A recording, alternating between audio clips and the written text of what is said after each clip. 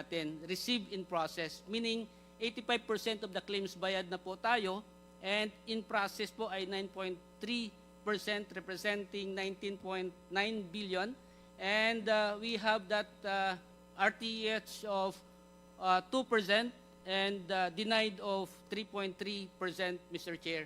So meaning, again, as I mentioned, 85% of the claims received in the year 2024, nabayaran po in the year 2024, Mr. Chair, Honorable Luistro. Next slide, please. Ito po yung ang figure as mentioned kanina po na 59.6 ay 2018 to 2024 po siya. Pero ito po yung slide po natin, dahil mayroon na kaming available slides na 2017, in-add up na po namin dito. And ito po yung status of the claims po. We receive a total of 101 million claims from 2017 to 2024. Meaning, in the year 2024, we have 16 million claims po. And out of that 16 million claims, 176 million ay ang katumbas na pera ng claims po na yan. Now, out of that 16 million, 13.7 million or 85% na bayaran po as presented a while ago, 146 billion po siya, yung amount, money value of that 13.7 claims. Now, on the next sa ilalim po, that is the RTH po natin. Kung makikita po natin, isama po yung 2017, that's 2.1 billion po, million claims po na return to hospital, representing 23.5 billion pesos. Again, ito po yung claims na binalik ng PhilHealth sa hospital for them to process, to comply, in ibalik dapat sa PhilHealth. Now, that represents 2% po of the total. Now, we have the denied. Ito naman po yung mga claims na talagang outright dininay na po ng korporasyon, but of course, again, they have still the chance to request for appeal. May proseso din po tayo sa pag-appeal po nito. So that's 3.8 million pesos. That's 39.8 million pesos. So ito po yung 23.5 at saka yung 39.8. Again, 2018 to 2024 po yung 59.6 billion natin. Now, dinagdag natin, again, may available kaming slide po na to para mapresenta po natin dito na isama namin po yung 2017, kaya po yung total na yan. Meaning, yung dalawa ng account po na ito, the RTS and denied, nasa hospital po to, hindi po siya considered namin na utang dahil po yung claims ay nasa kanila po. Ang aming kinoconsidered na utang po dito, ito yung in process. Meaning, we received that one, but pagdating ng December 31, 2024, naabutan po kami ng cut-off date and nasa position po ng korporasyon yung claims na ito and umaabot po siya ng 19.9 billion sa year 2024. And kung kukunin pa po natin, may mga previous years pa na mga maliliit po na claims, ay umabot siya ng 22 billion, Mr. Chair. Again, bulk to ito or more than 99%, 98% of the claims nasa in process po ng PhilHealth ay nasa 2024 po.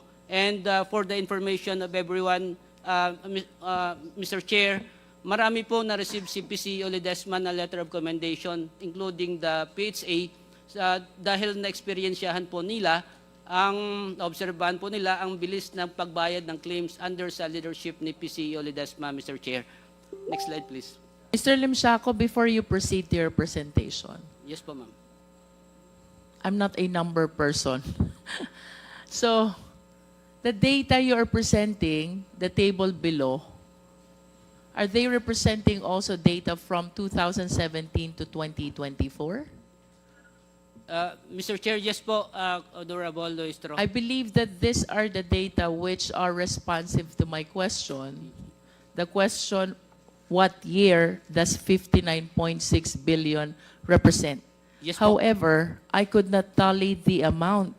Can you please illustrate to us where is 59.6 billion in your data below? Yes po. As I mentioned kanina, Mr. Chair, Honorable Luistro, that 59.6 billion representing 2018 to 2024. 2018 to 2024 po na RTH. Can you please cite the and amount? denied. Kung sa 2018 to 2024, ang ating denied ay nasa 37.1 billion. Again, Mr. Chair, naisama namin yung 2017 po dito. That's the reason why naging 39.8 po siya. Now, ang sa RTS naman po, ang figure po natin sa RTS ng 2018 to 2024 ay 22.5 billion. Ang dito po ay nasa 23.5 because naisama po yung 2017, year 2017 Mr. po. Limsiaco, paano mo kaya palalabasin yung 59.6 billion from those figures? I tried adding the totals of RTH denied and in process, remove in process, or remove RTH and denied. Still, they do not tally with 59.6 billion. And this figure is indicated in your audited financial statement. So please illustrate to us. Nasaan po dyan yung 59.6 billion? Mr. Chair, Honorable Luistro, ang 59.6 billion again composed of RTH and denied minus the year 2017. So kay 2018 to 2024 po yung datos po natin na ibigay last time.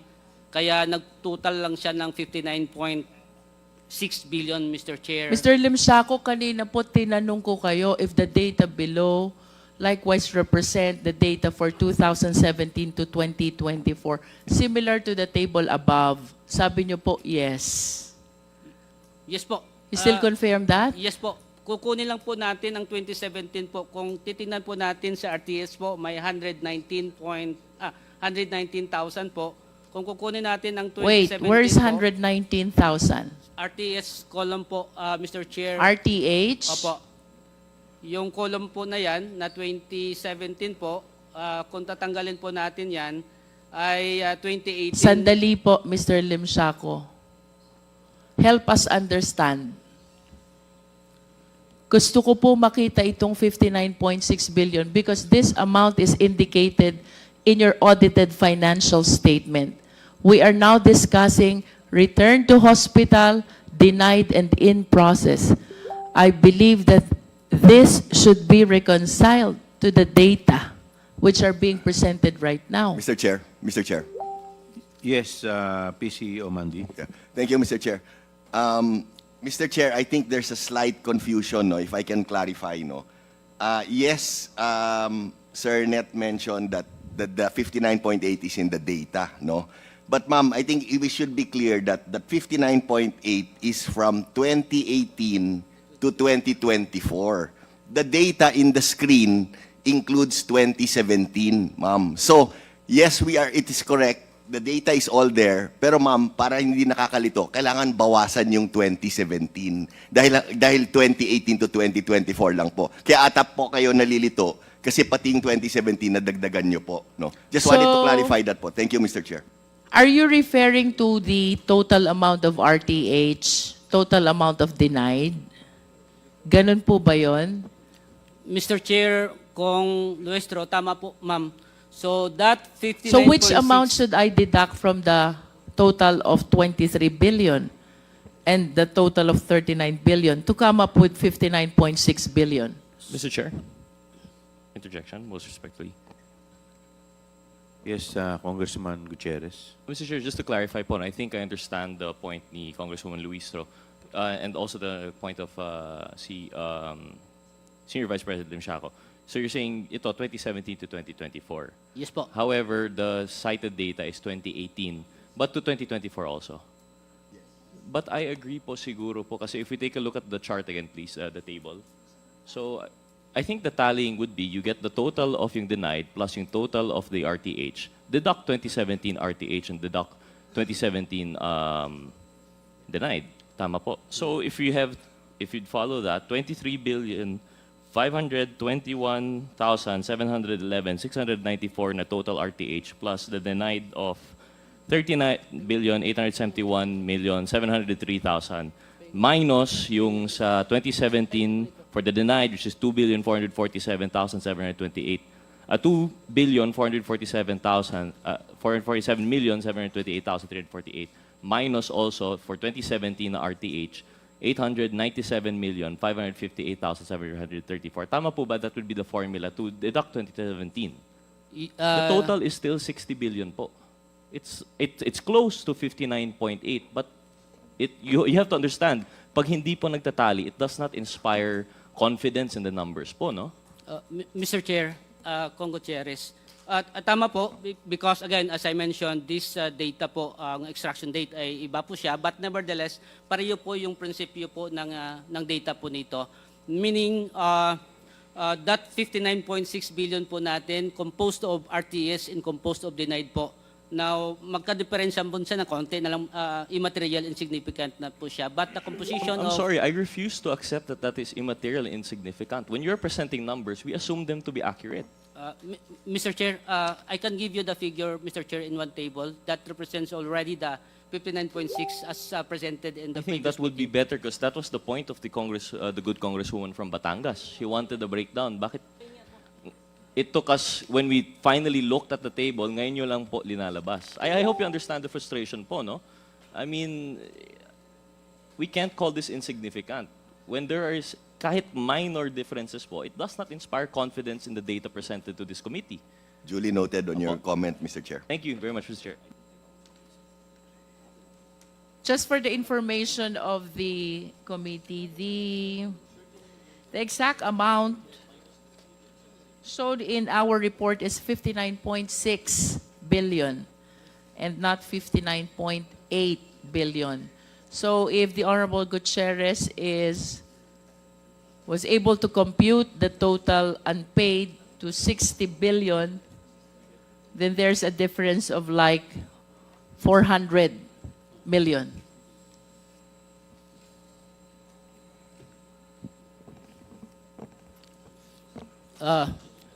Mr. Chair, Honorable Luistro, tama po, as I presented kanina, I provided you with the details of that 59.6 already as presented in the previous hearing.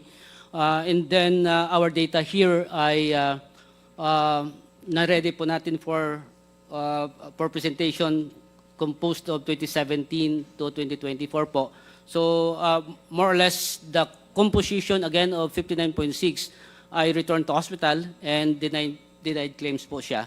So meaning if looking into the definition of is this payable of PhilHealth to the hospital, again the figure presented a while ago, the in-process claims, these are claims that we considered as talagang utang ng PhilHealth, meaning these are claims received by PhilHealth under process and it will be paid once it will complete the process of the claims processing and of course preparation of the check, Mr. Chair. Again, 19 billion out of that 22 billion ay coming from year 2024 and November, December claims po ito. Ang majority of this one ay November and December claims, Mr. Chair. Thank you po. Can you please state once more which part are you acknowledging as unpaid or obligation? Mr. Chair, Para Honorable, kasing the way I heard it, you're trying to distinguish the nature of your obligation yes with po. respect to RTH, denied, and in process.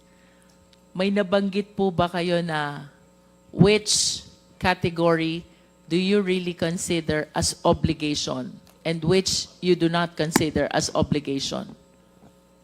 Before you answer that, the chair would like to recognize the Honorable Janet Garin, Vice Chairperson from the 1st District of Iloilo. Hindi. 400. Please respond to the query of Congresswoman Luistro. Maraming salamat, Mr. Chair, Honorable Luistro. Again, on the part ng PhilHealth, Mr. Chair, we have here the in-process claims. These are claims na received ng korporasyon and pinaprocess po siya. And that's amounting to 22 billion from year 2017 up to year 2024 po. And specifically in the year 2024 po, we have 19.9 or 20 billion na in process po. So, meaning these are claims received ng korporasyon and pinoproseso ng ating mga regional offices hanggang mababayaran po siya. So ito po yung ang payable talaga o kaya ay, claims na talagang inaasikaso ng corporation para mababayaran, Mr. Chair. As I mentioned kanina, the RTS and the denied claims, these are claims that we returned to the hospital in the accumulation and from year 2017 hanggang sa 2024 po, Mr. Chair, Honorable Luestro. Thank you po. Mr. Limsiaco, ito bang RTH na sinasabi mo, return to hospital, ito ba'y may prescriptive period when they are supposed to comply with the insufficient requirements? Mr. Chair, Honorable Luestro, ang ating prescriptive period, pag hindi nila na-comply yung 60 days, batay sa existing na palisiya po natin, ay pumapatak siya kaagad as denied claims na siya. Itong return to hospital naman, ito ay may mga kakulangan sa dokumento, kakulangan sa pagpirma ng mga dokumento galing sa ating mga healthcare facilities that na-submit po nila sa corporation po. So did the PhilHealth bother to identify how many of those claims have prescribed already?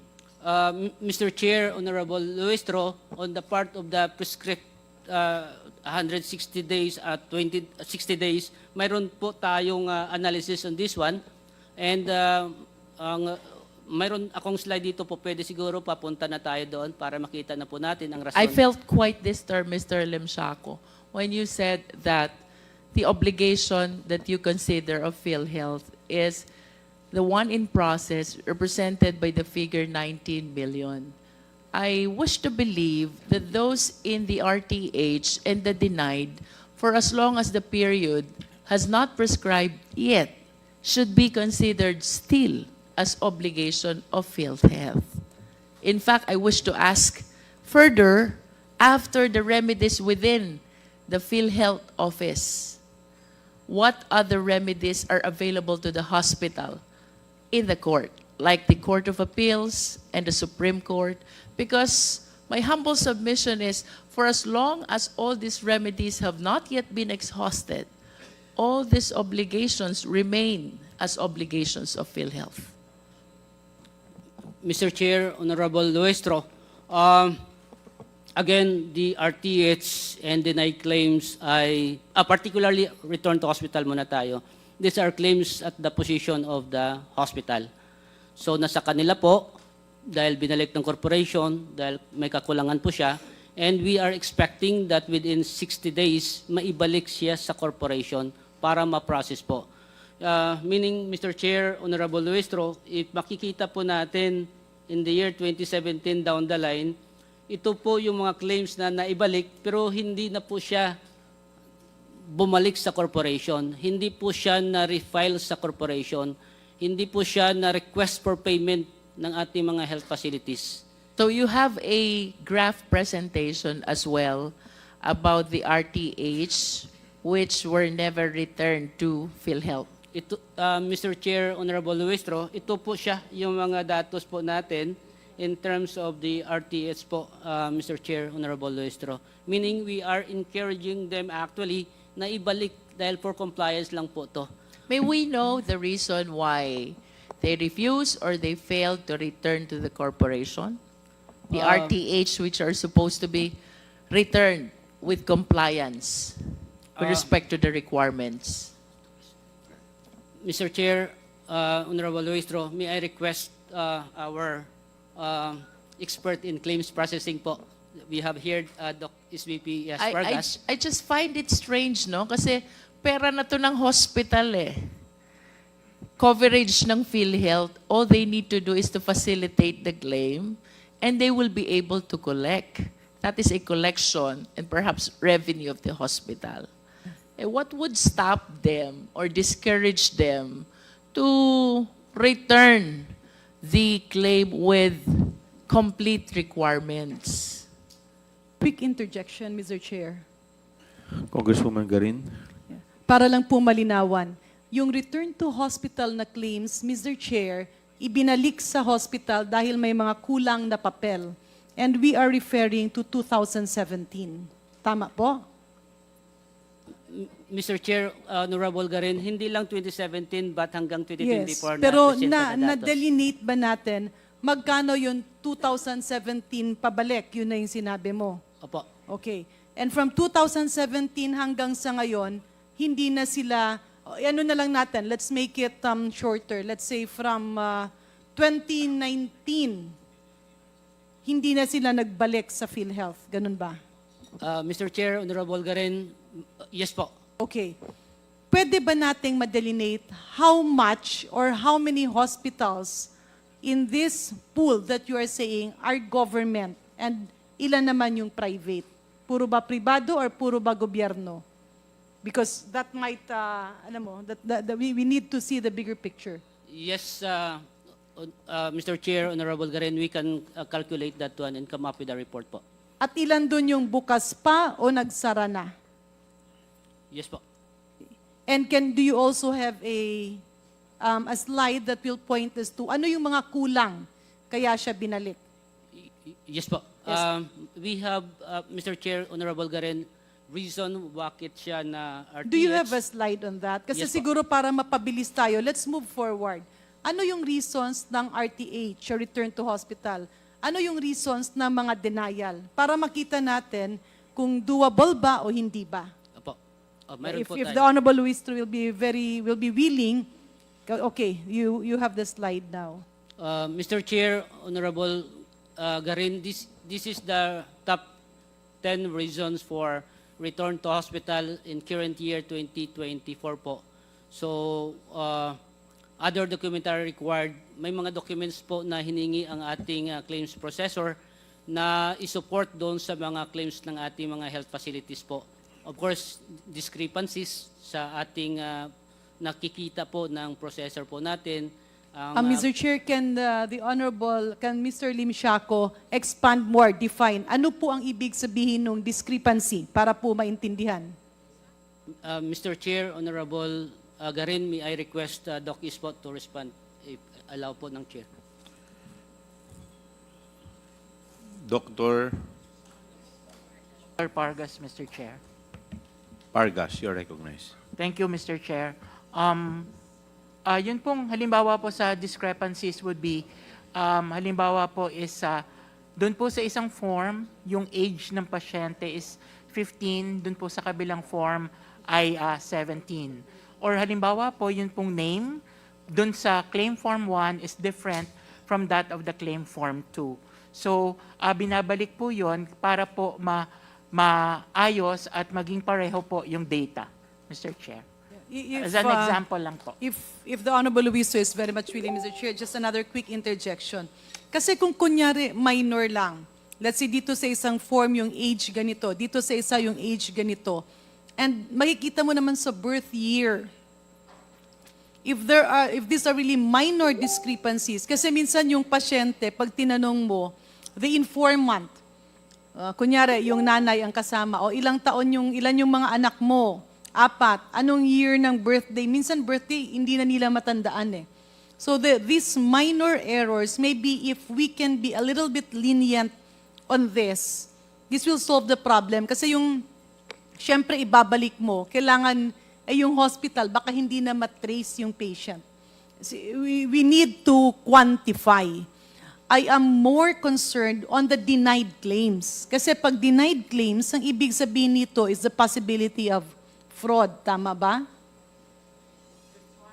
Mr. Chair, that's one of the reasons po for the denial of claims. Sa denied claims, yung how many percent yung fraud?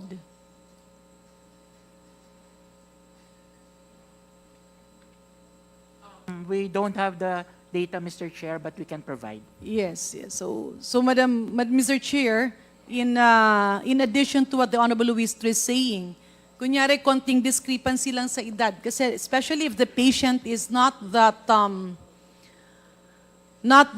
educated, or minsan if the patient is already old, yung informant, kasi usually hindi pasyente ang ini-interview eh. Maybe we can be lenient on this. unless these are really major errors. Mr. Chair.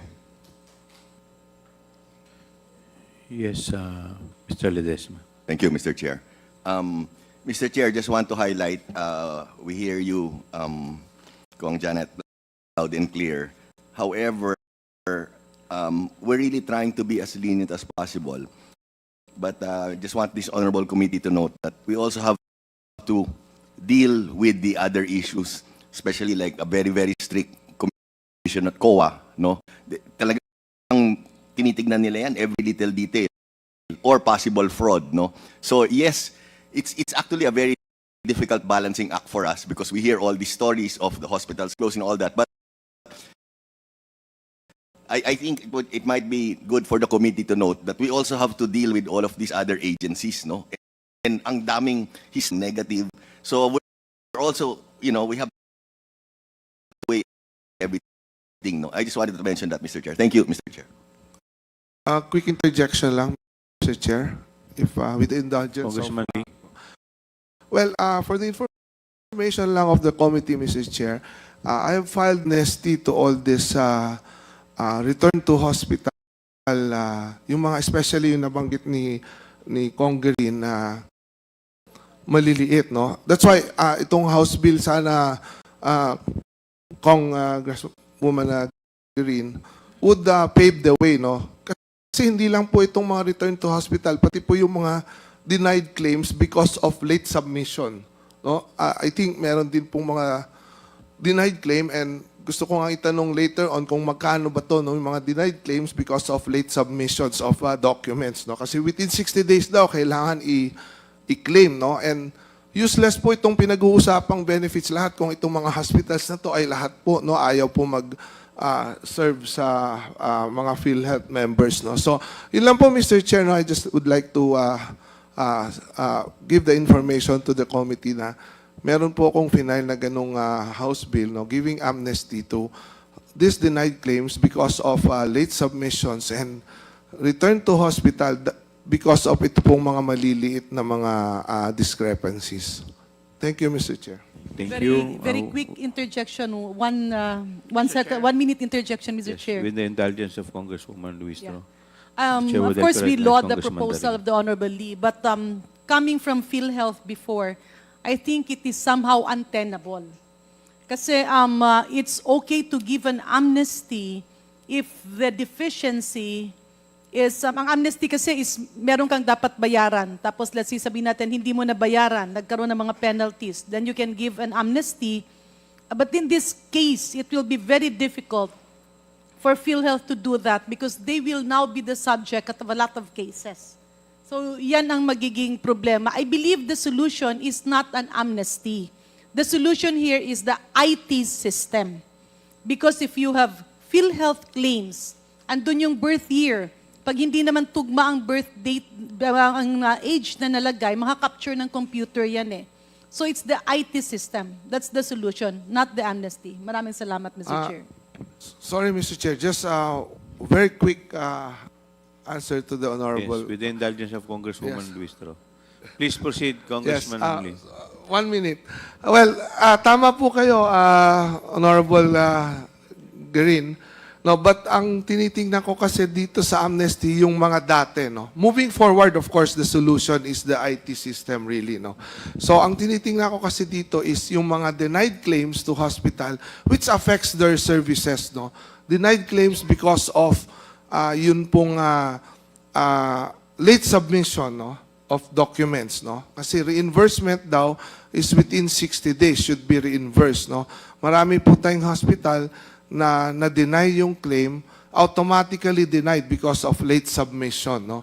That is the information I gathered from the last meeting with the group of PHA, no, and PhilHealth also, no, have confirmed this during the last committee hearing on health, no. So that was one of the reason. And then yung isa pa, ito pong mga small discrepancy that you have mentioned nga, no, na kung maaari itong mga na-return to hospital na tama kayo, hindi na nila mahanap yung mga pasyente, no, hindi na nila matrace kung nasaan na to, no, paano nila ito aayusin, no. So ito po yung sentro no, nung House Bill natin na yan, no, na sana mabigyan po itong mga hospital. Kasi totoo namang naibawas nila ito dun sa mga billing ng mga pasyente. No? So yun po ang sinesentro. But again, I submit that tama po kayo na yung pong IT ang talagang solution po dito. Yun lang po, Mr. Chair. Thank you. Thank you. The Mr. would Chair, like to very quick recognize- input to the denied claims, Mr. Chair. Ang problema kasi nung dati, maraming in-enroll na double or triple na enroll yung isang tao. And there were also situations where names were actually fictitious. So in fairness to the people manning this before, they had to deny the claims, especially if fictitious yung tao. Ibig sabihin, napaka-imposible na yung isang hospital ay magkaroon ng ganitong number of operations. So, granting an amnesty will actually mean relieving them of their responsibility. So, I believe that will apply, your proposal can be considered on RTH, but definitely, Mr. Chair, on denied claims, it will send a wrong signal. Kasi dapat, alagaan natin, tama naman, marami ang benepisyo, but it should go to the real people and those in need. No fraudulent claims. Maraming salamat, Mr. Chair. 30 seconds, Mr. Chair. Congressman, Mr. Chair. siguro pwede po natin i-tackle yan once your Yes. Mr. Chair, bill is hindi ba filed. Yun na pwede- po yung tamang committee po Mr. na... Chair. Yes, the Hindi Vice... po ba yung issue na yan pwedeng pag-usapan pag nandun na sa proper committee? Ayun na po. Yun Thank na you, po Mr. yung- Chair. I submit. Nagtataas pa ako ng kamay kanina rito pero parang nagdidebate na tayo sa Kaya isang nga po. issue na hindi dapat nandito. Yes. Thank you, Mr. Chair. I submit, Mr. Thank Chair. you. Please proceed, Congresswoman Luistro. But before you proceed, the Chair would like to recognize the Senior Vice Chairperson, the Honorable Bienvenido Abante, Senior from the 6th District of Manila. Please continue, Can we Congresswoman please Luistro. put again on the screen the last slide? I will be concluding my interpellation on this slide, Mr. Chair. Going over the top 10 reasons for the cases of return to hospital, I observe that these are mostly documentary. Some are minor discrepancy. And I feel disturbed that the purpose of our universal health care is being defeated because of the issues of documentary requirements or minor discrepancies, when in fact, these claims are legitimate claims, I wish to believe. Now, I wish to ask PhilHealth, ano po bang countermeasures ang inyong ginawa, itinulong sa hospital to facilitate this RTH and in order to give what is due to the hospitals who have rendered the services already to the patients? Mr. Chair. Yes, PCEO Mandy. I will reply, Mr. Chair, and then if I can allow COO Eli Santos to continue answering the query. Ma'am, we hear you loud and clear. What we are doing is we are encouraging, strongly encouraging, actually doing it, face-to-face reconciliation with the different hospitals and doctors. We are doing capacity building also. Kasi what we've found out historically after we have these face-to-face reconciliations, palaging very successful. Something good always comes out of the meeting. But aside from that, ma'am, to address your query, can I ask CEO to elaborate on the other measures we are taking po to address this? Yes, Attorney Dino Santos. Mr. Chairperson, Honorable Representative Luistro, in line with the recommendation earlier of Honorable Representative Garin, PhilHealth is also improving its system.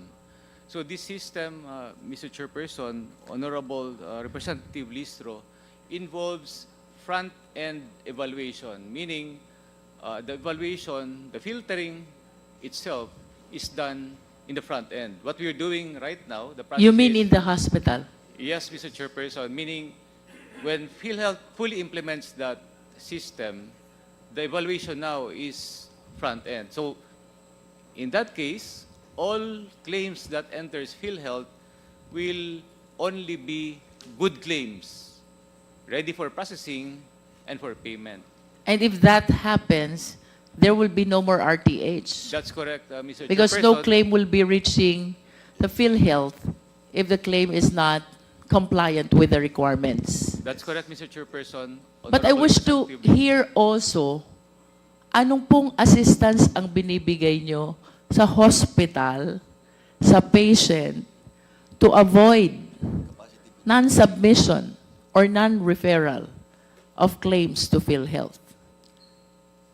Kasi yung statement natin na no claims will be reaching the PhilHealth unless they are complete, compliant, medyo disadvantageous po yun sa part ng patient, sa part ng hospital, na baka kaya compliant lahat ng nakakarating sa inyo is because walang assistance naman na nare-receive ang patient at ang hospital to make their claims compliant. Before I recognize you, the Chair would like to recognize the Honorable Robert Ace Barbers from the 2nd District of Surigao del Norte.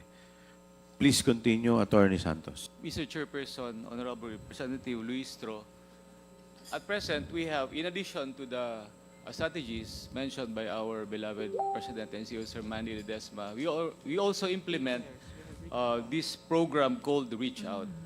So, Mr. Chairperson, Honorable Representative Luistro, we monitor the level of RTH and denied claims of each facility so that when it reaches a level above 3% or even 2%, Mr. Chairperson, we immediately contact the provider or the facility and inform them of that situation. So we reconcile data and immediately implement measures to prevent these from happening again. So we coordinate closely with the providers so that they will correct their practices, Mr. Chairperson. Probably what they need is more orientation, more training, more education on how to prepare and process claims from their end. So that again, the submitted claims will improve, Mr. Chairperson, Honorable Representative Luis. And if I may add, Attorney Santos, I hope we can provide also a PhilHealth focal person, hospital-based, who can actually and physically assist both the hospital and the patient in accomplishing all your requirements. And for my second point, I hope there are still chances to simplify the requirements in the process.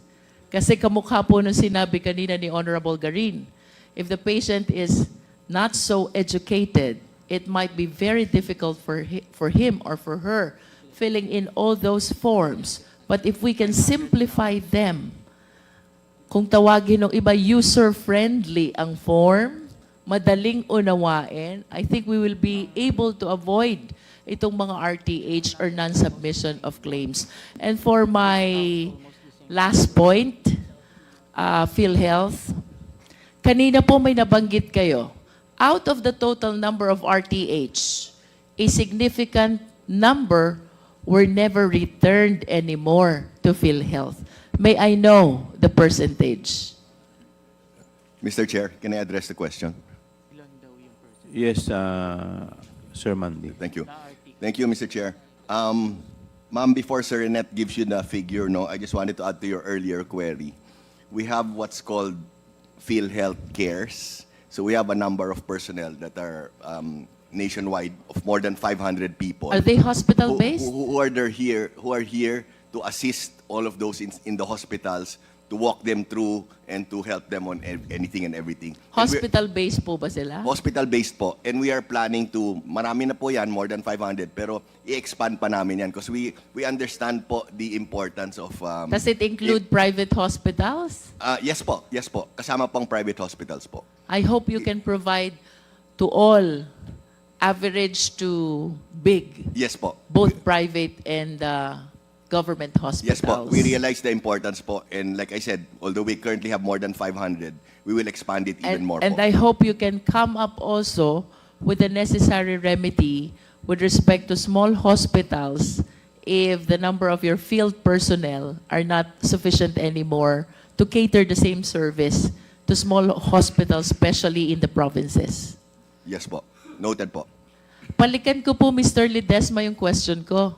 Sabi niyo po kanina, out of the total number of RTH, marami ang hindi na talaga ibinalik sa PhilHealth.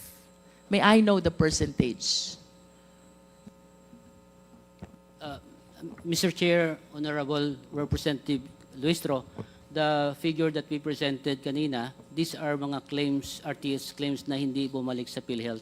Because once it will be refiled, it will now be received by the corporation and will be, it can be nasa in process siya or nasa paid po siya para hindi magdo-double counting po tayo. Meaning, No, the context of what I heard kanina, hindi na ibinalik sa PhilHealth dahil hindi na ipinursu ang compliance with the requirements. How many of the total number of RTH were not actually returned anymore? Please do not change the context. I understand your point. Mr. Chair, Honorable Representative Luestro, again, yung figure na pinapakita natin kanina, ito po yung numero ng mga RTH claims na hindi bumalik sa PhilHealth. Because pag ang RTH claims po na ibalik po sa corporation, it will be In process. in process pag hindi pa siya bayad or nasa paid na po siya kung nababayaran po natin ang claims para po hindi po mag-double counting po yung claims po natin. If that is the case, then that leads me to my next question. Are there cases of RTH pinalik sa hospital, kulang ang requirements, pero hindi na bumalik sa inyo? Mr. Chair, Honorable Representative Luistro, ito po yung numero na hindi I na talaga understand. bumalik sa Please be PhilHealth. responsive to my question, Mr. Limsiaco.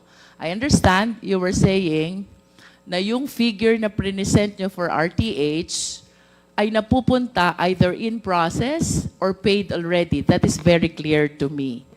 But the context of my question is, suppose the reason for the RTH is kulang ang requirements. Reason why you return the claim to the hospital. Mayroon po bang ganyang mga cases ang PhilHealth claim? I believe that the question is answerable by yes or no, Mr. Limsiaco. Mr. Chair, Honorable Luistro, this figure 2.174 million claims under RTS as presented earlier, ito ang claims na hindi na bumalik sa PhilHealth. Hindi na refile na sa PhilHealth. Alam mo, Meaning, Mr. sa Limsiaco, kanila na po. medyo confusing yung statement mo kanina. You even asked us to add up RTH and denied. And now you're giving us the impression na itong RTH either dininay, napunta yung figure sa denied. Either in process, napunta yung figure sa in process. Or nabayaran, napunta yung figure doon sa paid. Lalo tayong mawawala doon sa 59.6 billion na ipinapatali namin kanina sa PhilHealth. Are you following me, Mr. Limsiaco? Mr. Chair, Honorable Luistro, as discussed kanina po, as presented po, again, itong figure na napakita po natin dito, these are still return to hospital claims na hindi na bumalik sa corporation, meaning hindi na po siya na-refiled sa PhilHealth as of December 31, 2024 po. Can we bring back this slide? Yes po. Please. If you're saying that, Mr. Limsiaco, then that is my question actually, no? Pakibalik po yung RTH, denied, and in process na slide. You just stated, Mr. Limsiaco, na yung RTH mo, correct me if I'm wrong, hindi na talaga binalik at pre-process sa PhilHealth. Do you confirm that? Yes, Mr. Chair, Honorable Luistro. If you're saying hindi na binalik at pre-process sa PhilHealth, then why? Earlier you said, itong RTH, kapag binalik sa ospital, napupunta sa in-process. Okay. Or kapag nabayaran na, napupunta sa paid. So which is which? Mr. Chair, Honorable Luistro, as of December 31, 2024, nasa RTS po siya. The 4 Pinalik- billion 499 4,499 million, the RTH. Yes That's po. 2024. 2024 po. As of December 31, RTS po siya. Now, once the hospital will comply, submit the compliance to PhilHealth, pagdating ng January 2025, that claims, pag-extract po natin, pagkuha natin ng datos ng January 2025, ma-receive ng korporasyon, hindi na siya ma-reflect as part of the return to hospital, but it will be in process po siya. Dahil yan ay may compliance na on the requirement that PhilHealth requested the hospital to submit, Mr. Chair. Yes, I'm Honorable following po. you, Mr. Limsako. Yes po. So out of the total of 4,499,000, suppose hindi lahat bumalik sa hospital. Suppose ang bumalik sa hospital is only 4 billion. Where will I see the remaining 499 million? Naka-RTH pa rin. Di ba? Nasa RTS po siya. By Mr. January Chair. 2025, the succeeding month after December 2024, ang bumalik sa hospital ay 4 billion lang, nalipat yung 4 billion dun sa in-process, yung 499 million na hindi bumalik, I will be seeing that in January 2025 data. Kasi RTH pa rin ang status niya. Tama? Tama po. So, I wish to be confirmed. May mga cases ba talaga, like the one I illustrated, totally hindi na bumalik? And what is the percentage of those cases out of the total number of RTH? Mr. Chair. Dr. Pargas. Yes, Honorable Luistro, I think what SVP Limsiaco said that the first condition is actually the process, wherein we evaluate the claims. If the claims is okay, then it will be paid. Otherwise, it will be returned to the hospital or otherwise denied. O And kaya then- nga, Opo. I perfectly understand what Mr. Limshaco said, Dr. Pargas, no? Ang tinatanong ko lang, in actual, mayroon ba talagang hindi na bumabalik? Meron po, and actually, Ano I- pong sorry. percentage? According to the statement of SVP Limsiaco earlier, those numbers are the numbers that were not actually returned to us. They were returned to the hospital but were not refiled. That 4 billion? 499 million? I am confirming with the statement of SVP Limsiaco, and he said yes. That is huge. That is huge. And can you please cite the reason why? Ang laking pera nito para hindi balikan ng mga hospital. Di ba? Mr. Chair, Honorable Luis. We are on the same page, Mr. Yes. Limshaco. Yes po. As of December 2024, the total of return to hospital is 4,499,000,000. And to laymanize it, ito'y mga ibinalik sa hospital, to this date, hindi pinaprocess sa PhilHealth. Now, what are the reasons bakit hindi sila nagko-comply, hindi nila binabalik sa PhilHealth para makaklaim sila? Yes po. Paano sila makakaklaim kung hindi nila aayusin yung kulang at ibabalik sa PhilHealth? Maraming salamat po, Mr. Chair, Honorable Luistro. As mentioned by PCO Ledesma a while ago, we are engaging the hospital for the claims reconciliation.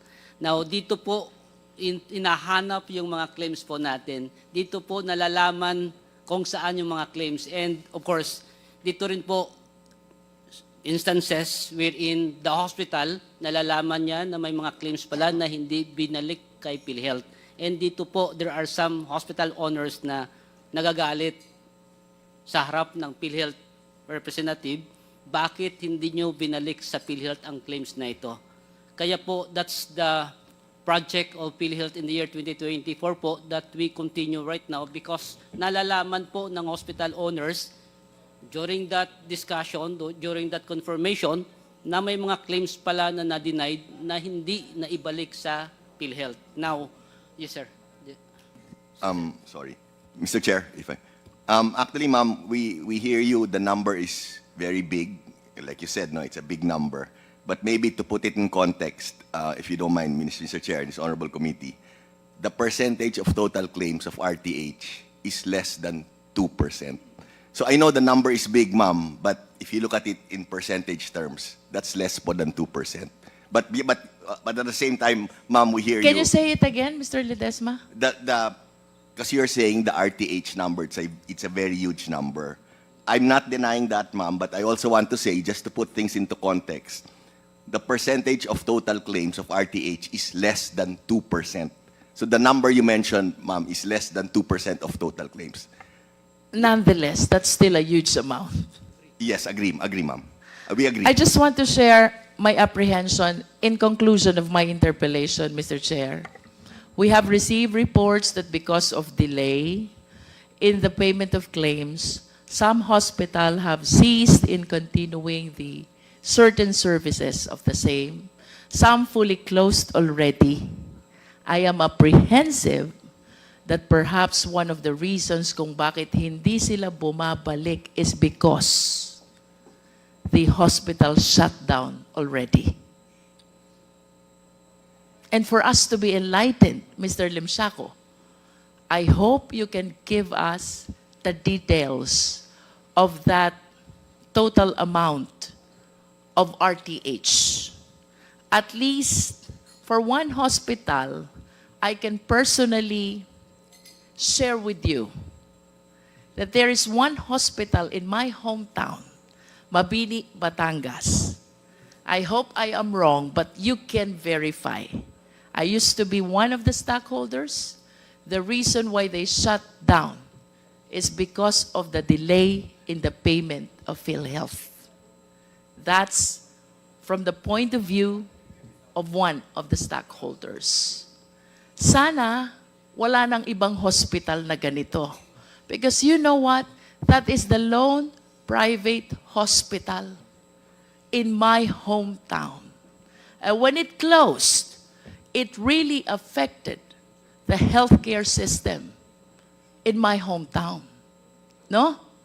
And it is hard to understand why the PhilHealth, the partner of the government, in implementing this mandate on healthcare system, is the reason why the hospital institutions will be closing. Thank you, Mr. Chair. That ends my interpellation. Thank you. Maybe we can request the DOH to provide us with the list of hospitals na mga nag-shutdown due to same reason na sinasabi po ni Congresswoman Luistro. Mr. Chair, Yes, the Vice Chairman Abante is recognized. with due respect to the President, whom I have known personally, even before your time, 2004, I've already been here since the 13th Congress. It has always been a nagging problem on the delayed or non-payment of PhilHealth to hospitals. Now, I would like to find out what the real problem is. Because look, we could be able to investigate that today. The problem is still there. Oo. Next year, budget hearing na naman. Oo. Ngayong year, budget hearing na naman ng August. Yun na naman ang pag-uusapan. So we would like to find out what the real problem is when you have all the money. Then you have all the money. Ang iniisip ko, are the minds of the PhilHealth officers are all business, or is PhilHealth? PhilHealth is not just business. PhilHealth is healthcare. So we would like to find out what the real problem is. Why until now some hospitals are not being paid, and that the payment is delayed. Mr. President. Thank you. Thank you, Mr. Chair. I think there are a number of reasons, no, Mr. Chair, on honorable committee, no. The first is, well, I entered PhilHealth around 2.5 years ago, no, and what I found out immediately was, number one, there's a shortage of personnel across the board on all departments. So, Mr. Chair, kulang po Personnel saan? Sa inyo o sa hospital? sa PhilHealth po. Sa PhilHealth? Sa PhilHealth po. So, for example po, kulang po kami ng mga abogado, kulang po kami ng mga finance people, kulang kami ng mga... That's why we have a pending reorg with GCG, which is about to be approved and implemented, wherein we will increase our personnel po by around 30%, no? Ang current personnel ng PhilHealth ngayon, we're around 10,000 employees, no? So may increase yan by 30% po. That's the first. Second po, yung 10,000 employees, lahat na yan, from mula sa presidente hanggang sa baba, o yun lang mga sa baba? hindi, lahat na yan po, all 17 we cover 17 regions po. How many lawyers do you have? I think estimate number of lawyers maybe around 40. All over the regions, more than 50 lawyers po. How many doctors do you have? Sa personnel po. Yes. Doc-ish? Same po, mga over 50 doctors po, all over the region. Your offices, do you have separate offices from the hospitals, or your offices are in the hospitals themselves? We have separate offices po. Separate hospitals? Yes po. Okay, Yes, in Mr. every region? Yes po. Okay, go ahead, continue on, Mr. So Chair. po, another reason po is yung digitalization po ng PhilHealth medyo backward, no? That's why that's one of the advocacies, and talagang tinutulak po kami ni beloved President Marcos, no, to focus on our digitalization, no. Actually, our head of IT, Ma'am Jovi, can update this honorable committee on how far we are going and how fast we are going on our digitalization process. Sir, once that is, Mr. Chair, excuse me, once our digitalization process moves forward, a lot of these issues, especially the payments of claims to hospitals, will be addressed, no? And, excuse me, Mr. Chair, I'd like to think also, like I mentioned earlier, we have improved immensely, no, in our payments of claims to hospitals. Now we average almost more than 15 billion a month in payments, and for the 1 year period, we've increased by more than almost 30 to 35 billion increase in payments of claims to hospitals. So we still have long ways to go, Mr. Chair, pero we can see we are really improving substantially, no? And as Sir Net mentioned earlier, we get a lot of commendations from the different hospitals associations that they are happy with the improvement and the acceleration of our payments of claims to hospitals. Maraming salamat po. But still, okay, Mr. Chair, we would like to commend you on the improvements, no? But as you have mentioned, there's still a lot to do, di ba? So let me ask the IT about the digitalization of PhilHealth. Find out, kasi digitalization not only speed up the payment, but also it actually checks on the corruption, di ba? So let me ask about the digitalization. Mr. Chair, may I respond po? Yes, may I know please identify yourself. Yeah, I'm Jovi Argona, the SVP. Jovi Aragona po. Aragona, you're Yes po. recognized. Okay. I would like to talk about the digitalization initiative as well as the roadmap of PhilHealth. So right now we have we called legacy systems. Some are automated but not fully. Evidence from the fact that there are documents still being submitted. For the legacy systems, we have actually identified 4 of that major system.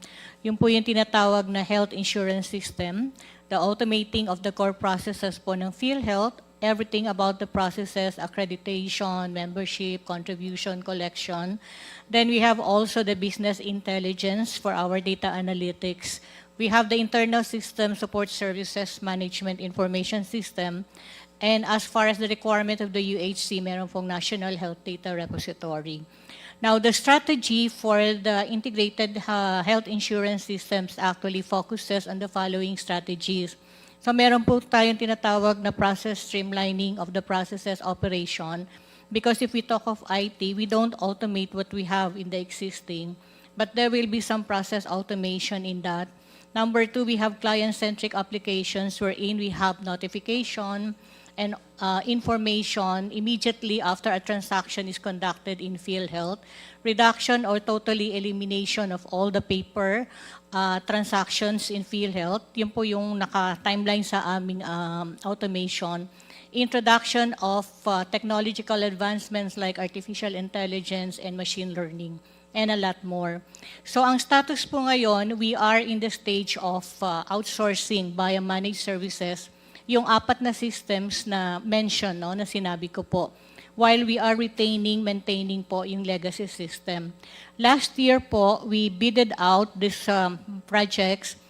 Yung health insurance system po, we have 3 bid fail, pero ang status po ngayon, ika-4th bidding na po namin. So there's one who passed the technical and financial evaluation already, and hopefully we will come into negotiation and post-qualification.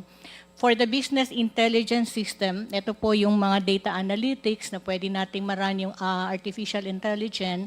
So nagkaroon po tayo ng bid fail, no, last time sa support services.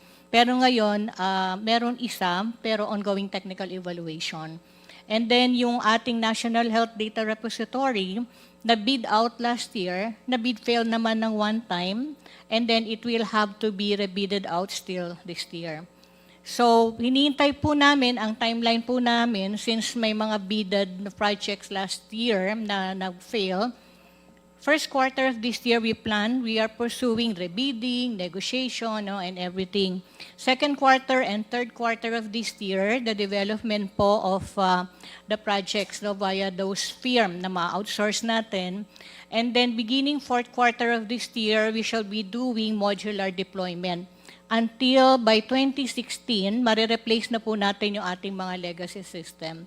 By modular deployment, together with the assistance also of the DICT, we shall be migrating na po to the new systems that we have. So those po yung mga key strategies and mechanisms that we have lined up po for our, what we call the Integrated Health Insurance Digital Transformation System. So it will not be totally internal who will be doing it, but we are going to outsource it via the managed services. And technology-wise, so again, example of the technology adoption, we're moving into the cloud implementation, no, and deployment also. Managed services because we need key expert to be introduced, no, and to help po the internal staff of PhilHealth. So those are among po the strategies and mechanisms of the Integrated Health Insurance Digital Transformation System. Mr. Chairman. Yes, with the indulgence of Congressman Suwan, the Honorable Barbers, Ace Barbers, you are recognized. Just a short question kasi just following the statement made by Ms. With regards to the digitalization of the whole system, correct? Yung pong cyber security nung I remember that if it's not last year or 2023, there was a hacking that happened in the system of PhilHealth, di ba? What have you done after the incident occurred? Sir, Madam, after po the Medusa, that's called the Medusa attack, no, although we are strengthening already the systems, more strengthening happened, and there are different tools, mechanisms that are already lined up for procurement, like the bigger managed security operations center, so we will be procuring and having that for this year. That's one. And then the total data encryption of all the systems and all the data that we have. So we have an office, which is the Information Security Department, which is looking into this one. And they have actually presented the Managed Security Operations Center, which this is a big amount actually. And together with that, and together with the innovative systems that we have, so we hope, or we shall be part of those should be part of the digital transformation. So Security is a prime consideration, sir. Thank you. So we will be assured that there will be no more data breach or hacking that will happen in the system of the PhilHealth. That's the target, sir, the target in terms of the performance with those innovations that we will be introducing. Oh, napaka-importante po niyan kasi yung data niyan can be used for other cyber crimes. In fact, it's not just the PhilHealth who's a victim of these hacking. A lot of government agencies which store data related to information to our people have also been breached and have also been hacked. So, dapat pinakamahigpit na sistema ang ating i-implement, no, protect all the data that is being stored in your system. Kasi yun, all walks of life, all members. Practically, you're talking of a significant percentage of the population. So, I think it's not just one of those strategies to PhilHealth. It should be the strategy to protect this data from ano. And if this would entail cost, ang dami nyo naman pera eh. So, kayang-kaya nyo yan. Thank you, Mr. Chair. Thank you, Congressman Thank you. Suwan, too. The Chair would like to recognize the Honorable Lord Suwan. Thank you, Mr. Chair.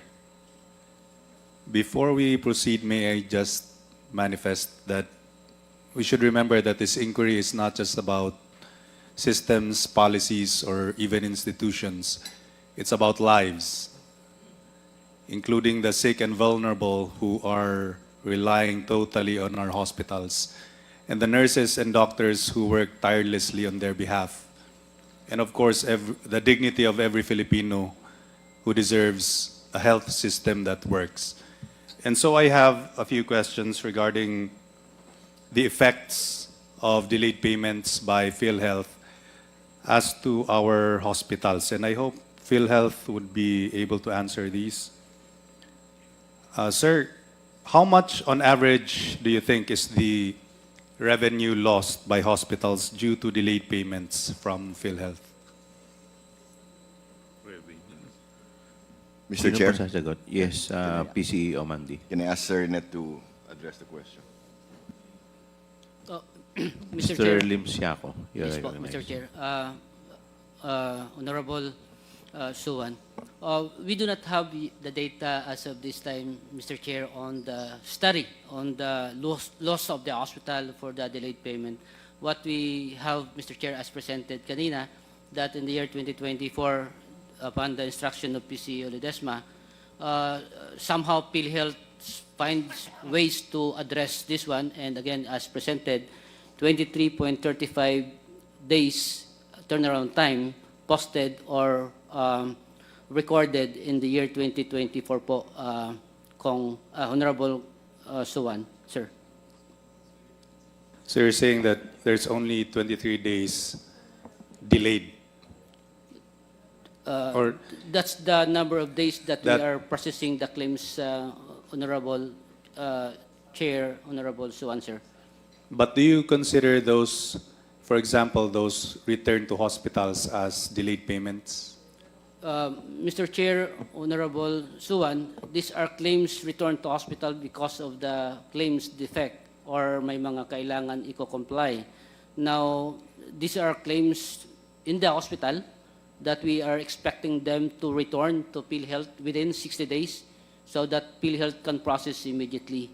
We are always expecting or informing the hospital that they should submit these claims to us so that we can process and pay on these particular claims, Mr. Chair, Honorable Suwan. Yes, Mr. Lim Siaco, but that already has an effect on the revenue of our hospitals. Is that correct? Yes, Mr. Chair, we understand that one very well, Mr. Chair, and it's now the instruction of PCEO to further fast-track the claims processing and look for ways in order for us to address this one, fast-track the claims processing, reduce the turnaround time, reduce the RTS, and reduce the denied, meaning strengthen the information drive, capability building sa ating mga hospital, and of course, with the relationship of PhilHealth and the Philippine Hospital Association, and of course, we have the Philippine Private Association and other organization. Ito po ay pinag-uusapan and ina-address po ng korporasyon in collaboration with our major stakeholders of the corporation po, Mr. Chair, Honorable Suwan. Mr. Lim Siaco, do you think there are other financial effects on the hospitals because they were not able to process the return to hospitals, which they were supposed to return to you after they were denied due to the grounds? Yes, Mr. Chair, Honorable Suwan, we understand that one very well. That's the reason why we are requesting the hospital, Mr. Chair, Honorable Suwan, two things po. To submit the claims quality, meaning as much as possible compliant to the requirement, and pangalawa, mas mabilis po. As the hospital has also 60 days, we are encouraging them to submit the claims in less number of days so that pagdating sa PhilHealth, may pa-process din po natin ng mabilis, Mr. Chair, Honorable Suwan, sir. Do you think that smaller or rural hospitals are more affected compared to hospitals in larger cities due to these return to hospitals or delayed payments? Mr. Chair, the way we see it, tama po kayo.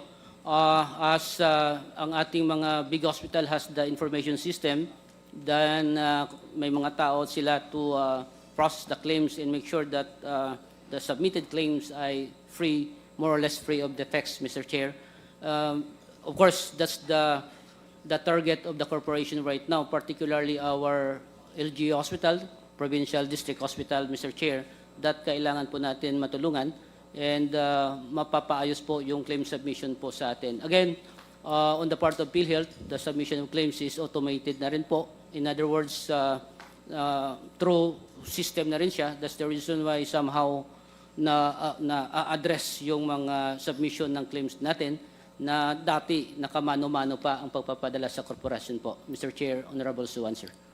So you're confirming that the return to hospitals and those that we consider as delayed payments really have a huge impact on those in rural hospitals? Yes, Mr. Chair, Honorable Suwan, sir. And especially in rural areas where the nearest hospital may be hours away. So what does a financial crisis mean for the availability of basic medical services for such hospitals? Mr. Chair, Honorable Suwan, of course, it will redound to, even though mayroon silang budget, sabihin natin, district hospital, provincial hospital sa probinsya, but of course, the money coming from PhilHealth is very critical as well in their operation as mas malaking huge part of their cash flow ay manggagaling sa corporation po. Kaya klaro po sa amin, sa corporation po, with the instruction of PCEO, na babayaran po natin ang claims ng mas mabilis at saka maayos po yung claims processing po natin. Mr. Chair, Honorable Suwan. So you understand that the payment of claims to rural hospitals is very important. Yes po, very clear po on the part of PhilHealth, Mr. Chair, Honorable Suwan, sir. Do you have any idea how many rural hospitals are on the brink of closure because of this issue? Mr. Chair, Do you have any Honorable Suwan, data? we do not have that information right now, Mr. Chair, Honorable Suwan, sir. Mr. Chair, do we have any representative from the associations of hospitals? I think they may have more information or data regarding these questions that I am asking. COMSEC, do we have any representative?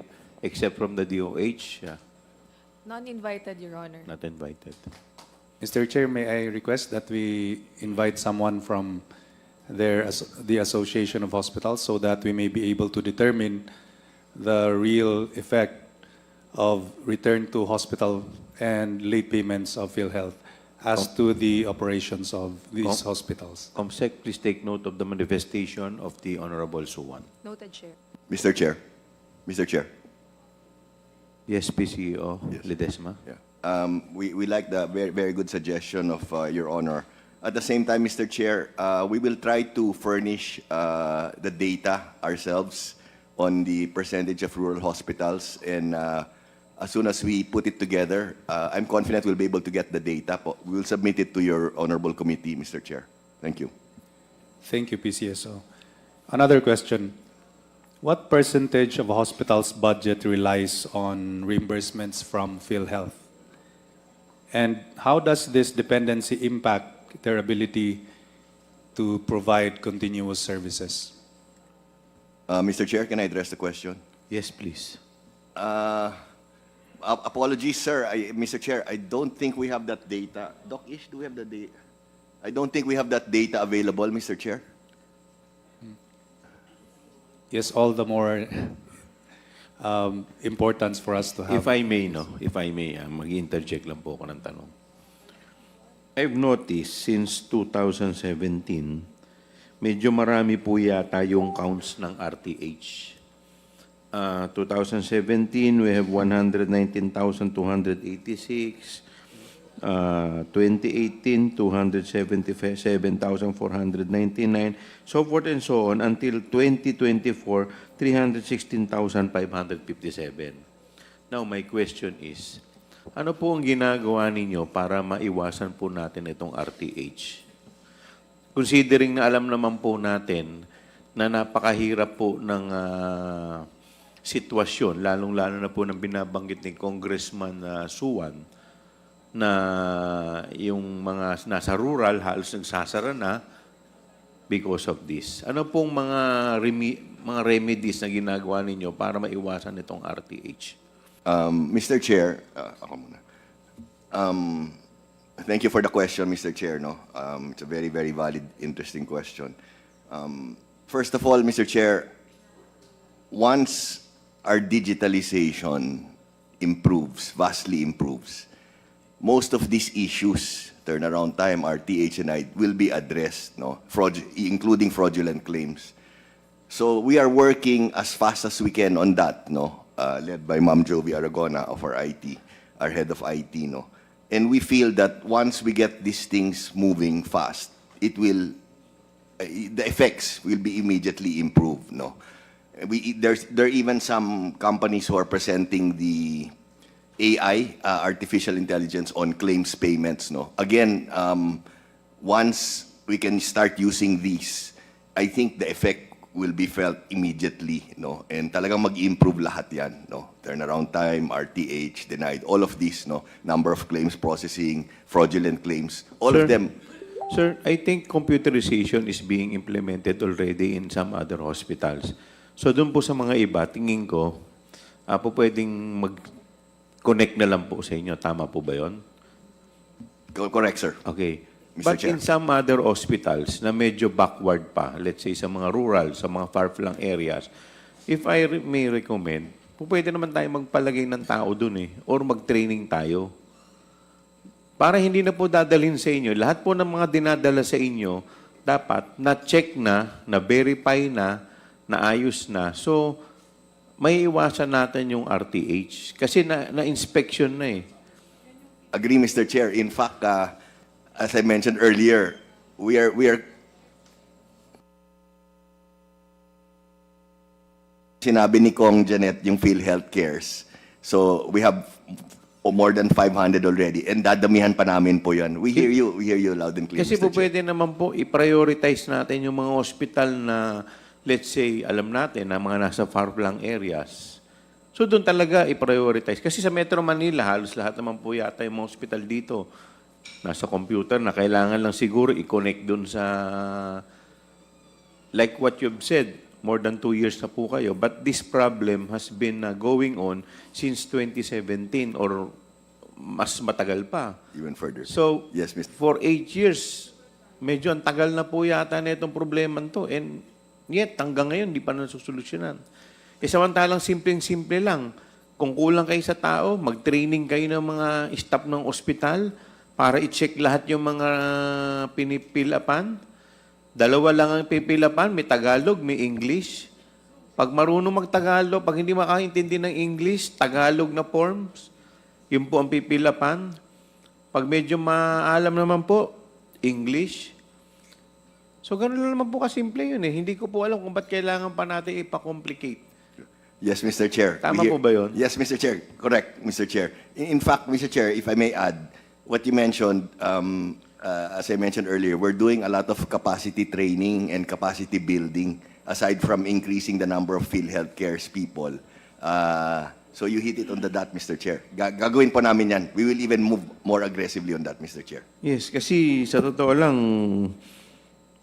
ang laki po na itong count natin. Kahit sinasabi po natin 2% lang, but still, malaki pa rin po. At siguro mostly po dito, baka mga nasa far-flung areas.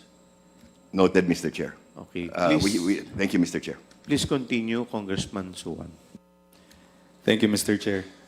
I still have other questions as to the effect of the RTH and other delayed payments and even denied payments as to all kinds of hospitals, but I think they would be better answered by the representative of the Association of Hospitals. So, may I move to my next set of questions, which are addressed to the representative of the Department of Health? ASEC, I think the situation is getting untenable. Hospitals are struggling to keep their doors open and healthcare workers are unpaid, and some patients are even being turned away. So how has the DOH stepped up to help these hospitals and even these patients? What measures have you taken in order to address this situation? Asek Domingo, you are recognized. Thank you, Mr. Chair and Honorable Suan. In the health financing of our healthcare, sa pagbayad po ng singil ng mga ospital sa pasyente, ayon po sa ating datos, simula 2014 hanggang 2023, ang pinanggagalingan ng bayad ay ang mga sumusunod. Yung out-of-pocket, meaning yung ating sariling kabayaran, yung national government, which is the DOH, ang PhilHealth po, ang National Health Insurance Agency, ang local government, tapos ang mga health maintenance organizations or private healthcare institutions. Sa pinakahuling datos na available, 2023, ang binabayaran po ng ating mga kababayan ay sa bawat 100 piso, 44 pesos. Ang binabayaran po ng Department of Health ay 23 pesos sa bawat 100 or 23%. Ang binabayaran po ng PhilHealth ay 10 pesos, 10%. Ang binabayaran ng mga local governments ay 9 pesos at ang binabayaran po ng mga HMOs ay 13 pesos. Para masagot po ang katanungan ng ating butihing Congressman na Suan, yung tulong po ng DOH ay nasa mga sumusunod.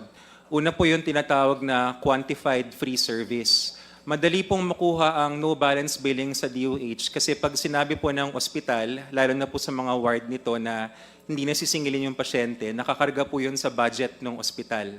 Ang binibigay po ng Kongreso, salamat po sa Kongreso, yung ating GAA for the hospitals. Kung kulang naman po yun, pwede namin siyang punan ng ating tinatawag ngayon na medical assistance for indigent and financially incapacitated patients. At meron rin pong tulong kung yari pag sa mga local government hospitals, yung kanila po namang mga local government budgets. Depende ho sa local government. Pag mataas po yung antas ng syudad or munisipyo, nakakayanan po nilang punan yung bill. Tapos sa ating pong mga may kaya, yung mga middle class pataas na nakakabili ng HMO, yun po yung tinasabing 13 pesos out of 100. So total, Mr. Chair, Congressman, ang tulong po ng DOH ay dun sa aming budget na galing rin po sa Kongreso, ang GAA line item, ang MAIFIP na galing rin po sa Kongreso. Tapos syempre, meron rin po naman tayong kinukuha sa PhilHealth. Yung nga lang sa ngayon, yung performance, kailangan pataasin kasi yung pinakahuling datos, 10% lamang po. Thank you. Are these measures that you have just mentioned, do they apply to private hospitals also, or are they only applicable to public hospitals? Yun pong, Mr. Chair, Honorable Suan, the share of the DOH may not be applicable to the private hospitals kasi wala naman po silang direct access sa ating line item budget. They are private entities. But because of the special provisions of the General Appropriations Act allowing for a memorandum of agreement between the DOH and private hospitals, yun pong MAIFIP or MAIP na itatawid po natin sa private. Basta po sila ay mag-agree sa memorandum of agreement ng DOH. Okay. So from the perspective of the Department of Health, what do you think are the most glaring failures in PhilHealth's reimbursement system? Thank you, Mr. Chair, Honorable Suan. Yun pong reimbursement system, actually, I was keenly listening to your Honor's line of questions, and we do agree na malaki yung financial impact kapag hindi nakabayad ka agad. There is cost of money. So kahit sabihin natin na maliit na hospital, and I'm quickly just keying up PhilHealth data, mula po sa stats and charts ng PhilHealth, there are 332 level 1 government hospitals, 449 private level 1 hospitals. Ito po yata yung hinahanap ng Your Honor kanina na data. Mula rin po ito sa website ng PhilHealth, stats and charts as of June 30, 2024. Having said that po, the larger hospitals, the tertiary ones, especially the urban large hospitals, merong yung revolving capital, if I may use the term loosely. So kaya nilang maghanap ng financing, and they do charge a lot of out-of-pocket, kaya nagfo-float sila. Pero kung yari, What do you mean by out-of-pocket and then nagfo-float? kaya po nilang mag-antay na hindi sila mabayaran agad ng PhilHealth kasi yung mga pasyente nila kaya magbayad. Okay. So doon sila kumukuha ng main income source nila. Pero para sa isang maliit na rural hospital, kabilang dun sa 332 na accredited ng PhilHealth, level 1 government hospitals. What do you mean by level 1 government hospitals? Are these the lowest ranked hospitals? Yes, Mr. Chair, Honorable Suan, sa licensing system kasi natin, yung pinaka-basic na hospital is level 1. Yung pinakamataas, I'm sorry, there is an infirmary pa pala, if I may supplement the data. Level 1 hospitals are 332. Yung mas mababa pa is yung infirmary, 337. So if we add 332 plus 337, that's roughly 669. Yun yung sabihin na nating mga rural na hospitals. So yun po yung pinakamababa na level, Mr. Chair, Honorable Suan. And to answer the question, a lot of them rely on, shall we say, mga routine na procedures and cases. Like example, nagpapaanak. So yung maternity care package, kung mabilis yung bayad doon, nabubuhay po sila. Sa private sector naman, Mabilis ang bayad ng pagbayad. PhilHealth. Opo, ng PhilHealth. Kasi po, because of the nature of their patients, na karamihan ay nagre-rely talaga sa PhilHealth, hindi kaya magbayad ng out-of-pocket eh. So talagang kung anong sabihin ng PhilHealth na case rate, yun na lang yung aasahan nila. Kung maganda, and to answer His Honor's question, ano yung mga possible kumbaga points for improvement, kung maganda kasi yung costing, yung pag-estima nung package, maganda yung bayad eh. Case in point, dialysis. There is no perfect case rate. There will always be... What do you mean by case rate? Case rate. Ang case rate po, Your Honor, is yung pinaka-package rate na ibabayad ng PhilHealth for a defined disease. Okay. So for hemodialysis, right now, the case rate is roughly 6,350 per session. That is uniform all over the country. Yes, Mr. Chair, Honorable Suan, that is uniform across the country.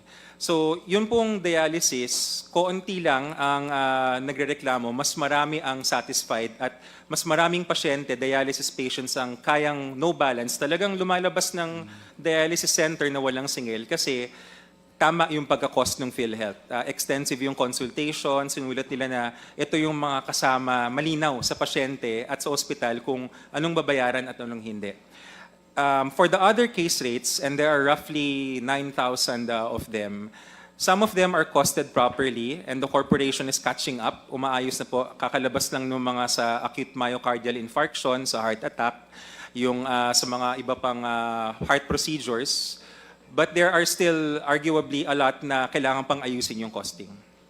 And why do you say that the fixing of this case rate will have a huge impact on the rural hospitals? Thank you, Mr. Chair, Honorable Suan. Because for the rural hospitals, this is most, if not their only source of income, PhilHealth. So if, for example, they will determine that a certain disease costs 100 pesos, for example, and then PhilHealth costing is only at 10 pesos, which is the rough average right now, then malulugi ng 90 pesos yung ospital. Or gagawin niya, sisingilin niya yung ating kababayan. Kaya umiiyak ang ating kababayan. and then DOH steps in through our MAIFIP or the line item. So if the 10 pesos costing of PhilHealth for a 100 peso disease is increased to example 50 or even 60 pesos, then yung kukunin dun sa DOH mas maliit. And also yung kukunin lalo na sa ating kababayan mas maliit pa. Yun yung dapat mangyayari sa universal healthcare. Okay, salamat po. So, yung DOH ba, have you tried to engage with PhilHealth to try to fix these issues? Yes, Mr. Chair, Honorable Suan, we are very happy to work with PhilHealth. In fact, yun pong, so organizational arrangement, the Secretary of Health is the chairman of the board of PhilHealth, non-voting chair by law. And then through his membership in the board, meron po siyang alternates. I am one of them. Pag sinabing alternate, pag mga, just like Congress, ang plenary is the board, tas may mga committees yung board. So I am the alternate of the secretary for 2 committees now, yung Governance Committee and yung Committee on Appealed Administrative Cases. Yun pong Benefits Committee, which is the key committee na nag-handle nung pag-costing, nung pag-check ng mga case rates, it is the secretary himself, Secretary Erbosa, who has been chairing for almost 3/4 of a year, halos 1 year na rin. So siya yung nag-chair mismo nun, and it is through that interface, and also informally, they will ask us, or maybe the PhilHealth technical staff will get in touch with us, will convene meetings, we will attend the meetings. Yun po yung nangyari dun sa mga recent packages na magaganda yung costing. Okay, so at least the DOH is already doing something para maano tong sinasabi yung case rate na problem, tapos yung ano yun, costing of package. Meron na kayong mechanism ngayon. Yes, Mr. Chair. Very, very quick interjection, Yes, Mr. Chair.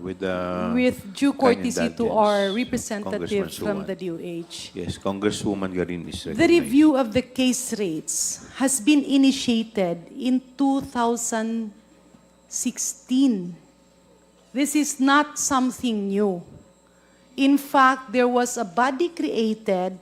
The DOH was represented by Undersecretary Lilibeth David, and PhilHealth also had a representative officer, and the officers that we are seeing here now are very much aware of that, except of course President Mandi and Attorney Santos. In other words, yung pinagsasabi po ni ASEC Albert Domingo has long been instructed and implemented years ago. Hindi po ito bago. I believe the problem started when that coordinating body was collapsed. Diba? Let's call a spade, ASEC Albert. Hindi kasi natin pwedeng paasahin yung mga tao sa salita lamang. You have to walk the talk. If you remember during the APRO oversight hearings, this was also discussed. And the DOH promised that in 1 month's time, there will be proposed solutions. Pero walang nangyari. And these were pre-budget deliberations. Now, Mr. Chair, I don't want to prick the bubble of ASEC Domingo. But to be factual about it, yes, you are saying that Secretary Herbosa is the chair of the board at doon na pag-uusapan. But mind you, Mr. Chair, again, let's be factual about the real situation. Yung walang maraming icing. Because I cannot swallow the responses to our dear colleague, Congressman Suwan, na tila pinapalabas natin na hindi masusolusyonan yung problema ng case rates. Kasi ang chairman is the Secretary of Health. No, Mr. Chair. That does not happen. Why? The board of PhilHealth will discuss an agenda related to resolutions. They do not discuss step by step, one by one, the case rates. Apologies for this, Mr. Chair. I have to correct that. Being former chair of PhilHealth, hindi na kaya ng Secretary of Health yan. Huwag nating lagyan ng icing na hindi ka panipaniwala ang mga pangyayari. The immediate solution here is first, to stop the internal fighting between PhilHealth and DOH. Kasi kaming mga pasyente at yung mga tao ang nagiging kawawa sa walang hintong bangayan ng DOH at PhilHealth. Let's call that let's call that situation a fact. Kasi dun sa board meeting nyo, nagkakaroon ng awayan ang chairman, the Secretary of Health, and the President of PhilHealth. And I think that is injustice to the Filipino people. The first solution there is, yung mga nag-aaway, di wag i-involve. Let's put back the career officials who were supposed to examine the case rates. First question, why was that collapsed? Second question, yung case rates na yan, napalpak ang pagpagawa, alam na alam niya ni Dr. Pargas. Kasi isa, dalawang tao lang yung umupo sa mesa at nag-drawing. Kaya nga, ginawan yan ng amendments and I did issued order to invite all representatives from patients, stakeholders, hospitals, and medical professionals and specialists. Pero sa dami-dami ng mga meeting, nasan yung output? Because expenditures of government on meetings, travels, and hotels and anything should have output. So I just want to make that clear, Mr. Chair, na hindi po totoo na during the board meeting, iniisa-isa yung mga case rates. This can be done by a technical working group that was initiated already before, unfortunately collapsed, and inviting stakeholders kasi hindi pwede na yung isang tao may expertise ng lahat. Hindi na kaya ng Secretary of Health yan. That is why the liaison of DOH to PhilHealth should be a person that can work together with PhilHealth, not fight with PhilHealth. I hope I said my piece, Mr. Chair. Yes, please continue, Congressman Suwan. Thank you for that enlightenment, Congressman Garin. Mr. Chair, With the indulgence of Congressman Suwan. yes, Mr. Yes, Chair. the chair would like to recognize the Honorable Congressman Acop. Narinig po natin yung mga sinabi ni Honorable Garin. May I ask Phil, totoo po ba? Yung mga sinabi ni Honorable Garin.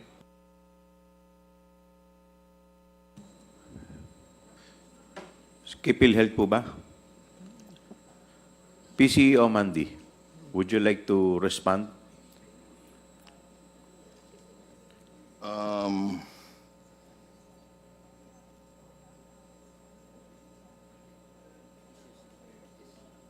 Pwede ba, Mr. Chair? No comment muna ako. Or maybe we can ask the ASEC from... Chair, Yes, Congressman Acop. basahin ko man yung minutes in the previous meeting. Yung statements ni ASEC Domingo ba yung kwanon? Contrary dun sa mga sinasabi ng PhilHealth eh. Kababasa ko lang dito sa mga dokumento na nasa harapan ko. That is why I'm asking kung totoo po yung sinabi ni Kwan, ni Honorable Garin. Kasi how can we solve a problem if we do not know the real score? Di po ba? Basic yan eh sa problem solving. Now, if we do not accept that there are problems, how can we solve that problem? Siguro mag-conduct tayo ng inquiry in aid of legislation para ma-contempt natin yung ayaw sumagot. Di po ba, Mr. Chair? Yes, Congressman If Acop. they're not going to answer that, I will file a resolution, Mr. Chair.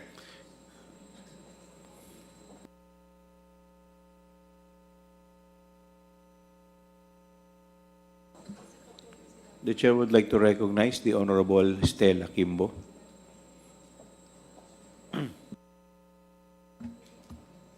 Mr. Chair. Mr. Chair. Yes, PCO Ledesma. With your permission, Mr. Chair, can I go back to the issue being addressed by Kong Suan on the rural hospitals? Mr. Chair, point of order. Yes, Has my Congressman concern Acop. been addressed already?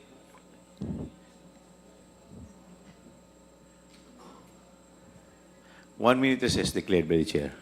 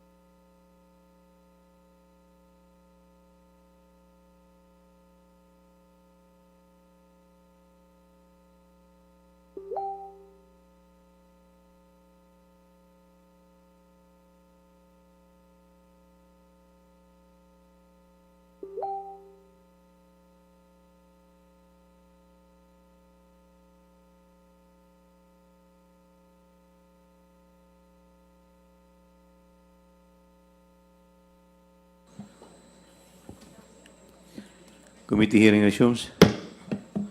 The chair would like to recognize PCEO Mandy Ledesma.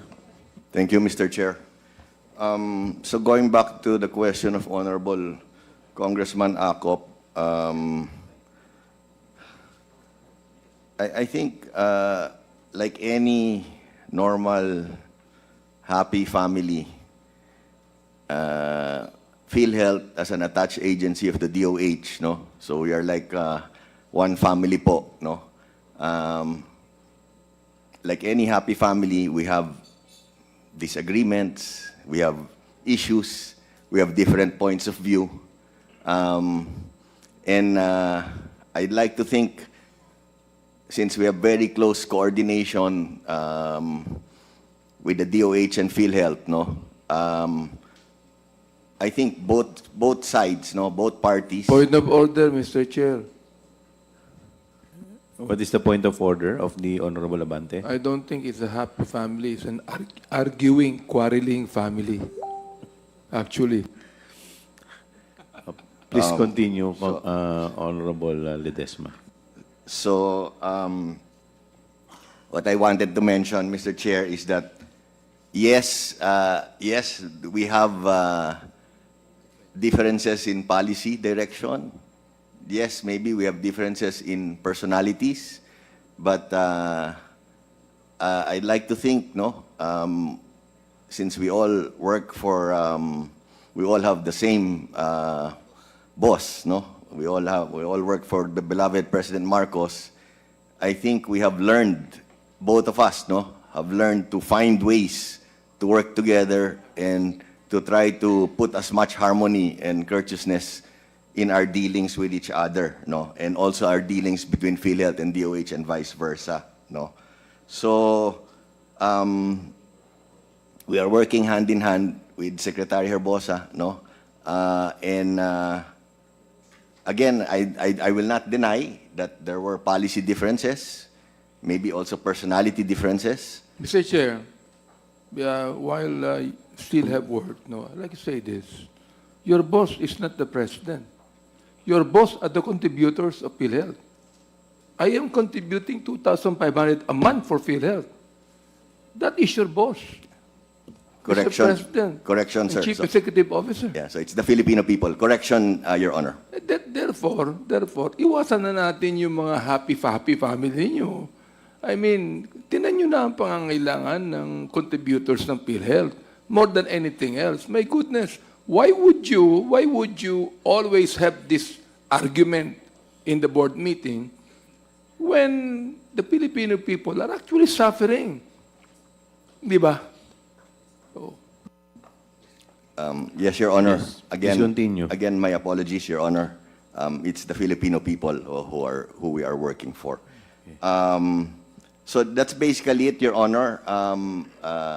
Again, I categorically I will not deny that there have been differences, policy differences, and like I said, maybe a difference in personality. But I think both sides have found ways to work together, no. And I think I'm speaking not just in behalf of myself, also in behalf of Honorable Secretary Ted Herbosa.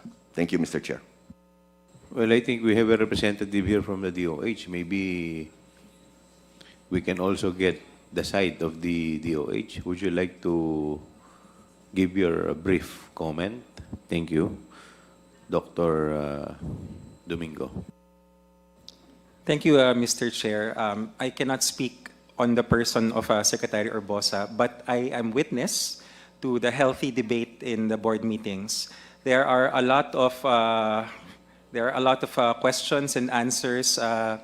Tagalogin ko po, nagkakaroon po ng sagutan. Ngunit ito po ay para rin sa mga debate na naririnig natin kapag hinahanap po natin yung pinakamagandang benepisyo, pinakamagandang solusyon sa mga problema. And at the end of each board meeting, nagkakaroon naman po ng resolution. Kaya lumabas po yung ating mga bagong benefits, Mr. Chair. Okay, Congressman Acop, does that satisfy you? Or Mr. Chair, yes, Congressman Acop. I asked that question when I heard the comments of the Honorable Garin. Kasi nandito po sa akin, may constituent ako na nagsabi. nagre-request lang. Also, is it possible that they align with DOH when it comes to providing a license to operate from DOH and accreditation from PhilHealth, given that the two institutions should be working hand in hand and not adding another layer to it? Marami pong duplicity na nagaganap which could be addressed more effectively if only both look at their objectives and align with one another.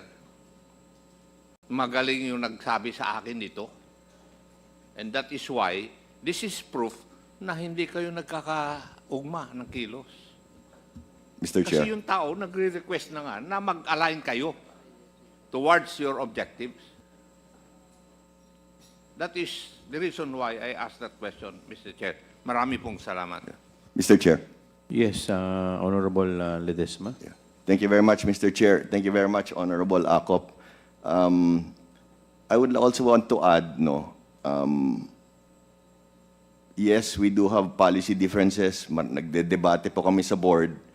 Pero I think if we also look at the good things that has happened in PhilHealth in the last 2 years, or even in the last year, since Secretary Herbosa has been secretary for a little over a year, marami po kaming nagagawang positive accomplishments, no? So, yes, there are debates, yes, there are disagreements, differences in policy, but the fact that we're able to increase the case rates by 95%, we are able to enhance so many of the benefit packages, we've been able to increase the payments of claims to hospitals, we've been able to move forward in our digitalization process. We have done so many positive things. So, there are always two sides to a coin po, no? Pwede natin tignan yung hindi masyadong maganda, pero marami rin po tayong magandang accomplishments, no? But thank you very much for all of your inputs po, Honorable Acop. Thank you, Mr. Chair. But could you imagine what you could accomplish kung align kayong dalawa? Yan pala, hindi pa kayo meron pa kayong konting misunderstanding, and yet, you are telling us na marami kayo nagiging accomplishment. So, could you imagine kung lalo na kung align pa kayo? Diba? Duly noted, Mr. Chair. Mr. Chair. Total, bagong taon na naman na po. Magcha-Chinese New Year na.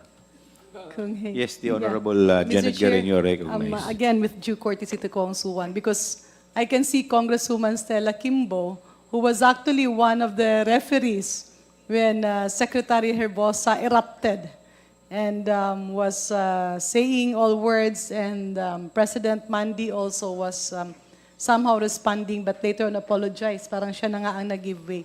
Pero ganyan talaga eh. But then, Mr. Chair, let me reiterate the question addressed to DOH. Are you sincere and bent on having a ceasefire against your personal tirades against PhilHealth? On your personal tirades against PhilHealth? Mr. Chair, it's not a personal tirade, but yes, we will work to our Then best what it with is if PhilHealth. it's not personal? Kasi ang nakikita namin, I believe, wala kaming pakialam kung gusto nyo magpalitan ng opisyal or whatever, pero ang trabaho, trabaho. Dapat nakaseparate yung politika doon sa trabaho. And while the President is still there and the President is still Mandi Ledesma, kung pwede sana magtrabaho muna. Kasi sayang yung oras eh. Every hour, every day should be dedicated to the Filipino people. And I don't want to see our Senior Vice Chair again being, sa dami-dami ng ginagawa niya, yung oras niya nauubos doon sa pagre-referee. So, Mr. Chair, may I repeat the question?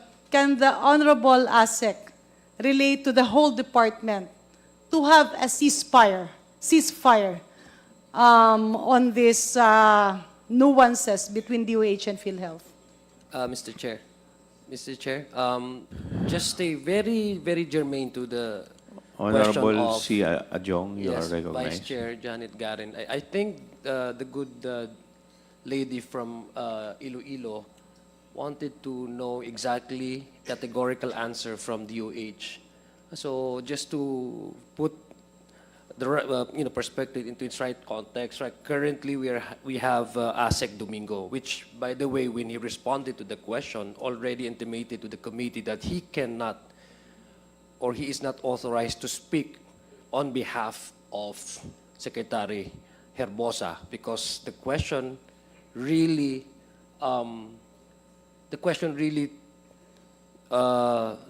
delves around the issue on personal dynamics between Secretary Herbosa and President Mandy. So just to be fair to our resource person, if he answers the question, his capacity as an assistant secretary, is he authorized to speak on behalf of the entire department? Or if he answers positively to the question of Vice Chairman Janet Garin, is he answering only sa kanyang sariling opinion? Kasi ang alam ko, kanina, there was a reference on there was a sort of like hindi pagkakaintindihan during the budget hearing. And Chairman Stella Kimbo was witness to that. Na-trauma ata na victim siya. But it was not ASEC Domingo who was involved in that scuffle. It was Herbosa. So in reference to the particular happenings during the budget hearing, can he speak on behalf of Secretary Herbosa para at least ma-tone down at saka mapanalig itong committee na to na hindi makaka-apekto sa magiging direksyon ng PhilHealth at DOH? Just to be fair to our guest right now, si ASEC Domingo, just to put things into its right perspective po. Thank you, Mr. Chairman. ASEC Domingo. Thank you, Mr. Chair. Thank you, Honorable Alonto. When it comes to the personal dynamics, I cannot speak, Mr. Chair, because it is between the two individuals. But I am fully authorized to speak on behalf of the department, and I wish to assure the Honorable Committee, Honorable Garin, that moving forward, we are very much going to work as we are working now with PhilHealth. And the proof po is the release of new benefits and acceleration in payments. Thank you, Mr. Chair. Mr. Chair. Before I recognize the Vice Chairman, the Chair would like to recognize Congressman J. Konghon. Yes, Honorable Vice Chairman. Unless we invite the Secretary here in this committee, I don't think that we're going to have a real answer to the query that have been put into. So I would like to make a motion that in the next hearing, we should invite the Secretary of Health to be present in this committee. I move, therefore. Thank you. Is there any objection? Duly seconded. Is there any objection? Hearing none, the motion is carried. The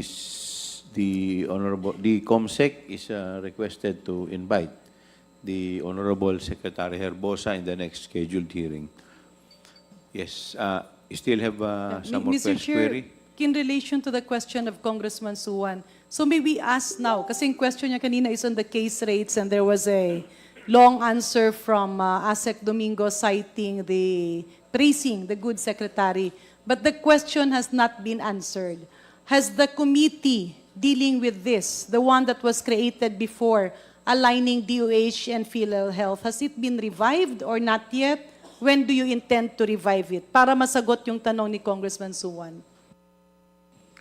Yes, ASEC Domingo, you are recognized. Thank you, Mr. Chair.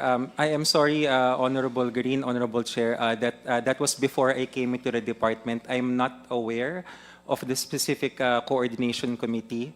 To my knowledge, current operations, the Benefits Committee is the one that coordinates PhilHealth and the DOH, Mr. Chair. Honorable Green. And who in DOH, Mr. Chair, who is the representative of DOH, Mr. Chair, in this case? It is the Secretary himself who has been sitting since July or August, Mr. Chair. With that, Mr. Chair, again, in relation to the question of Congressman Suwan, let me just, for the enlightenment of the Honorable Committee, The purpose why a committee was created, represented by a USEC, is that we know how busy the secretary is. That time it was represented by USEC Lilibeth David, who also heads policy in the department, who has been a long career officer of the department, and who also is very much aware of the stakeholders, hospitals, patients, and specialists. Yung committee po na yun, ang tumutok na i-review isa-isa yung case rates. Yan din ang tumutok ng no duplication. Because for the information of this August body, marami ring mga gamot, commodities, devices, ang binibili ng DOH, pinamimigay sa hospitals, including chemotherapeutic drugs, at yung mga hospitals na nabigyan nito ay clinic claims sa PhilHealth, which should not be the case. So that committee actually aligned things. Ang binibili ng DOH, hindi dapat nire-refund ng PhilHealth. Ang packages ng PhilHealth ay hindi nagdodoble sa packages ng DOH. Just if we go back to COVID testing, Mr. Chair, bumili ng bilyones na testing kits ang PSDBM. Pinamigay sa pribado at government hospital. Pero napakamahal naman ng singil at nire-reimburse din ito ng mga hospital papuntang PhilHealth. Sino ang kawawa? Taong bayan. So with that, Mr. Chair, let me reiterate what was mentioned during the preliminary budget briefings and budget hearings with the DOH. Revive that committee. Kasi maski sa pinag-uusapan dito, ang dami kaninang mga proposal on wheelchairs, walkers, pero binibili rin kasi ito ng DOH. How sure are we na yung binibili ng DOH na pinamimigay sa hospitals at pinapa-reimburse naman doon sa PhilHealth ay hindi ulit mangyari?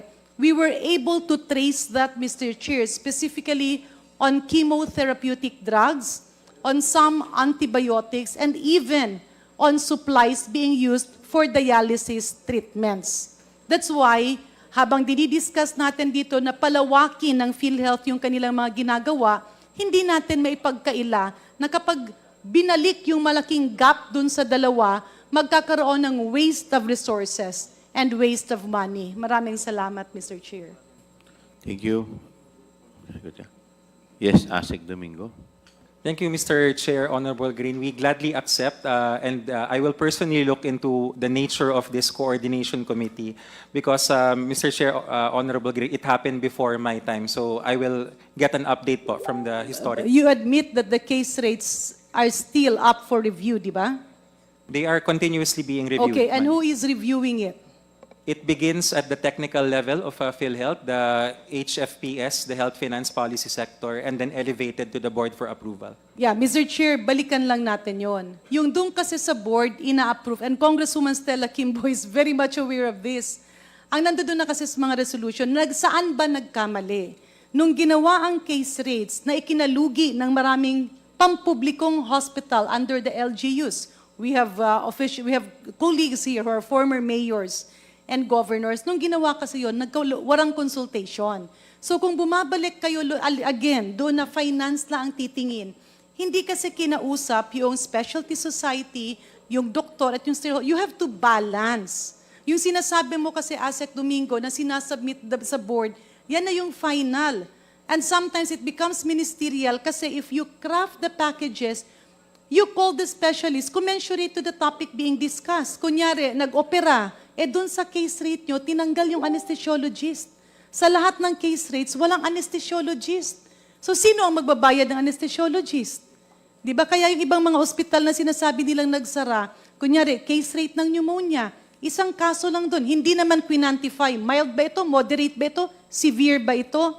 Andun yun ang pinaka-importante. That's the heart of the case rate. Yung tinanong nyo yung specialty society, kung sa pagpanganak ba yan, o kung cesarean yan, may pedya ka, may OB ka, may anesthesiologist ka, ano yung mga kailangan gastusin? Ito naman yung ospital, ito naman yung pasyente, ito naman yung DOH.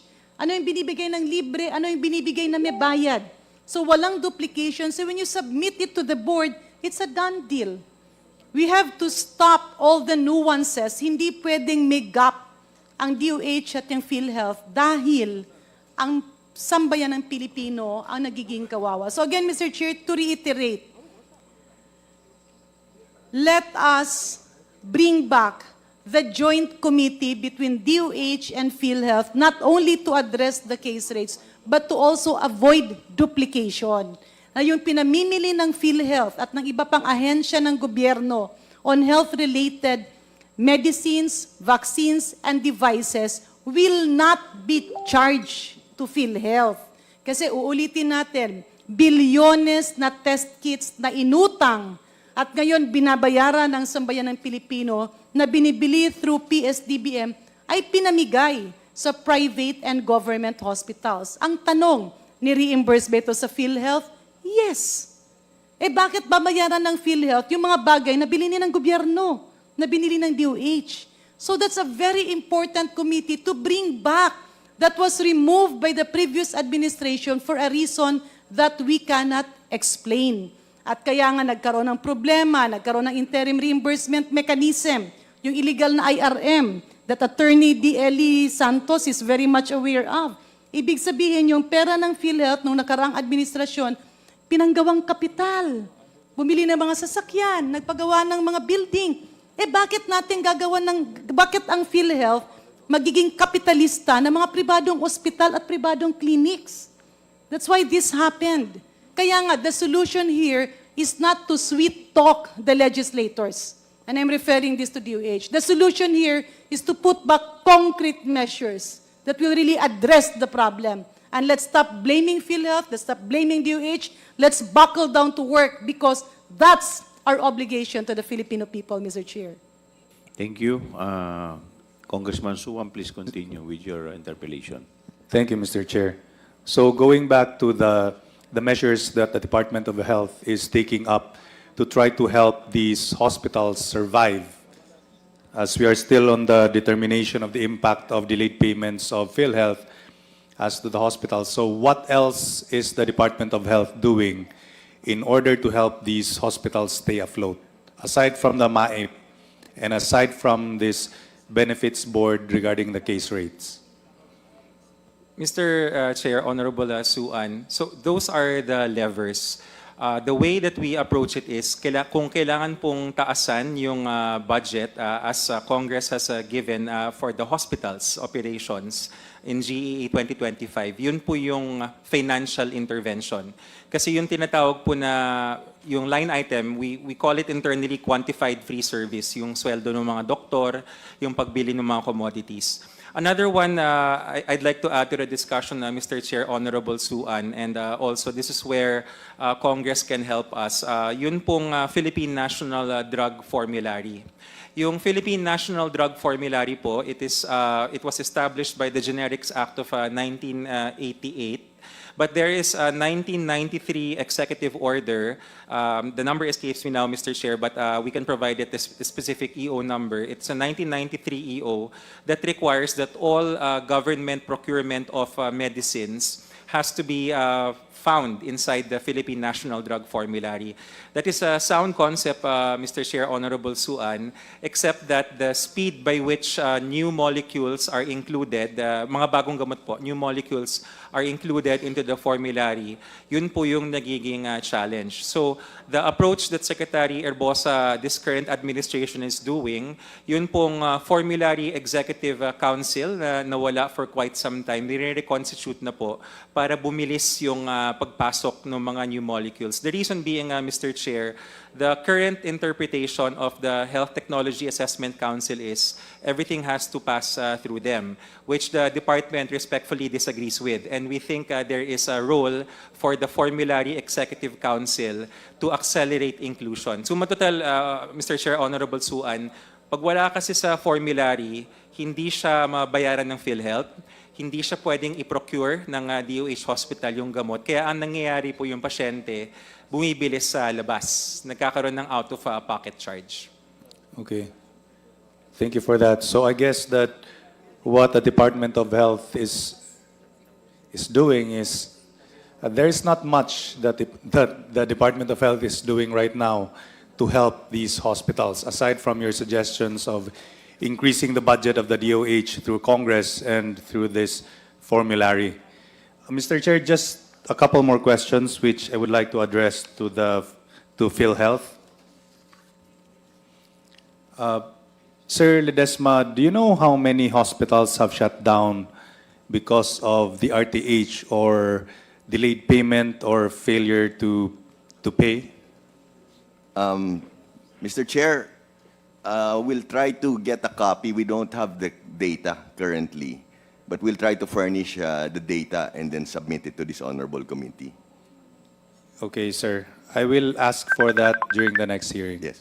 Mr. Chair, sorry. Mr. Chair, Yes, President Ledesma, you're recognized. in relation to Honorable Kong Suwan's earlier queries on the rural hospital, if I may be allowed, Mr. Chair, I have with me a copy of a General Assembly resolution which was signed by the League of Provinces of the Philippines, mainly Governor Dax Cua and Governor Ray Tamayo.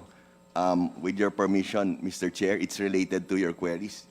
It's a little wordy. Is it okay if I read it very quickly? Can you summarize? Basically, okay,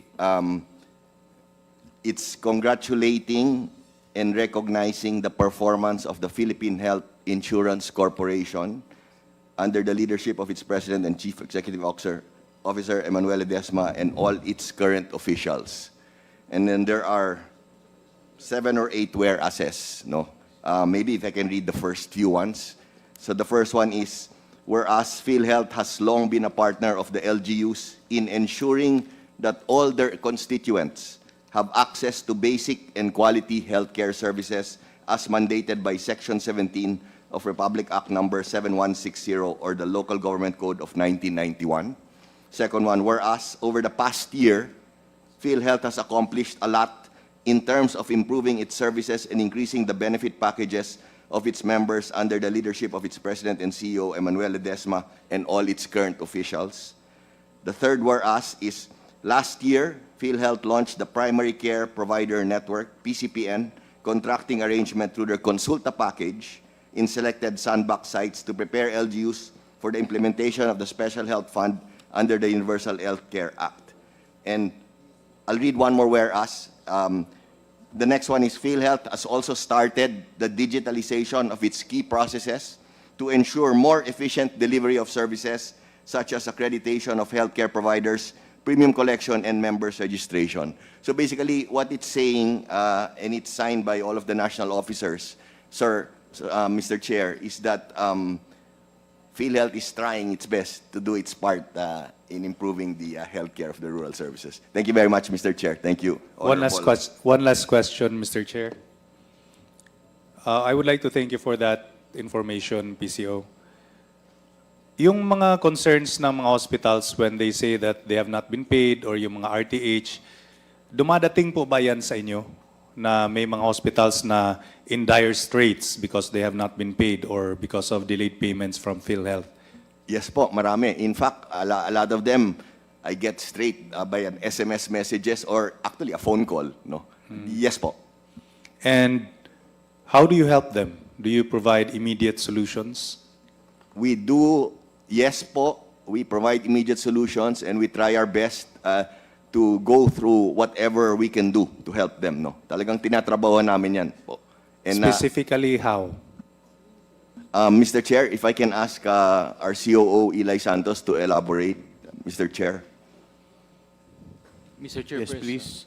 Mr. Chairperson. Tony Santos. Honorable Representative Suwan, so when the Office of the President and CEO directs us to coordinate immediately with these hospitals, we schedule a meeting immediately and reconcile whatever data we have regarding the status of the claims that they have submitted to PhilHealth. Most of the time, Mr. Chairperson, Honorable Representative Suwan, we are able to resolve these issues on payment. If there's a need to accelerate the payment, then we inform and even direct the regional offices to fast track, not only for a particular hospital, but everything, all of facilities, Mr. Chairperson, Honorable Representative Suwan. So how do these hospitals reach PhilHealth?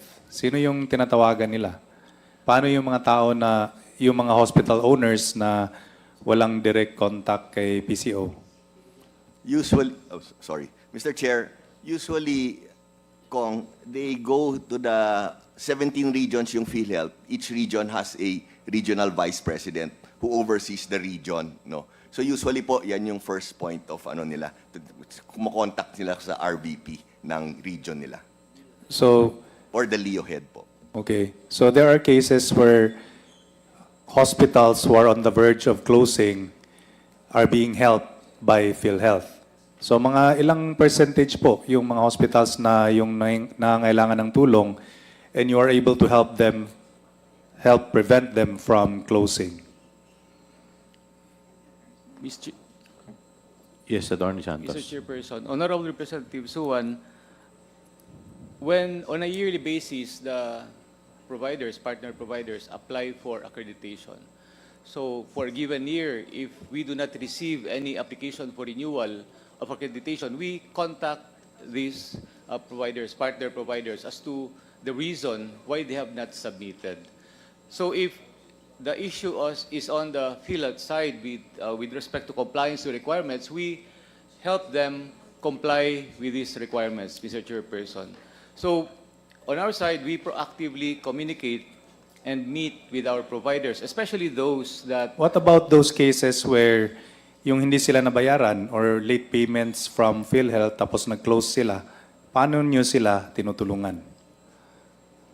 Mr. Chairperson, Honorable Representative Suwan, when we are not immediately informed or given information that the reason for their non-submission of application, probably for renewal, is due to non-payment of claims or probably delayed payment. What we usually receive, Mr. Chairperson, Honorable Representative Suwan, are non-availability yet of requirements before they submit their application.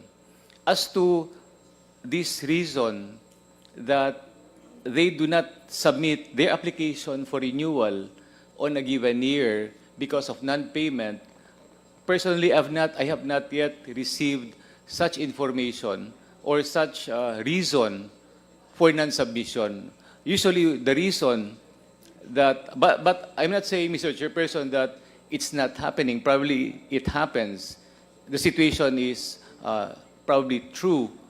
But usually, the reason for non-submission of application for renewal is the non-availability yet or incompleteness of the requirements, Mr. Chairperson. So you're saying that these hospitals closed not because of the non-payment of PhilHealth, but because of the lack of requirements? Mr. Chairperson, Honorable Representative Suwan, no, I'm not saying that. But what I'm saying is I have not received such reason yet that the hospitals did not submit their application for renewal.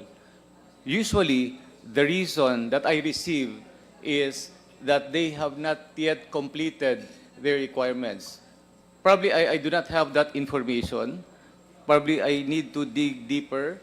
Because But what you're saying is basically there are no hospitals which are closing or on the verge of closing because of the late payments from PhilHealth. That's what you're saying right now. Mr. Chairperson, Honorable Representative Suwan, I apologize for probably conveying that message, but I do not, that's not my message, Mr. Chairperson, Honorable Representative Suwan. It's just that I have not received any information that the reason for closure or non-submission is the late payments. Yes, we admit that there are late payments, there are claims that are returned to hospitals, there are denied claims, but insofar as their application for renewal on a daily basis, I have not received the reason, that particular reason of non-payment. Mostly the reason is that they have not yet completed the documentary requirements for their application. But I'm sure that there are hospitals that are suffering from delayed payments or probably denied claims. It's just that the reason for non-submission is because of the lacking documents. Mr. Chairperson, Honorable Representative Suwan. What if they are no longer interested in submitting an application for renewal because they no longer exist due to the lack of payments? Paano nyo tinutulungan yun? Mr. Chairperson, Honorable Representative Suwan, that's why earlier I said that we do our best to help the providers. If the issue is on the claims, then we assist them, Mr. Chairperson, on how to, if it's denied claims, then we address the reasons for denial. If it's returned to hospital claims, then we address the reason for the return to hospital. So, based on my experience, Mr. Chairperson, we usually have meetings with these providers and address their problems and the reasons why they do not submit their application for renewal. Mr. Chairperson, Honorable Representative Suwan. Thank you, Mr. Chair. No more questions. Thank you. The next interpolator Mr. is Chair, the... before that, I just would like to make a manifestation here that Yes, I Vice filed- Chairman Abante. I filed a resolution on October 17, 2023, House Resolution number 1389, to conduct an inquiry in aid of legislation, especially on the data breach of Philippine Health Insurance Corporation. Just would like to make that manifestation, Mr. Chair. Thank you. The Chair would like May to... I also submit to you the resolution? Thank you. The next interpolator is the Honorable Z. Alonto Adjong. Thank you, Mr. Chairman. Magandang hapon po sa ating lahat. Isang mapayapang bagong taon sa ating mga bisita from PhilHealth and DOH. Bismillahirrahmanirrahim. Assalamualaikum warahmatullahi ta'ala wa barakatuh. Mr. Chair, perhaps this question that I am about to ask PhilHealth were already discussed extensively in the previous committee hearings. But just allow me, Mr. Chair, to lay the premises of my questions on the investment strategies of PhilHealth, because this would speak out the financial vitality of PhilHealth in order to be fitting to respond quite fitting to the medical demands of the public, no? Especially the members of the PhilHealth. So these are just basic questions, and I'm sure President Mandy can accurately respond to. No? Para lang po sa ating mga kababayan, tagalugin ko na lang po, President, Mr. Chairman, President Mangy, ang aking mga katanungan. No? Meron po tayong tinatawag sa PhilHealth na reserve funds. No? Ito po yung isang portion doon sa hindi nagagamit na pondo na yung nakokolekta po ng PhilHealth diretso po sa ating mga contributor, mga members, no, mga contributors, at yung mga ibang na-identify na po na pwedeng pagkunan ng koleksyon ng PhilHealth. Tama po ba yun, President Mandy? Yes po, Mr. Chair. Yes, okay. Ito pong reserve funds na ito, asan po normally ito ginagamit at may limit po ito? Paano po natin madetermina yung isang amount na nakolekta ng PhilHealth para masabi po natin ito ay reserve funds? Ito ba ay excess doon sa yung costing nung for example, expenditure or costing ng PhilHealth sa buong isang taon, tapos kung meron po siyang sobra, ito po ay magiging reserve funds? Tama po ba ang aking assessment? Tama po, Mr. Chair. It's basically accumulated revenue minus expenditures. Mr. Chair, if it's okay, pasa ko na lang kay Sir Net. ipasa mo, Kasi siya yung finance para mas mabilis, Mr. Chair. Thank you, Tama Mr. po, Chair. opo. Yes, before I recognize Mr. Lim Siaco, the Chair would like to recognize the Honorable Bosita from the One Rider Party List. Okay. Yes, please proceed. So, yes, may dadagdag pa po ba kayo doon sa kasagutan ni President Mandy? Yes, Mr. Chair. Honorable Representative Adjong, tama po yung sinabi ni PC Ledesma. Our reserve fund is nasa 280 billion pesos, Mr. Chair. This is the 2 years reserve fund as provided in Section 11 of the UHC Act. or Republic Act 11223, Mr. Chair, Honorable Representative Adjong. Okay.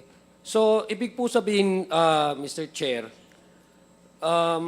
ang pagdidetermine na po dito sa reserve funds, meron na pong provided na po ito or nailathala na po, no, nailahad na po dito sa batas na inyo pong ni-refer, no?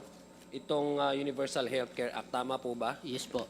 So magkano po yung pagdidetermina nitong reserve funds? Sino po yung nagdidetermine na dito? At anong amount po yung po pwedeng sabihin natin na pwede na ma-set aside for the reserve funds? Mr. Chair, batay po sa Department of course, General Appropriations Act ng 2024 po, and mayroon silang provision doon, special provision, that the Department of Finance will issue the guidelines on how to determine the reserve fund, Mr. Chair. As ito po ay kasama ang Department of Finance, na-determine po natin ang 280.57 billion. As ibig sabihin po nito, ito po ang pangangailangan ng korporasyon sa 2 taon po na kanyang pag-ooperate, both sa benefit po natin at saka sa admin cost po ng corporation.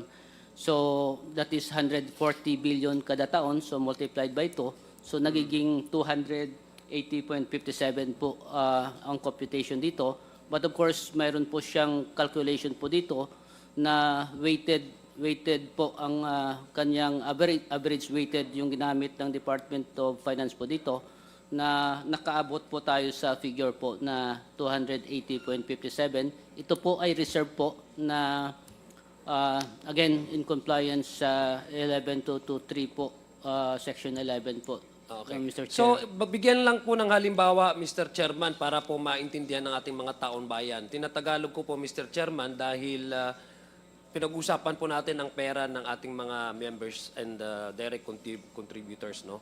Para po maintindihan nila. Sa makatwid po, Mr. Chairman, magbibigay lang po ako ng halimbawa. Halimbawa, kung ang medyo babaan ko lang po yung yung amount na iseset ko na example para maintindihan po. Halimbawa, merong kailangan ng PhilHealth sa kanyang pangangailangan sa loob ng isang taon ng 10 million. You multiply that into 2 years kasi yung actuarial estimate niya is for 2 years. Tama po ba? Opo. So kung halimbawa, pumasok po na revenue is 12 million, tapos ang pangangailangan ng PhilHealth is 10 million lang sa isang taon, yung 2 million, yun po yung reserve funds. Tama po ba? Mr. Chair, Honorable Representative Adjong, papasok po siya sa reserve fund pag hindi po siya nagagamit po natin. Tama. Po. Yun nga yung sinasabi ko. 10 million halimbawa yung pangangailangan ng PhilHealth, tapos ang pumasok po na revenue, yung nakolekta ay 12 million, may 2 million na reserve funds na po pwedeng iset aside. Tama po ba yun? Tama po. Okay. Tama po, Kong Adjong. So meron po din po tayong tinatawag, Mr. Chairman, na investable funds. Tama po yun. Paano po natin ito ikumpara doon sa reserve funds para maintindihan po ng ating mga members at direct contributors? Mr. Chair, Honorable Representative Adjong, ang ating reserve fund ay ang kanyang cash backup. Kumbaga, ano ba ang nagko-cover sa ating reserve fund na ito na asset, na pera, because reserve fund na siya, may corresponding siya na pera. So ito po yung investment portfolio po natin. Ito po yung investment fund po natin. So itong investment fund natin po ay as of December 31, 2024 ay umabot sa 492 billion pesos po. Ito ay mayroon ho tayo special savings deposit na isang 100.7 billion. Mayroon tayong government securities, meaning pumasok po ito sa ating treasury bills, treasury bonds, na umabot ng... Mr. Chair, para po maintindihan natin, simplihin na lang po natin, Mr. Lim Siangco, yung sabi nga ni Congressman Janet Garin kanina, laymanize po natin kasi ang purpose po ng pagtatanong ko ay para maintindihan po ng ating mga members. So, sa makatuwid po, may reserve fund, halimbawa, paano po i-compute yung sinasabi nating investable funds? mula doon sa sinasabi po nating reserve funds na yun. Natanggal mo na yung pangangailangan ng PhilHealth, yung kanyang gastusin sa loob ng isang taon, tapos meron pong sobra, yun na sinasabi nating reserve funds, iset aside natin yon. Paano po naman natin po makakadetermina kung alin doon sa porsyon nung pera na iyon, na reserve funds, na excess, ang po pwede nating sabihin, partly pwedeng gamitin as investable funds. Ibig sabihin, yung gagamitin ng PhilHealth para ilagay niya kung saan-saan mang po pwede niyang ipalago itong pera na ito. Yes, Mr. Chair, Honorable Representative Adjong. Meaning, ang ating reserve fund, as mentioned kanina, na 280.5 billion, Mr. Chair, Honorable Adjong, ay may nakaakibat na investment po na nakatago po siya sa ating government securities. Sabihin natin po, because 375 billion po yung ating pera po, naka-reserve po siya and ready po siya in the event may pangangailangan po tayo na gagamitin ang korporasyon in the benefit expenses o pambayad natin po sa ating mga hospital. Nakatala din po yan sa Universal Healthcare Act o sa IRR po ng PhilHealth, doon sa computation ng investable funds. Kasama din po siya, because nakasaad po sa ating batas, lahat na pera na hindi gagamitin ng korporasyon sa kanyang operation ay ilagak niya po sa investment para naman po kumita kahit papano po yung ating investment na comparable sa merkado po. Okay. Base po, Mr. Chairman, Mr. Lim Siangco, base po doon sa nakaraang September 2024 po na budget hearing po natin, lumalabas po na may excess funds ang PhilHealth. Kasama po doon sa funds na ito yung investment, no, na umaabot na 700 billion. Tama po ba yung figure ko? Ang lumalabas po sa ating datos po, Mr. Chair, Honorable Representative Adjong, again, mayroon po tayong reserve fund na 280.5 billion, more or less 281 billion. Mayroon ho tayong surplus na 150 billion, that is October financial report po. That's 430 billion pesos, Mr. Chair. Ano yung 430 billion pesos? Ito yung the investment, the 280.5 billion na reserve fund plus the surplus of 150 billion pesos po. So we have 430 billion pesos po na kumbaga investable fund, Mr. Chair, Honorable Adjong. That is part of our members' equity actually, pero masyado technical siyang na terminology. Gusto natin simplihin ko po, no ba? Pero kanina po na nag-refer po kayo sa Universal Health Act. Actually, yung section na yun na binasa niyo po kanina sa amin, yung sinasabi po dito sa Universal Care Act, ang natitira pong parte ng reserve fund, and please correct me if I'm wrong, I'm just basing it on my records based on also the previous discussion that you had with this committee. Yung reserve dito sa Universal Care Act, ang natitira pong parte ng reserve fund, yung reserve fund na hindi kailangan sa current expenditure obligation of PhilHealth, also the previous discussion that you had with this committee. Yung reserve fund na hindi kailangan sa current expenditure obligation of PhilHealth, tama po yung explain po kanina, ay pwedeng ang i-invest. Ang ating investment portfolio po, out of the 700 billion, again, magkano as po of yung December calculation niyo 31 for po, the investable funds? ay ang ating investment portfolio po, Mr. Chair, again, as of December 31 po, Okay. Ano ba yung meron ba kayong 492.2 billion terms pesos po, din na yung Mr. sinasabing Chair, investment reserve fund, or are we Representative talking of the same Okay, thing? When you say meron ba kayong investment fund, terms din na yung sinasabing investment reserve fund, or are we talking of the same thing? When you say investment po yung fund, ating it's just investment the same thing fund about, po. it's just the same po thing with natin, sir. investment reserve fund. So yung sinasabi po nating investable funds, Ito na po yung ating mga possible investment na fund po. na category minimension po na po natin, sir. pwede natin. So yung sinasabi po nating investable funds, ito po yung mga possible na category na po pwede nating sabihin na iyon yung pwedeng pero when talk, pag sinabi pong investment reserve funds, yun yung actual kung ano po ang hawak natin. Yes po. Tama po yung aking... Okay. Yes po, investment portfolio po natin, Mr. Chair, Honorable Representative Adjong. Okay. Gusto ko lang pong malaman, Mr. Chair, kasi kanina, ang sabi ko, nais ko pong ipa-explain sa PhilHealth kung ano po yung mga investment strategies na ginagawa po ng PhilHealth ngayon para makita natin kung gaano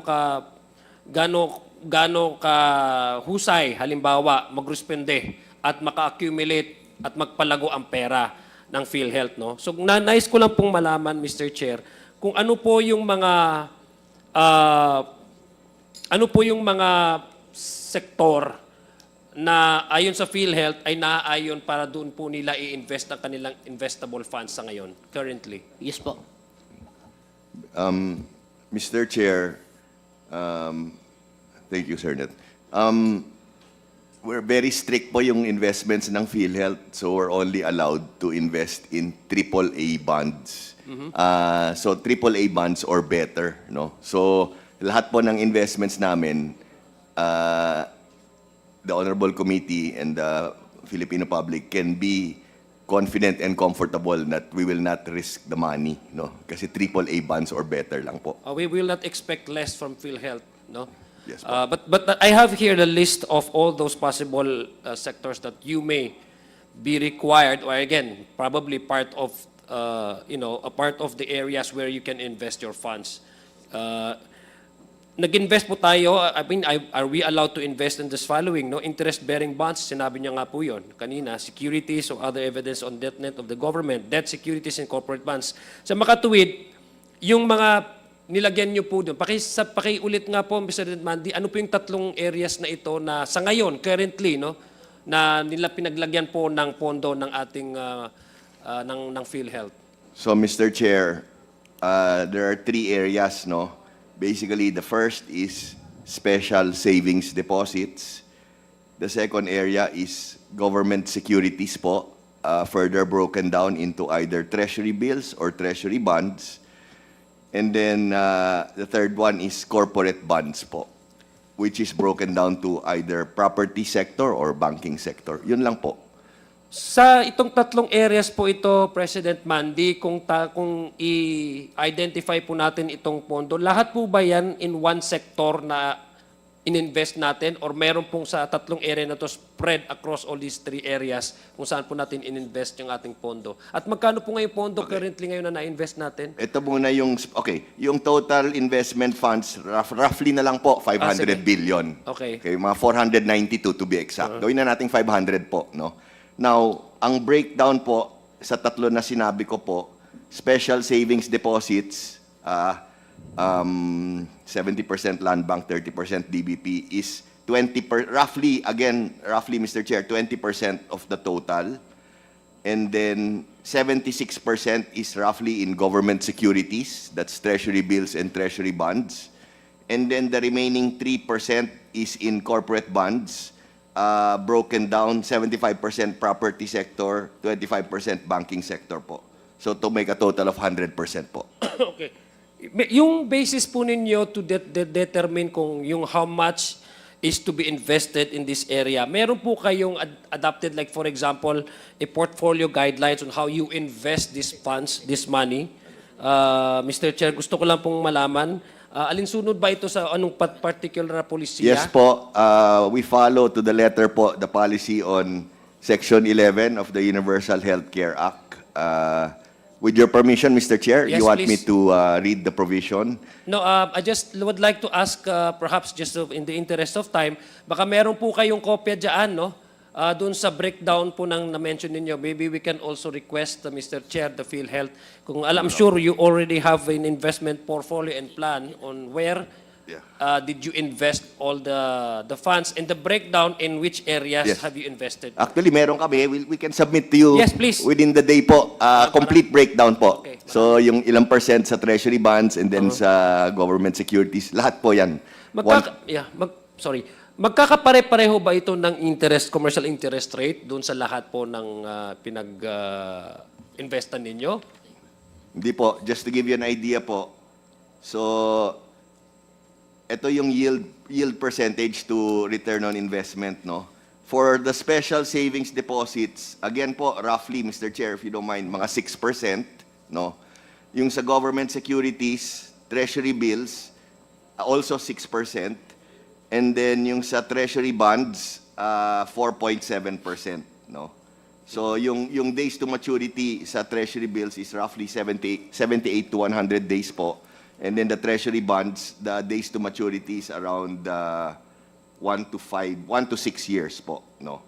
And then sa corporate bonds, the yield percentage to the return on investment is 6.2% po, slightly higher. And the yield days to maturity is ranging from anywhere from 0 to 6 years po. So, ang total investment portfolio yield percentage to return on investment is around 5.13% po. 5.1. 5.13. Of what, how much amount?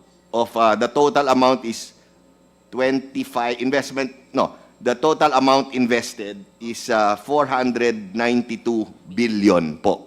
To be exact po, 492,205,964,751.74 po. Okay, thank you.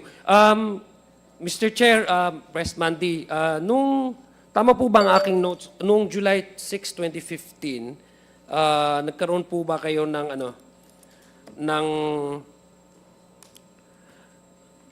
investment management agreement with the Banco de Oro, BDO, Unibank? Tama po ba based on I'm sure you were not still the president at that you were not the president at that time, but in 2016, based on my records, there was a investment management agreement entered into between PhilHealth and Banco de Oro, Unibank. Mr. Chair, for smoother flow, if I can allow, Please. kasi thank they you. were Yeah, allowed, I know. no? You Para were mas not part madali, of- Mr. Chair, if Yeah, it's okay. you were not part of PhilHealth that time. So I would like to ask anybody from PhilHealth. Mr. Chair, Honorable Adjong, mayroon po fund manager na pinocure si PhilHealth and then na-implement po siya. And eventually, nasara din siya, na-close din siya. May, of course, isang provider lang po to, and hindi na po siya tinuloy. Mr. Chair. Ilang providers po ba yung pinurchase ni PhilHealth dun, under the itong IMA? Isa lang po, Mr. Chair, Honorable Representative Adjong. Ano yung gusto ko lang pong maintindihan. So what was the result of this? Kasi ang pagkakaalam ko po, you procure yung under the under po dito sa investment management agreement, the BDO would be acting as the one who would instruct, for example, or plan out your investment portfolio. Tama po ba? Tama po ba akong pagkaintindi? Mr. Chair, very sorry kung Representative Adjong, during the time wala pa ho ako sa fund management sector and hindi ho kami preparado sa report na hinihingi niyo po. Can you submit the report if possible po. Yeah, Mr. Chair. I think it's important, Mr. Chair, that we request PhilHealth to provide us with this document. This was done. It was entered. Perhaps si Attorney Eli Santos, can you provide us an information on what has been achieved or what has been accomplished or what were the benefits that PhilHealth get from entering into this IMA with the Banco de Oro on July 6, 2015? Mr. Chairperson, Honorable Representative Adjong, Yes. I returned to PhilHealth only in 2020. In 2015, I resigned from PhilHealth Regional Office 11, Mr. Chairperson. So at that time, I was not yet with the PhilHealth Central Office. But to reiterate the manifestation of SVP Renette Lim Siaco Jr., we will submit the required documents, Mr. Chairperson, Honorable Representative Adjong. Okay, thank you very much, Attorney Eli Santos. It's important, Mr. Chair, that we get the documents that I am requesting. Kasi nakaalaan naman din po ito doon sa under section 11.7 po, doon sa ayun po doon sa Universal Health Act, yung implementing rules and regulation po ng Universal Healthcare Act, no? Na that the PhilHealth, maaari naman po kumuha ang PhilHealth ng institution na may valid trust license bilang external local fund managers, no? And I think that's the basis, legal basis for the PhilHealth to enter. But we just want to know exactly what was the result of that agreement, no? Why do you need to come up? Why did PhilHealth need to come up with hiring or purchasing these services from BDO? Gusto ko lang po malaman, Mr. Chair, Your Honors. So let me proceed po. Again,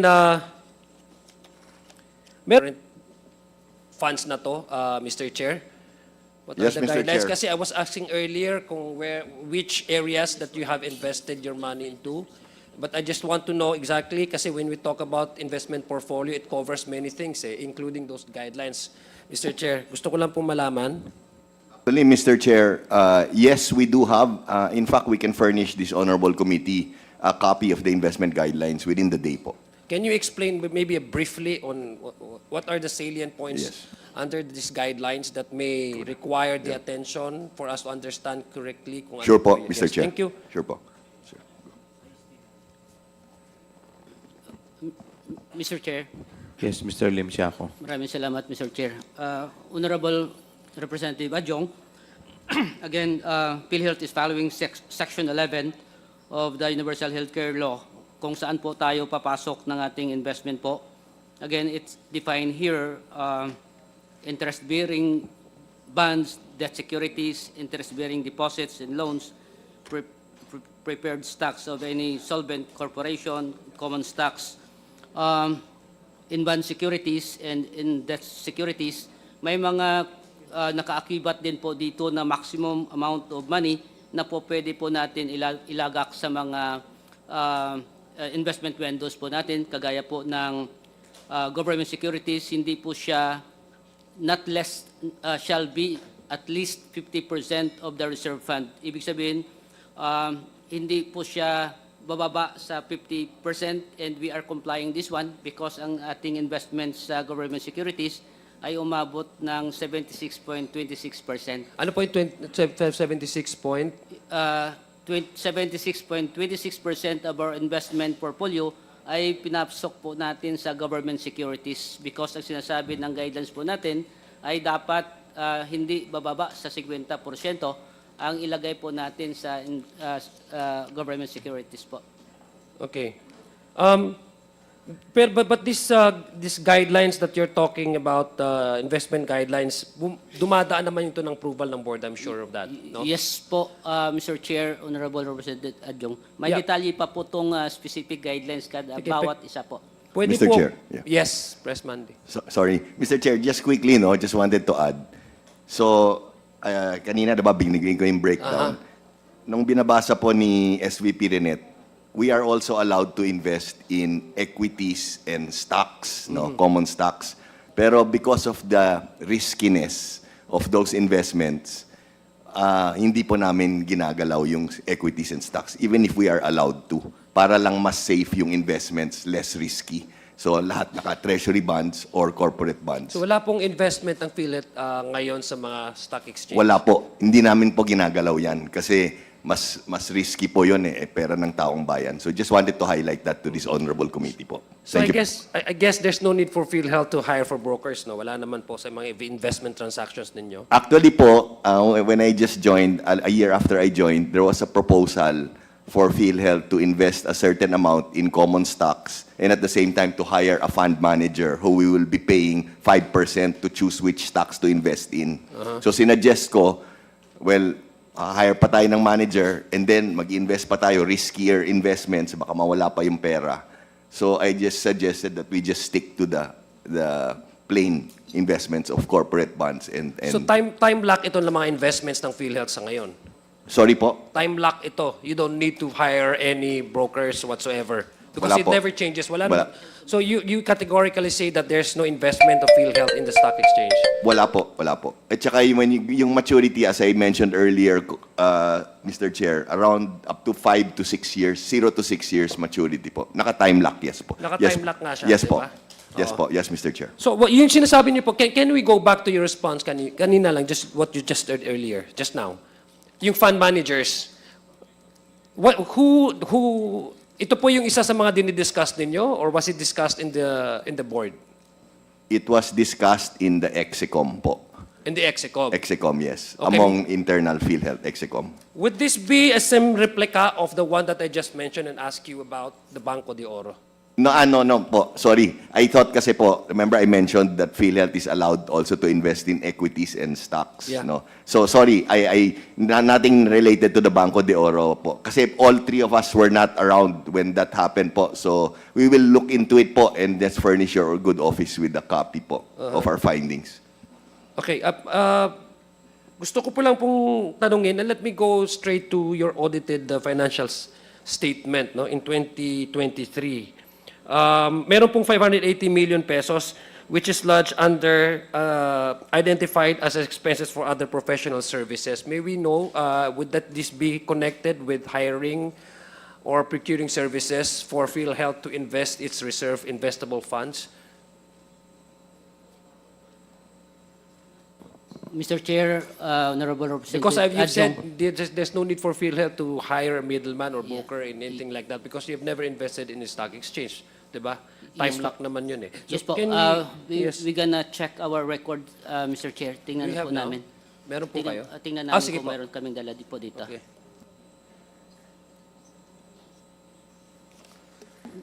Mr. Chair, if I can suggest, Mr. Chair, pwede balikan lang po natin. Pinapahanap ko lang yung record po namin. Hindi, because that's material to my next question, Mr. Chair. I just want, let's give them time, Mr. Chair, to perhaps we can also may request for a 1-minute suspension. So para, ano po? 1 minute break? suspension, Thank declared you. by Chair.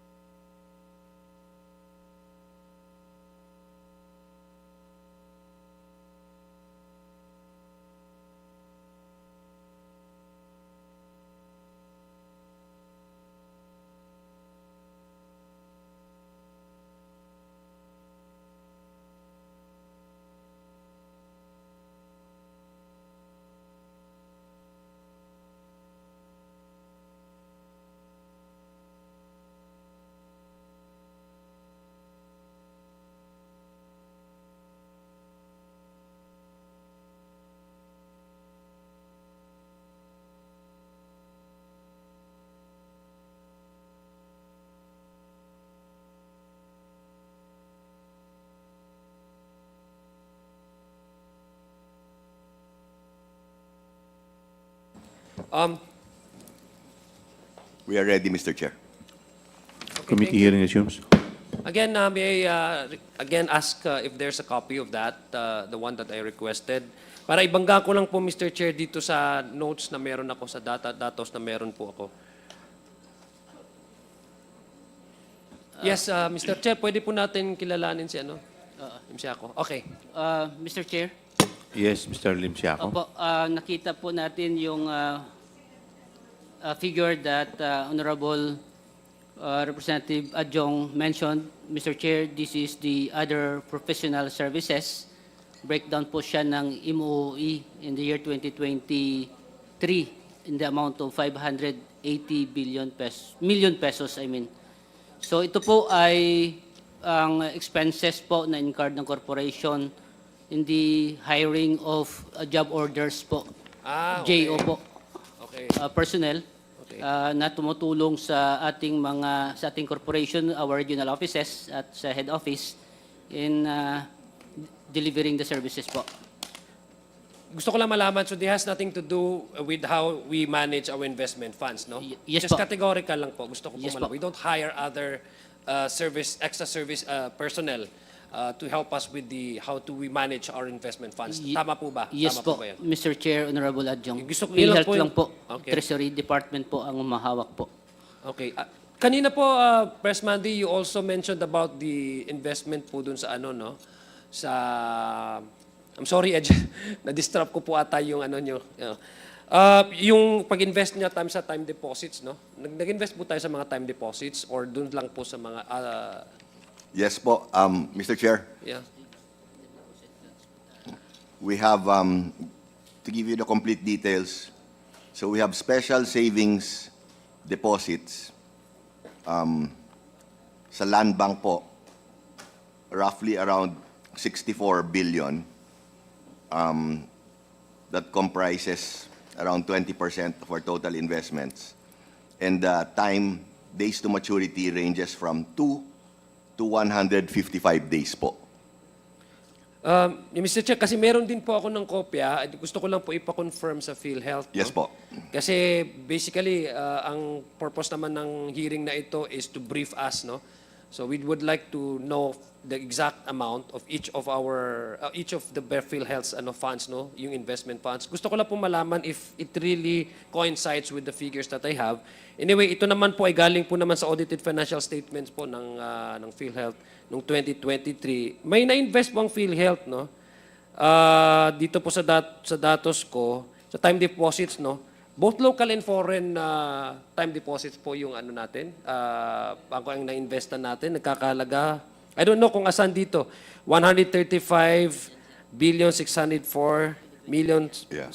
135,604,790,55,000 pesos. I don't know if this is a deposit, time deposit. Yes. Sorry, Mr. Chair. No, pinapako ko. Kasi, Mr. Chair, the These are all, I think these are both foreign in Yeah. foreign currency. And No, understood, Mr. Chair. The thing is, what the figures I'm giving you kasi, Mr. Chair, is as of December 31, 2024. So Kaya that's hindi more, tayo nagmamatch eh. Oo. Kaya that's Hindi- a more updated. More updated, Okay, more sige. recent po. Better. Yes. Oo. Actually, maybe, Mr. Chair, we can give you a copy. Yeah, please. Oo, We'll give para you a mas- copy now, Mr. Chair, kasi this is more recent naman. And Yes. it's all Okay. explained. It's just a one-pager. Yeah. Paano po yung ano nyo, yung how do you arrive into deciding how much percent of the reserve funds that you will invest? May nagkakaroon po yan ng bidding in terms of which one offers a much higher rate, because I guess magmamatter po yung rate niyan eh, 'di ba? Kung sa may bidding din po yan kung sino po pwede mag-offer the best na magbe-benefit ng PhilHealth. So in terms of rates, how do you decide on that and how do you arrive into putting up this certain amount? Meron po kayong guidelines dyan or is it Yes po. decided by the Meron by po. the board? Sige po. Yes po, number one, yung guidelines po, Mr. Chair, kung Representative Adjong, ay set up po siya and approved by the board yung ating palisiya. And ang pinaka pinalagakan po ng ating investment ay government securities. Kung may available po na po pwede po natin papasukan na investment sa government securities, yun ang pinapasok po natin because number one, sigurado po tayo because gobyerno yung pinapasukan po natin. On the part naman ng special savings deposit po, araw-araw po kumukuha kami ng quotation sa bangko. So dalawang bangko po to, government man ito, Land Bank at saka DBP, kung saan ang mas mataas na offer po sa atin, doon po natin pinapasok yung ating pondo. Yung special savings deposit po ay ang importante po to because any time of the day, kung may pangangailangan tayo pwedeng magbabayad, automatically yun po yung pambayad natin sa ating benefit payment po. Sa information po ng lahat po, this week po, 4.8 billion pesos po ang ating pinapalabas na pondo. Last week po, nasa 4.6 billion po yung pondo na pinapalabas po natin pambayad sa ating mga health facilities po. Okay, ganito na lang po, Mr. Chair, para mapapabilis na po ang ating hearing. No? Anyway, briefing naman po ito. Nais ko lang pong mag-request nung nasabing mga dokumento. I think mas updated po yung kanila dahil kaysa may datos na hawak ko po ngayon. Yung sa investment and time deposits, pwede pong paki-furnish ang committee na ito. Meron din po kayong investment securities, no? At yung sinabi niyo po kanina, Mandy, yung mga stock, yung bonds, treasury bonds, do you have also in the corresponding amount that you have invested? Yes. I can give you the corresponding amount now, then we can give you to follow the breakdown of Yes, each please. specific bond. No? Okay. Sa corporate bonds, Mr. Chair, the total investment amount is roughly 16 billion. That represents 3.28% of total. No? And that's broken down to roughly 50% into properties and 50% into banking. Now, the breakdown of the specific company names, we can furnish you within the day po, a copy, no? And how much per name, how much investment per name. You also identified the Press Mandy at 3 areas, no? Sabi, mayroon pang ano pa yung banking, So, Mr. Chair, special savings deposits, yan yung unang Yes. area. So, Land Bank tsaka DBP po. And then the second topic is the government securities po, broken down into treasury bills and treasury bonds po. Then the third one is corporate bonds, broken down into properties and banking po. Okay. So, thank you very much. Expect lang po namin itong mga documents Yes na po, ito. within the day po, Your Honor. Okay. Now, let me go to another topic po, Mr. Chairman, Press Mandy. Kanina po nakikinig po ako sa pinag-usapan kanina. Yung questions ni Congressman Suan. Hindi lang ho ito limited yung kanyang issue within his district, but it is being felt all over the country. In fact, yung na-mention yung out-of-pocket expenses ng ating mga pasyente, talagang gusto natin ang PhilHealth ay maging responsive. Meaning to say, pag responsive ay yung talagang intensyon ng batas ng Universal Care Health Act ay maibigay natin. That's why napag-usapan nga po, nagkaroon ng medyo apprehension or yung fear ng ating mga publiko nung napag-usapan about the zero subsidy. Tama ho ba? And I thank President Mandy for coming out with this statement na tama po ba yung pagkabasa ko dun sa statement ninyo na may enough funding naman ang PhilHealth despite the zero subsidy para tugunan yung mga pangangailangan ng ating mga members at contributors at ating mga kababayan. Tama po ba? Yes, Mr. Chair, that is correct. And just to add to that, we are financially healthy. Yeah. That's the reason why I was premising my questions on how you manage the funds of all the members, no? Saan nyo nilalagay yung mga pondo? Kasi that would also spell out how yung financial vitality ng PhilHealth para mag-responde po sa pangangailangan. Now, I'd just like to ask, connect ko lang po kanina sa questions po kanina ni Congressman Suan. Aware po ang PhilHealth ng mga cases where ang patient, kasi nangyayari po ito and I have talked with several of my constituents, pag sila po ay lalabas ng hospital and ask for a billing, pag hindi nila sinabi na PhilHealth, mababa yung medical bills. The moment that they mention that they are a member of PhilHealth, nag-iiba yung billing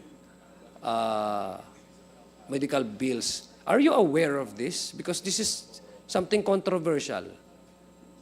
I'm Mr. talking Chair. about yung out 10%. Is that correct? Let me ask again, ASEC. Meron kang na-breakdown na percentage yung sinishell out ng government assistance doon sa ating mga pasyente, yung MAIP, etc. 10%, kumbaga kung 100, PhilHealth will be is paying 10 pesos. Yes, Mr. Chair. Yeah. So, if that would be the case, and with all these complaints that I'm receiving from my constituents, is PhilHealth aware of this, that once they request for a billing, for discharge, pag di-discharge po nila, pag sinabi nilang members sila ng PhilHealth, medyo tataas daw. I just want to know from PhilHealth, kung are they aware of these complaints? Do they know that there's some, I would call this exploitation ng ating mga pasyente? Can we hear from PhilHealth? What's the response? Mr. Chairperson. Mr. Attorney Santos. Mr. Chairperson, Honorable Representative Adjong, I have heard reports, similar reports as manifested even before the effectivity of the universal health care, because at that time we have certain requirements for premium contribution before a member can avail of PhilHealth benefits. But at present, those similar reports are very rare, considering that everyone, all Filipinos, are already considered members and can avail anytime of PhilHealth benefits, Mr. Chairperson. But before the effectivity of the universal health care, there were reports. In fact, I received similar reports before, Mr. Chairperson. Honorable So what did Representative you do with that? So we complaints? conducted investigation, Mr. Chairperson, Honorable Representative Adjong, but the reports turned out that indeed there was a difference, but still the patient or member was able to avail of PhilHealth benefits, Mr. Chairperson. Upon submission to the provider, When did you hear about this complaint? How long ago? Mr. Chairperson, Honorable Representative Adjong, I was investigator of PhilHealth Regional Office 11 until 2015. So there were reports, similar reports during that time. Again, before the effectivity of the universal health care.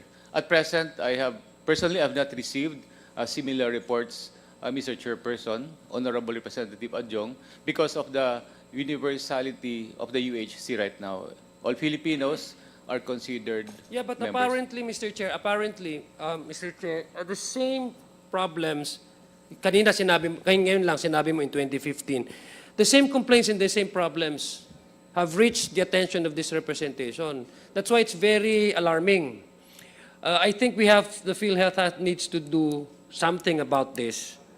And maybe in the next committee hearing, I would require, Mr. Chair, a assessment or report on this, no? Kasi sabi mo, this has been happening nung panahon pa, pero Attorney Santos, nangyayari pa hanggang ngayon. So gusto ko lang po magkaroon ng konkreto na measures. Nag-investigate, pina-investigate niyo po ba ito? Mr. Chairperson, Honorable Representative Adjong, yes, sir. We conduct investigation on all complaints filed in PhilHealth, Mr. Chairperson. Okay. Honorable Representative Adjong. Thank you. I think for my last two lang, Mr. Chair, just wanna, again, gusto ko lang po din tanungin kanina, yung case rate po na sinasabi ni Congressman Suan at saka ni Congressman Janet Garin. Yung determination po, yung pagbabayad po nung klaseng medical services, base po doon sa, halimbawa, sa disease or sakit, no? Flat rate po ba ito? Halimbawa, kung pneumonia, tapos nag-avail ka ng isang medical assistance, yung based on yung licensing accreditation level ng hospital ay na-acquire lang niya is level 1. And then, kung halimbawa, yung packages na binibigay natin sa ibang levels of hospitals, flat rate lang ba ito halimbawa? Halimbawa sa pneumonia, kung halimbawa, for example, 15,000, the same lang din sa level 1, level 2, level 3 na hospitals, flat rate ito? Mr. Chair, before I allow Doc Ish to give you the details of your query, I just want to highlight to this committee yung case rates. So there are total of around 9,000 case packages. Now, we did last year on February 14, we did a 30% increase almost across the board. And then last month, we did an additional 50% to the 30% increase almost across the board. Dahil compounded yan, that's a total of 95% increase on almost all of the 9,000 case rate packages. Now, with regards to your query, Mr. Chair, if I can ask Doc Ish to... Yes, President Mandy, ang gusto ko lang pong malaman, I'm not asking you about the percentage of how much or the volume of patients that already been serviced by the packages. I'm asking about kasi yung ibabangga ko ito dun sa out-of-pocket expenses ng sariling tao, pasyente. Halimbawa, ako, pumunta ako sa isang tertiary level hospitals. Of course, we expect a more advanced medical care, mas mahal kasi meron silang equipments, etc. Tapos, kung flat rate lang, halimbawa, pneumonia, 15,000, example lang. And then I availed of other services because tertiary level hospitals are more equipped with other services. They have far more advanced compared to the secondary, tertiary. Naturally, mas mahal yung ibabayad ng pasyente. Ang tanong ko lang, kung flat rate siya, at kailangan kung mas malaki yung out-of-pocket expenses na isang pasyente, hindi naman ako po pwedeng, or kung doon naman ako sa primary, yung pangangailangan na kailangan kong medical attention, hindi naman nila may bibigay. So wala akong choice but to go to a more tertiary level hospital. So gusto ko lang po malaman, what determines, for example, PhilHealth to decide on having a flat rate case? Kasi ang sa akin, naiisip ko, maybe we can rationalize it depending on the level of hospitals and the capacity of health facilities so that hindi masyadong malaki. Halimbawa, kung pupunta ako ng isang tertiary hospitals, di ba? Para maramdaman na yung ating mga members, yung pinibigay talaga na serbisyo ng PhilHealth para ma-cover nila. Kasi kung ang sakit ko requires me to avail of a more advanced medical say, for example, assistance. Kung kailangan ko ng mga oxygen, halimbawa, etc. Dahil hindi naman yan available sa primary, sa infirmary, sa secondary. Natural, doon ako pupunta. Pero flat rate yung kanyang pagbabayad sa mga hospital, regardless whether you're primary, secondary, tertiary. So, kumbaga, have you ever decided maybe rationalizing the case, the expenses and the subsidies and the packages that you are shouldering for these patients according to the capacity of medical facilities? Actually, Mr. Chair, that's an excellent question. Dr. Ish heads our health finance policy sector. He's in charge of all of these case packages. No, Doc Ish, can you address the query? Yes, Mr. Chair. Yes, Representative Adyong. Our case rates po right now, as we rationalize, review, and expand, ang main dependency po natin would be the standard protocol and the standard treatment for any illness. Like what we did for example, with the pneumonia, when we rationalized the rates for high-risk pneumonia, nakabase po siya doon po sa standard treatment and treatment protocols, kung ano po yung mga gamot na kinakailangan, kung ano yung mga laboratories na kinakailangan, at yun po yung kinost natin, and the costing came from the hospitals. Kung kaya't yun pong ating high-risk pneumonia right now is increased from 32,000 to 90,100. So what you're telling me, Doc, what you're telling me is that yung pag-subsidize nyo, pagbigay ng mga packages nito para sa mga pasyente, ay hindi siya flat rate? Flat rate po siya, but ang basis po natin in coming out the rate but that's the point, the treatment guidelines. Yes, but that's the point that I'm trying to drive at. And kasi medyo mahal nga yung ibabayad na ating mga pasyente kung mag-avail sila ng services. Sino ba naman ang may sakit ng ayaw na mas magandang serbisyo, hindi ba? Kaya ka nga kaya ka nga pupunta kasi some patients have no choice but to avail of the services offered by the tertiary level hospitals simply because infirmary and first level I cannot afford that. They don't have the necessary equipments and the medicines na kinakailangan ng pasyente. So that's why they have no choice but to avail of the services in tertiary hospitals. If it's flat rate, then go back to the question of out-of-pocket expenses. Mas mahal ang binabayad na ating mga pasyente. Hindi yun yung ma-rationalize na lang yun to also include possibly yung consideration ng mga capability ng mga health facilities natin para naman maibsan yung out-of-pocket expenses ng ating mga pasyente. Maybe you can, this is a recommendation. Maybe you can decide on that. Is that a fair assessment? Or is that a bad suggestion?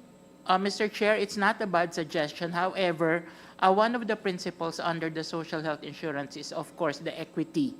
And nakalagay din po sa batas that we should be paying for the minimum standards of care, of quality of Anong healthcare. batas po ito? Nasa atin pong UHC po. Okay, which specific provisions in the end so that we can review?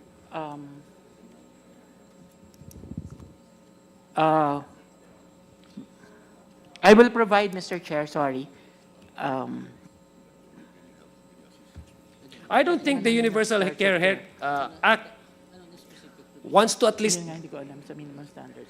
Check mo lang kayo. limit the packages or to kasi that would tantamount in that's the opposite. I think what you're saying is the opposite of the intention of the UHC. Kung if I get what you're driving at, yung point po. Kasi ang intention talaga ng Universal Healthcare Act is para matulungan ang karamihan sa ating mga, hindi lang matulungan pero at least maibsan yung out-of-pocket expenses po niya. Hindi ho ba yun ang pinakaspirito ng Universal Healthcare Act? Hindi ho ba? Yes, Mr. Chair. That's why po, yung katulad po dun sa binabanggit ko sa pneumonia, ang atin pong magiging case rates is based on the treatment protocols. At yun pong ating cost is coming from the secondary and tertiary hospitals na kung saan sila po yung naging basis ng coming out with our healthcare cost. Kaya po lumabas na ngayon na 90,100 yung ating benefit. I'll give you a specific example po, President Manny, para po ma-consider ninyo itong suggestion ko. Galing po ako sa isang rural area sa Mindanao. Karamihan po dyan, paswerte po kami, may Pakpak Medical Center, but I'm talking about 39 municipalities. Ilan lang po mga first level hospitals dyan. The tendency is that, minsan, yung flat rate kasi, yung mga first level hospitals, hindi na ho sila mag-avail ng accreditation for second level because pare-pareho naman ang bayad natin eh. Pare-pareho naman yung packages na binabayad. So sometimes it becomes a deterrent for this hospital to upgrade its services, which is detrimental to the health requirement and demand of those yung mga constituents. Yun po yung nangyayari sa akin. That's why I'm suggesting to PhilHealth, maybe you can also explore more on how we can assist the patients doon sa issue ng out-of-pocket expenses. I don't know how you can go about with this, but I think this is not a bad suggestion. Would you consider this as a fair assessment? Actually, Mr. Chair, it's not a bad suggestion. In fact, it's actually a good suggestion. So, Mr. Chair, maybe we can discuss this internally. We'll take a closer look into it. Actually, we welcome all inputs and suggestions and comments. No, so we hear you. We hear your suggestion. It sounds, to me personally, it sounds like a good suggestion. So maybe we will discuss it with the team and look into it and see how we can move forward with your suggestion, Mr. Chair. Thank you very much, President Mandy. Paki-cite po yung specific provisions under Universal Healthcare Act po para ma-review natin. Baka naman din may limit din ng batas, di natin alam kung paano natin ma-explore yung possibility na ganun. Thank you po, Mr. Chairman. Thank you po, PhilHealth, for We look into it, sir. Mr. Thank you Chair. very much. Thank you. The next interpellator is Congressman Ortega. Thank you, Mr. Chair. Magandang hapon po sa ating lahat. Alam naman po natin na kahit ano pong preparasyon ng budget, syempre, it takes good fiscal management po. No? So, naiintindihan po natin na importante po yung paggamit ng pondo, yung utilization rate / yung yung burn rate po natin, naiintindihan po natin. Sir, Mr. Chair, with the indulgence of our chairman, maaari po ba natin na i-request po para sa isi-schedule po natin na committee hearing natin na makuha po natin yung comparative na utilization rates po for the past 6 years, Sir Mandy, yung previous administration saka yung current administration for the past 3 years para ma-compare po natin at saka makita po yung utilization rate po ng bawat taon.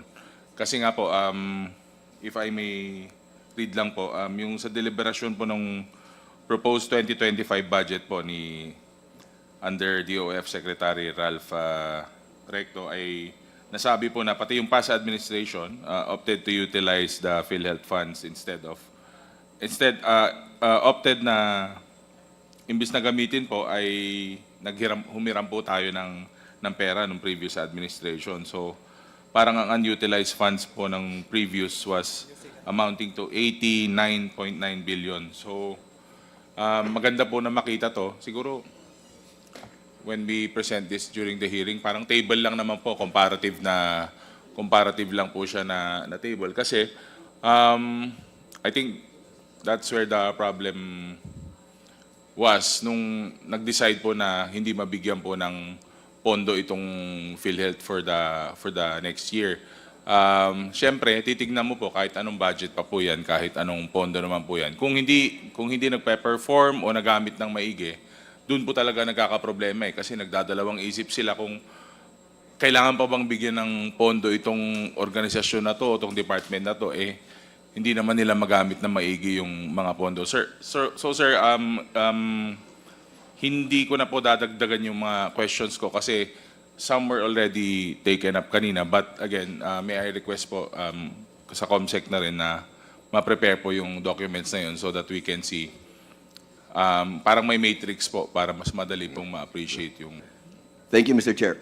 President Ledesma. Yes, we will be prepared to present it in the next committee hearing. And also in line with that, Mr. Chair, we can submit already to the this honorable committee. For the next hearing po, submit na namin. So basically, just to clarify, Mr. Chair, it's 6 years utilization rate, no? So during the 4 years of PRRD and then the 2 years of PBBM, no? We will comply, Mr. Chair. Thank you, Mr. Chair. Yes, sir.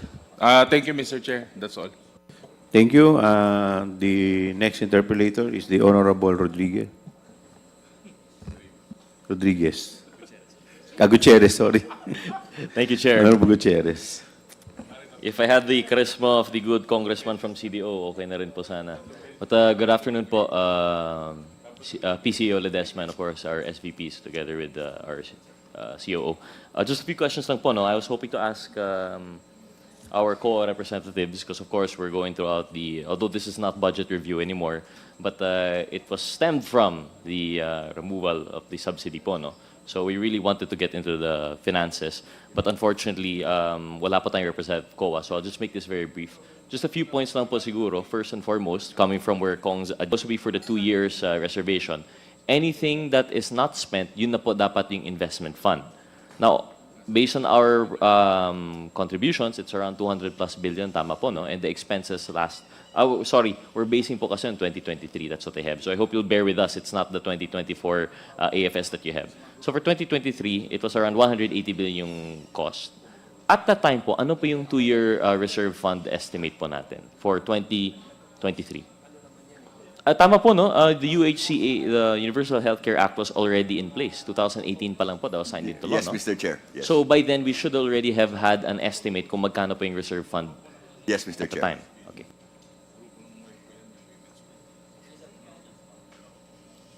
Mr. Chair, our reserve fund actually December 31, 2023, we are using the provision of Section 11 sa UHC that the reserve fund is based on projection, 2 years projection. 2024, 2025. Tama po. This is 2023, 2024, 2025. Correct. Now, the projection of our actuary, we have here our actuary, that's 560 billion pesos. So, Okay. 560 billion. So, our reserve fund na naka-reflect sa FS ay 464.3 billion pesos, Mr. Chair, Kong Representative Gutierrez. Apo. So 560 yung actuarial estimate nyo na 2 years. Yung reserve fund is 464. Yes po. Shouldn't it be equal to yung 2-year estimate po ninyo? Hindi pa I po mean, kami- although without granting that we agree with the 560 billion, kasi I remember very vehement reactions na mali po yung estimate po natin. We shouldn't treat this as life insurance. This is a pay and go, if I understand the terms last time correctly. So without assuming yet na correct yung actuarial, if 560 po yung estimate natin, the reserve fund should also be 560 po, no? Yes po, kulang pa ho kami, hindi pa kami umabot sa 560 Di kayo umabot. billion. So, your premium collections did not exceed the reserve fund. So, hanggang 464 lang. Yung, the reserve fund would come from premium collections only, or this also includes from investment? Premium income and investment income minus the benefit payout, benefit expense, admin expense, ay ang sobra natira, that would be go to our reserve po. So you deduct po muna before pegging kung magkano pa yung reserve fund? Yes po. But yung ceiling would have been 560 billion if Yes the po. actuarial was considered accurate. Yes po. So at the time po, for 2023, for 464, this was already premiums plus investment. May we know po magkano yung premiums na pumasok and magkano po yung investment? How do you call them? Profit po ba or return? Mr. Chair, for year 2023, our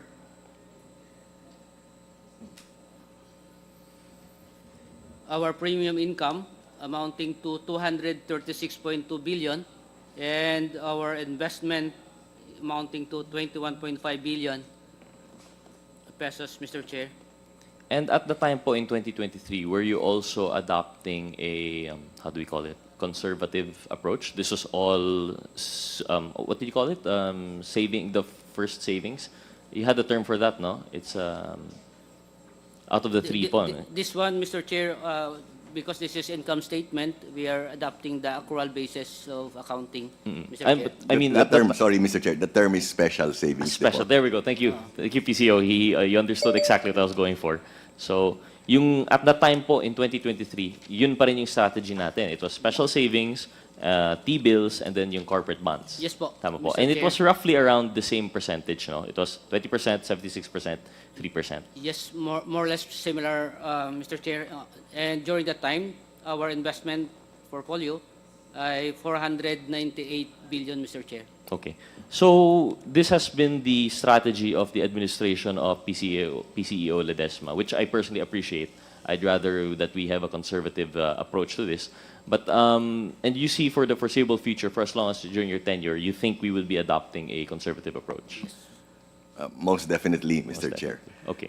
So with that conservative approach, at this rate, 21 billion yung nakuha po natin for investment, plus yung premiums of 236. Am I missing an income there? Because 236 billion premium contribution and 21 billion investment is only 277.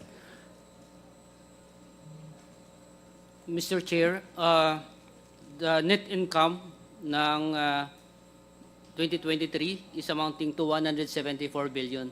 This 174 billion, because we have the adjustment in our benefit expense due to the IBNR calculation ng PhilHealth.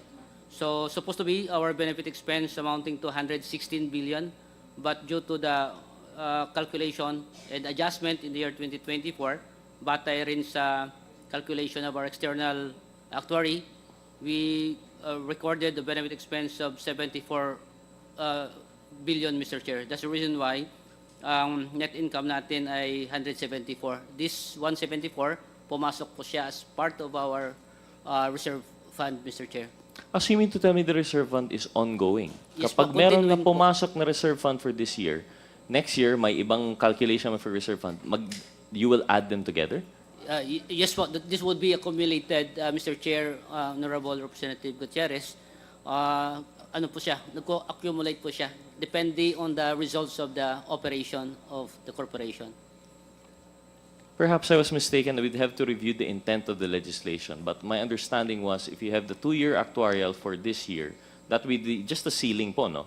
Then whatever you don't spend will be used in investment. I assumed it would be short-term investments, which come the next year would now be applied to the fund that you already have. Hindi na siya reservation. You have to apply under the ceiling ulit. That isn't what we're doing. Mr. Chair, At this point, Representative sorry, before I may turn it to lost, this means eventually magsusnowball lang po yung investment po natin. Sir, ang sistema, year 2024, because of the special provision of JAA, we recompute our reserve fund to 280.5 billion pesos. So mayroon na siyang surplus ngayon that we are saying at 150 billion pesos by October. Now, on the side po ng investment po natin, meaning ang 280 na reserve fund, mayroon na siyang nakatapat na investment portfolio dito, same amount, and then the surplus natin na 150, mayroon rin siyang katapat na investment po dito because our investment as of December 31 nga, nasa 492 billion po. So now, kung with this calculation of our reserve fund, papasok po yung sobra ng income to our expenses to the surplus, not anymore 150, but as of December 31, we are just completing our financial report. Doon po siya papasok ngayon. And the surplus beyond the reserve fund is supposedly what would be used to either reduce contributions or expand Increase. our packages, which, Yes. to be fair with this administration, is what you're doing. Yes po. This year, I heard you have expanded packages as Yes early po. as this month pa lang po, no? Yes po. Or January. So to be fair with it, but I think this was the point that was disagreed upon during our last hearing, no? With the computation po, no, ni Congresswoman Kimbo. But we'll leave that for next time once we have the actual numbers. Kasi ako rin po nalilito doon. But anyway, going back na lang to the principles po, no? So, the decision-making process of PhilHealth, you've already cut out the brokers. Although, in principle, you can employ brokers. Tama po. Yes po. And brokers are purely for stock, or do they apply for are there brokers rin po for these other 3 areas? For example, sa T-bills, sa corporate bonds? Actually po, for corporate bonds, if we were investing even in lower, kasi we only invest in AAA bonds or better. If there were lower than that, maybe we could hire brokers. But for AAA bonds and higher, it's not necessary, Mr. Chair. So this is purely, this is just a direct investment by the board, I suppose. You decide on this. Yes, Mr. Chair.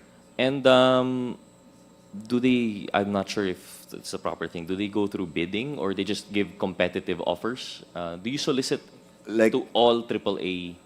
Yes, like what Sir SVP Renet mentioned earlier, we accept proposals from all of them, and then we determine it based on who gives the highest rate of return, sir. So both, whether it's deposits or bonds, yung pinakamataas na rate doon po namin binibigay po. And so how many groups of companies? I know the different proposals might come from different corporations, but at least if we group them into their conglomerates po, no? Kasi we have the general conglomerates, we know that naman po, no? How many have participated po by submitting proposals to PhilHealth? So I know we have, well, 2 categories is banking and properties. So Sir Renet, for banking and properties, how many conglomerates or companies, please? Mr. Chair, Sir PCO, maraming salamat. Mr. Chair, on the part of our corporate bonds, we have DBP, we have SM Prime, and I'm not mistaken, Mr. Chair, Robinsons. I'm not mistaken kung nandiyan pa yung Robinson, but sigurado ako SM Prime is part of that schedules of ours on the corporate bonds. I'll check, Mr. Chair. Yes, please. Apologies, I meant to ask po yung nag-propose po, no? Not just yung accepted offers. Because if I'm not mistaken, in your AFS for 2020, AFS, yung COA report for 2023, you even had Ayala. You had some Ayala, I think it was real estate pa nga po eh. So we'd like to know po how many conglomerates have participated by giving you proposals since the start of your term. Perhaps we'll just ask this as a document na lang po, no? Actually, Mr. Chair, we will, sorry. Yes. Actually, Mr. Chair, yes, we will furnish with you that. But I just want to let you know, we have very good relationships with most of these conglomerates. So actually, the number is a huge number. But we will give you the exact number, Mr. Chair. Thank you, PCO Ledesma. We just want to make sure po na we have an idea now. There are some perceptions po, no, that there are favored conglomerates, there are favored personalities, and we'd like to debunk that if, you know. So we'd like to see po talaga how many proposals have we received, what rates were offered, and being an attached agency, being GOCC, I'm sure this should be available to the public naman po. No? So we'd like to request that po for this committee na lang. No? Duly noted, Mr. Chair. Thank you. We Thank you, will comply. My next question na lang po would be in relation po na, a question by Congressman Adyong was yung investment guidelines as required by the UHCA. I understand we don't have it on hand with us now and that you will be submitting to this committee. I likewise would second that request that we be furnished. Is this the same as yung ating PhilHealth CO number 2023-0050? Is that the investment guidelines po? Mr. Chair, Honorable Gutierrez, sorry po, wala kaming dalang reference.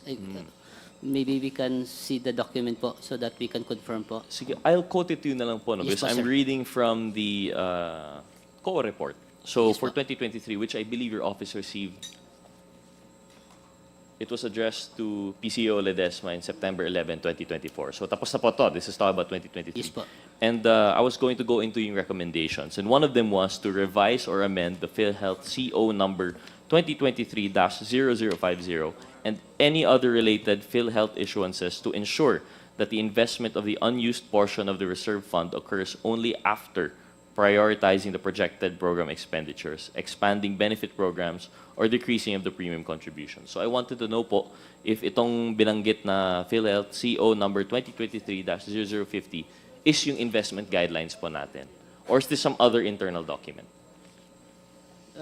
Mr. Chair, Honorable Gutierrez, this corporate order number 2023-005, this is PhilHealth guidelines po.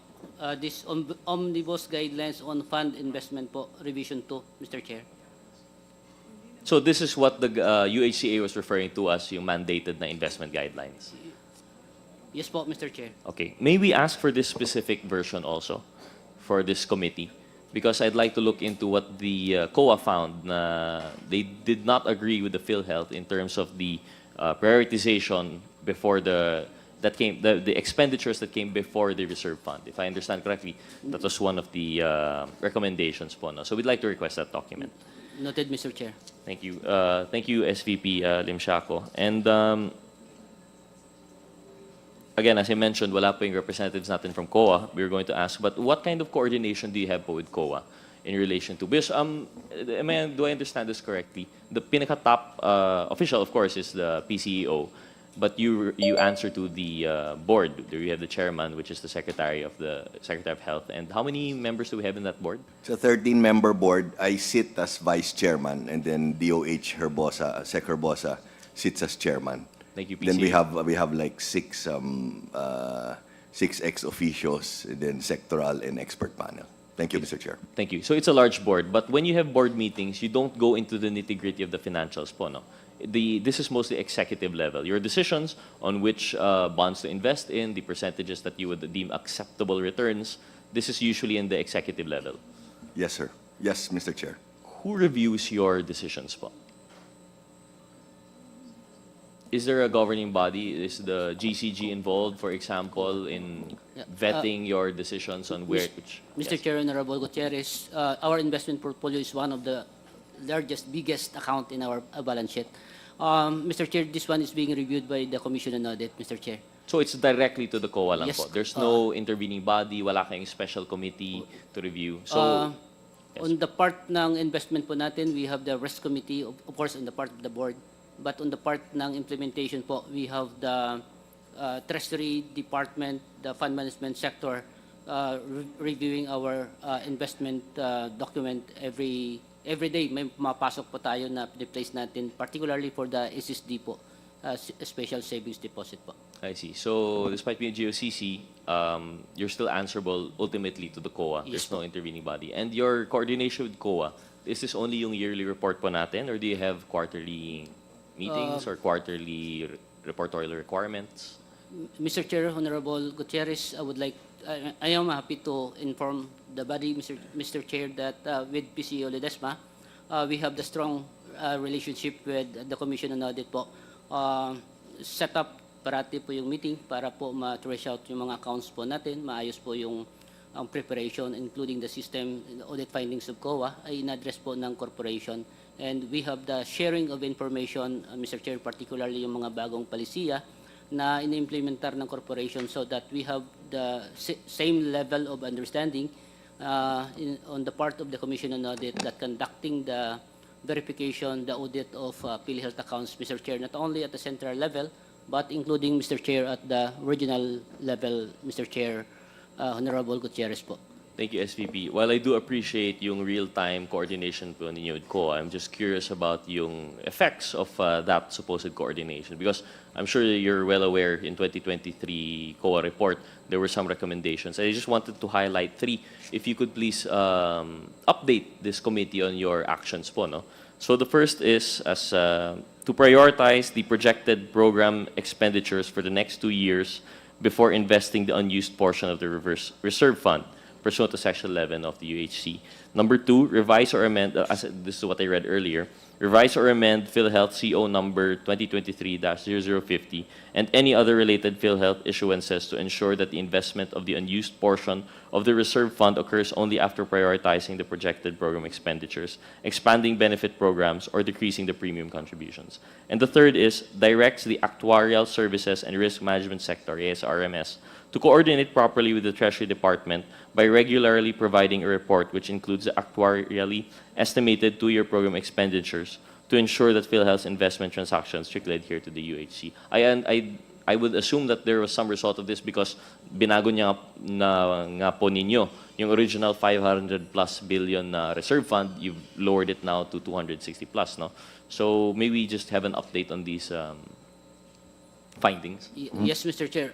Of course, we are following the Commission on Audit and our Treasury Department doing the compliance of this one, Mr. Chair, so that it can be addressed by the corporation. Of course, we are prioritizing, Mr. Chair, yung mga pangangailangan ng korporasyon para sa kanyang benefit payment, Mr. Chair. That's the reason why our money, we put 20% of our money to the special savings deposit because any time of the day na pangangailangan natin pambayad ay readily available po siya, Mr. Chair. And of course, on the coordination with the risk management, the actuarial office, Mr. Chair, we are closely coordinating with the Office of Ma'am Neri on the risk management, Mr. Chair, so that maayos po ang ating pagtrabaho in terms of putting the money na ma-secured po siya as this is the direction of the board, direction of the PCO Ledesma, Mr. Chair. Thank you.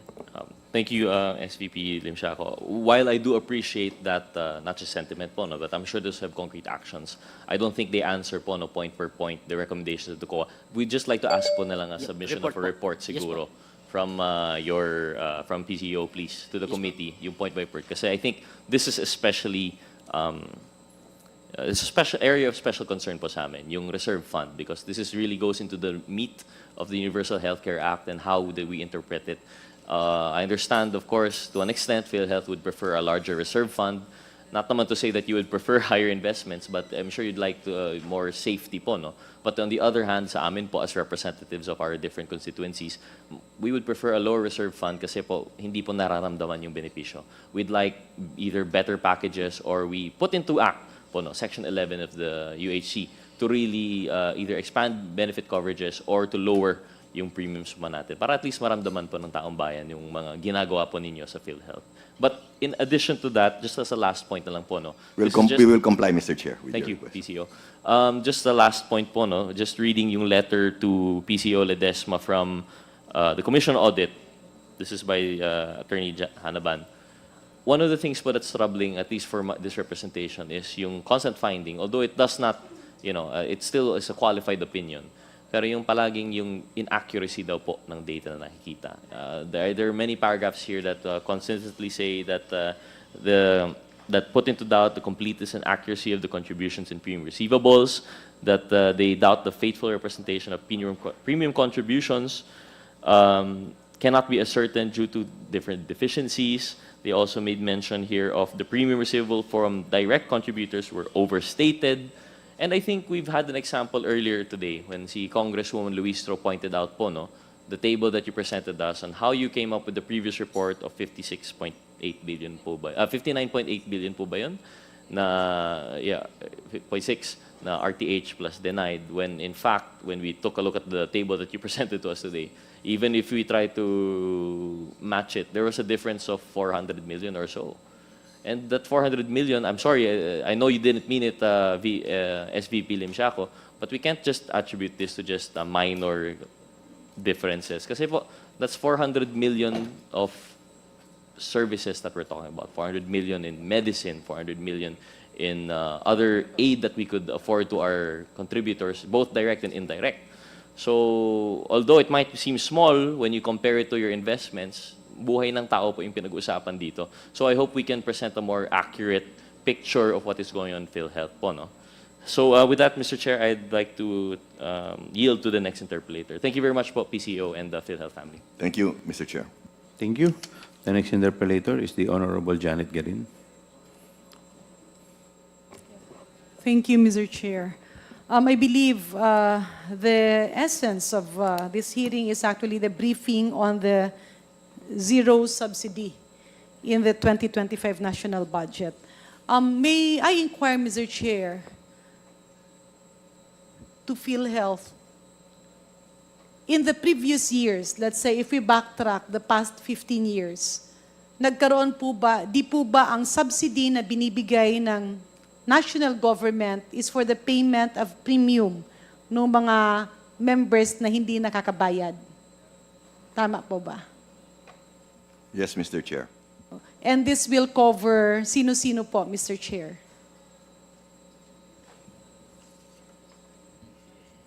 Mr. Chair, it will cover senior citizens, indigents, NHTS, and hindi ko makita. Pamana? Pamana, sorry, ang liit ng font. Yes. Pamana, ma'am, and what is this? Wala. Pamana would be the last one, Mr. Chair. Yes, so it's seniors, indigents, NHTS, at saka Pamana. Pamana, yes, Mr. Chair. When we say indigents, are these the 4Ps and the NHTS? Ito bang NHTS at indigents? Ito rin po ba yung mga 4Ps under DSWD? Mr. Chair, can I ask Sir Lem, our head of MMS membership, to address the questions, please? Sir Lem, can you?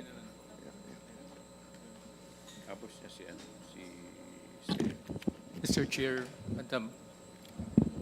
Yes po. Ito Please po state your name. I'm Lemon Untalan. I'm the Vice President for the Member Management Group. So ako po yung charge sa Okay. enrollment sa Okay. National Health Insurance Program. Okay, Mr. Untalan, you're recognized. Thank you very much pa. Yes po. Lahat po ng listahan coming from the DSWD, lahat yung listahanan, ito po yung National Health based on the National Household Targeting System. So the indigents, the NHTS is based on the DSWD listing, Mr. Yes Chair. pa. Kasama Will po- you agree with me in saying that this is a moving list? Ibig sabihin, kung may namatay, natatanggal sila sa lista. Tama po ba? Yes, yun pong yung listahanan po is snapshot po as we have learned. It is conducted every 4 years. Ang moving po dito ay yung pantawid beneficiaries. And yes po, na yung list po, possibility kasi affected po yung list for 4 years. So possibly po, within 4 years, meron po namatay doon sa listahan binigay po sa amin. So ibig sabihin, Mr. Chair, kapag merong namatay at hindi na siya, syempre, tatanggalin siya dun sa 4Ps. Ibig sabihin din, yung premium nung taong yon, ang kasama yung kanyang pamilya, ay natatanggal din, supposedly, sa lista ng PhilHealth. Tama po kayo. Okay. Kapag naman pantawid ka, at ikaw ay nakatawid na, I believe there's like a certain number of years where you are allocated the monthly subsidy. Yung iba naman pag may anak na nag-aaral, kapag na-graduate na yung anak, or nalagpasan mo na ito, di po ba natatanggal ka rin dun sa lista? Tama po ba? Honorable Chair, tama po. Sa pantawid po, because of that conditionalities na hindi na po siya, yung kunyari po, this year, meron po siyang isang pantawid beneficiary, may below 5, pero next year's nag-upgrade na, tumanda na po. So, possible po na mawala na po sa listahan. At di po ba, Mr. Chair, merong iba, kunyari 4Ps ka, tapos nalaman na meron ka na palang magandang trabaho, or nalaman na marami kang bisyo, umiinom ka, nagsusugal ka, di po ba natatanggal sa listahan? Tama po ba? Tama po kayo kasi every year po nagbibigay po ng Meron panibago. silang evaluation. Opo. So kapag natatanggal sila dun sa list, paano po yung kanilang premium sa PhilHealth? Dahil po every year binibigay po nila yung updated list of Pantawid beneficiaries. So hindi po siya So in simpler terms, pasensya na po kasi may iba pang magtatanong, paano po ang kanilang bayad sa premium? Kung wala na sila sa listahanan o sa Pantawid, ibig po sabihin ay natatanggal na rin sila dun sa lista na binabayaran ng national government in terms of premium payment. tama po yun, Mr. Okay. Chair. Just to laymanize, Mr. Chair, yung premium hindi po ba yan ay bayad sa enrollment? Tama po yun. Okay. So moving forward, how about the senior citizens? Hindi po ba na ang senior citizens, merong iba dyan, syempre nagtatrabaho, may sariling negosyo, o yung mga lifetime members sila, kasi marami naman tayong working senior citizens. O yung iba, let's say, nagiging elected official, or kagaya ng ating mga kongresista na senior citizen, di po ba yung premium nila ay sariling nagbabayad ang kumpanya, o yung employer, or sila mismo kapag self-employed? Tama po ba? Mr. Chair, tama po yun until they have reached the age of retirement. Kagaya po ako, 63 years old, I'm already a senior citizen, so I continually pay my premium. Hati po From ng- your employer Yes po. and you. Yes So po. ibig sabihin, kunyari, ilan ba yung senior citizens ngayon based sa PSA? It's 7.7 or is it 8 million? Based po doon sa More? recent po na census na binigay po sa amin, roughly umaabot po ata ng 11 million yung Filipinos who are 60 years old and above. Okay, so we have 11 million senior citizens. Tama po ba ang sinasabi ko na kapag pinag-uusapan ang subsidy na galing sa national government, kapag prinipresenta po ng PhilHealth, ang presentation po ay based sa number of senior citizens, kagaya niyan, 11 million. Number of indigents, kung ilan yan. Number of Pantawid members, listahanan, at yung mga nasa NHTS, at yung pamana. Tama po ba? Tama po, Mr. Chair. In other words, it is an estimated number. Tama po. Kapag naibigay na yung subsidy ng national government through the Department of Health, nagsisimula na po yung enrollment ng PhilHealth by using actual names and actual people. Tama po ba? Tama po kayo. Kunyari, meron kang senior citizen. Let's say sa 11 million, meron dong 5 million na nagtatrabaho pa or may sariling negosyo at sila ay amo at nagbabayad din. Ano po ang nangyayari doon sa kanilang subsidy? Yung pong subsidy ng gobyerno na dapat gagamitin sa pag-enroll sa kanila.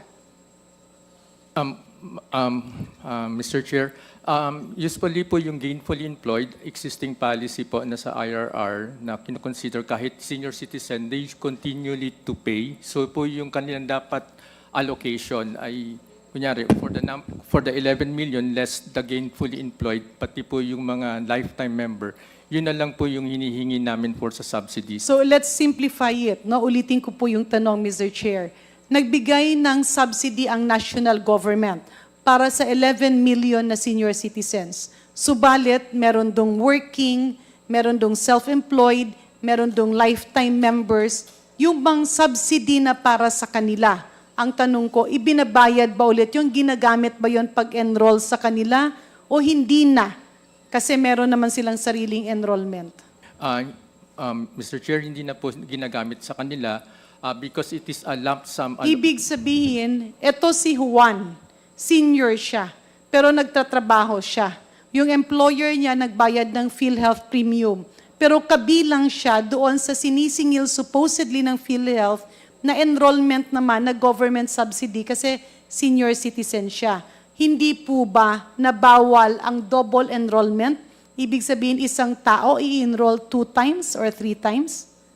Yes po. Okay. Bawal po yun. Bawal po yun kasi sa proposal po namin, ito po kunyari 11 million po yung senior citizens, tinatanggal na po namin yung mayroong gainful employed during a cut-off. Kunyari, last When year, did this start na tinanggal yun? basically po, during our proposal to DBM for Filipinos who are already senior citizen, yung proposal ho namin, tinatanggal na po namin yung base sa database namin na gainfully employed tsaka Okay. lifetime. But when did this start? Anong taon po ito nasimulan na medyo nalinis na yung datos?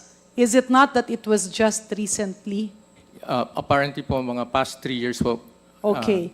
Pero, nagsimula po ang ating Senior Citizens Law, correct me if I'm wrong, was it sometime in 2014? Na-approve po siya way back 2015 po. Late December po yun. 2015, 2014 po, tama kayo. Okay. 2014, last quarter po, signed into law po yung... So, napirmahan yung batas ng senior citizens 2014. Pero di po ba, Mr. Chair, maski may batas na, kailangan ng IRR or Implementing Rules and Regulations. Kailan po nagsimula ang IRR ng Senior Citizens Law? If I remember po, mga early 2015 po yun. Tapos na siya? Or was it in 2000? Kasi po, it was signed into law in late 2014, last quarter September po. of 2014, to be Tapos exact. may IRR po yun. Ang lumabas po sa amin na circular is about late that year din po. 2015. Okay. And when we talk about the budgetary processes, Mr. Chair, hindi po ba kapag pinag-uusapan ang budgetary process, kapag ginagawa mo ang budget, ay that's for the succeeding year. At ito ay sinisimulan between the months of March and April. Usually March nagsisimula. Ibig sabihin kung yung IRR ay nagawa noong 2015, pero napag-usapan na yung batas. Kasi 2014, inapprove yung batas. 2015, may RRR. Hinabol. O, lagay na natin 2015 para umatras, although it was 2016. So, dahil may IRR na, dun ka papapasok sa budgetary requirements. So, magpro-propose ka pa sa DBM at dun pa dadaan hanggang kabinete, hanggang Kongreso at Senado. Subalit, kung kunyari nangyari ito, natapos na yung proposed budget or yung tinatawag natin na NEP or National Expenditure Program at hindi siya nasama doon, so maghihintay na siya sa next year. Hindi po ba ganon? And that's very basic to the members of Congress who are actually involved in the budgetary process. Ang tanong, Mr. Chair, kung kunyari na pondohan yan,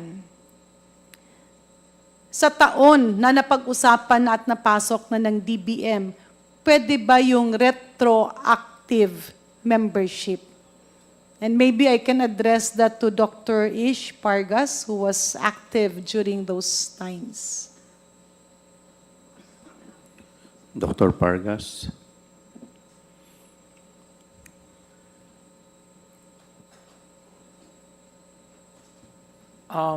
Mr. Chair, I am not so sure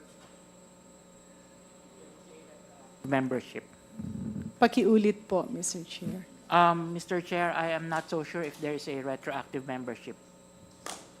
Because, Mr. Chair, definitely there is none. No, para lang po malinawan. Ang nangyari po kasi sa PhilHealth, nung inapprove pa lang yung batas, inapprove pa lang on third reading sa Kongreso at sa Senado, nag-start na silang magbilang. And I'm not referring to the leadership of PhilHealth now, but I'm referring to the officials of PhilHealth who were already there at that time. And I can clearly remember Dr. Pargas was one of them. He was there. At kasama rin siya dun sa mga gumawa ng ganitong kwento. Na sa pananaw ko na personal, Mr. Chair, ay mali. Bakit? Nagkaroon siya ng subsidy, let's say 2016. I believe that was 2015 or 2016.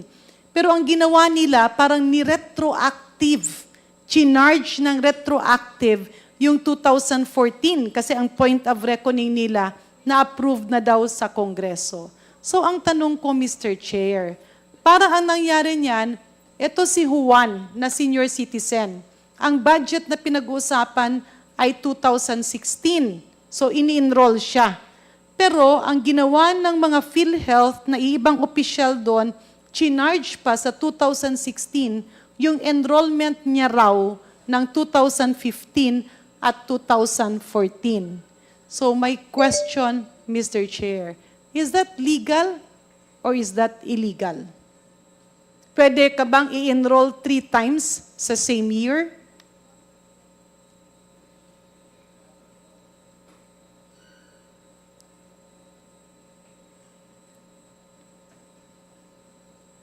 So anybody from PhilHealth who can answer Sino this? pong po pwedeng sumagot?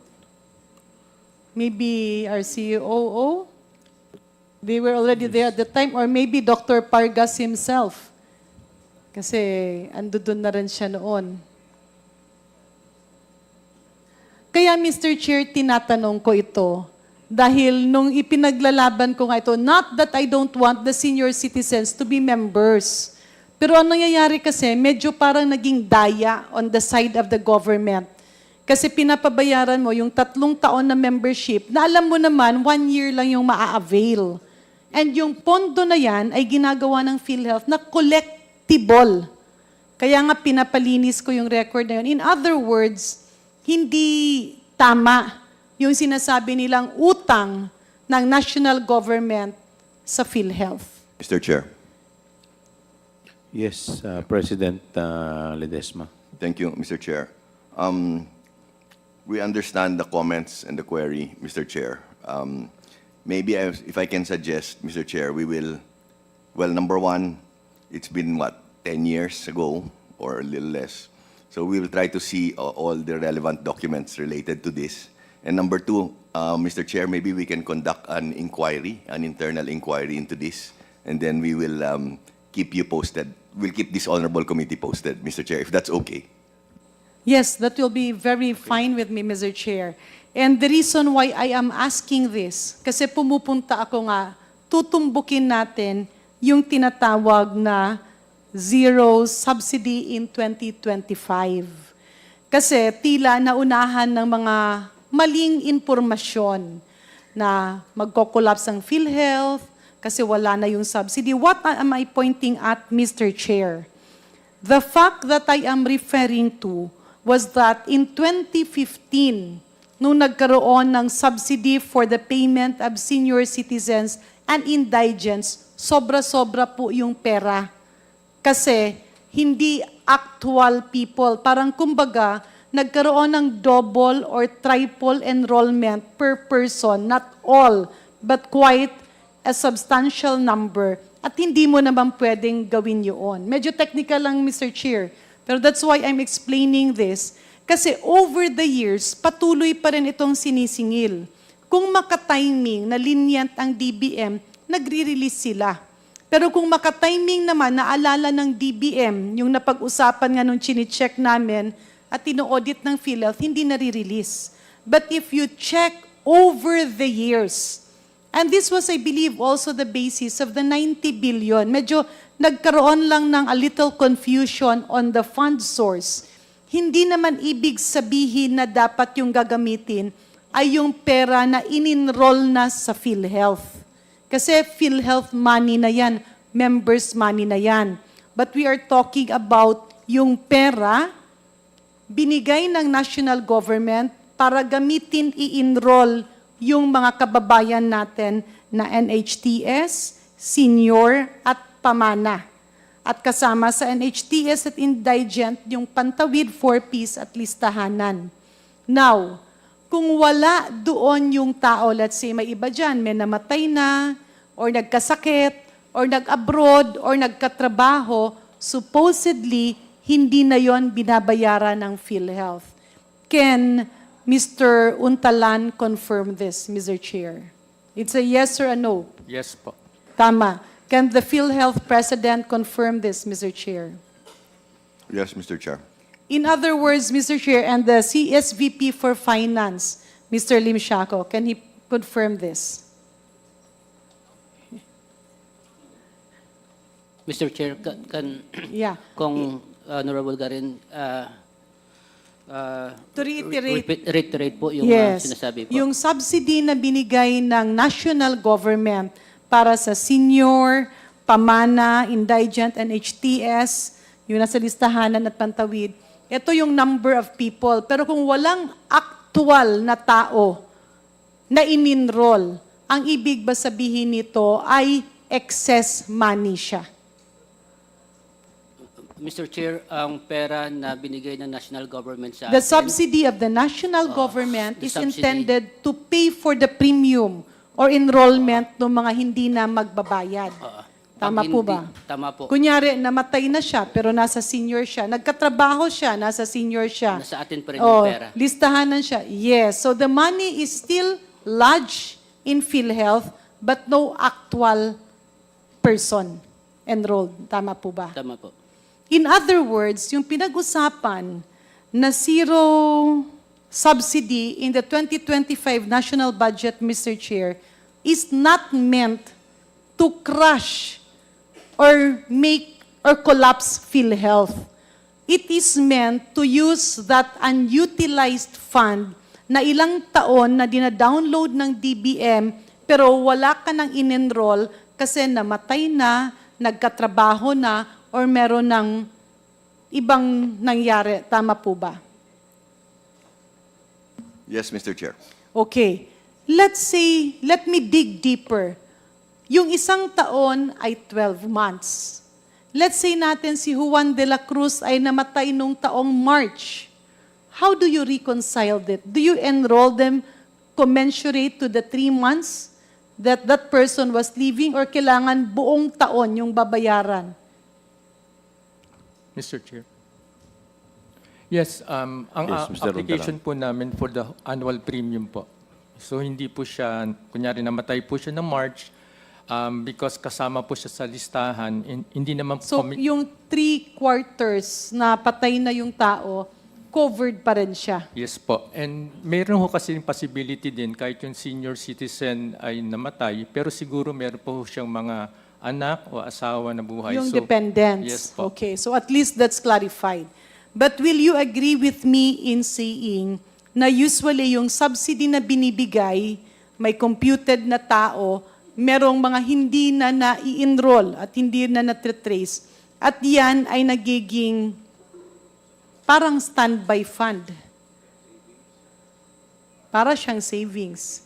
And part of those funds ay ini-invest nyo. Tama po ba?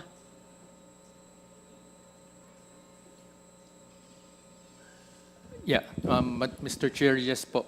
Yun po yung possibility. So in other words, hindi totoo yung mga malisyosong comment na magko-collapse yung PhilHealth dahil dun sa zero subsidy. Inaayos lang siya dahil marami ang advance payment pero walang na-enroll.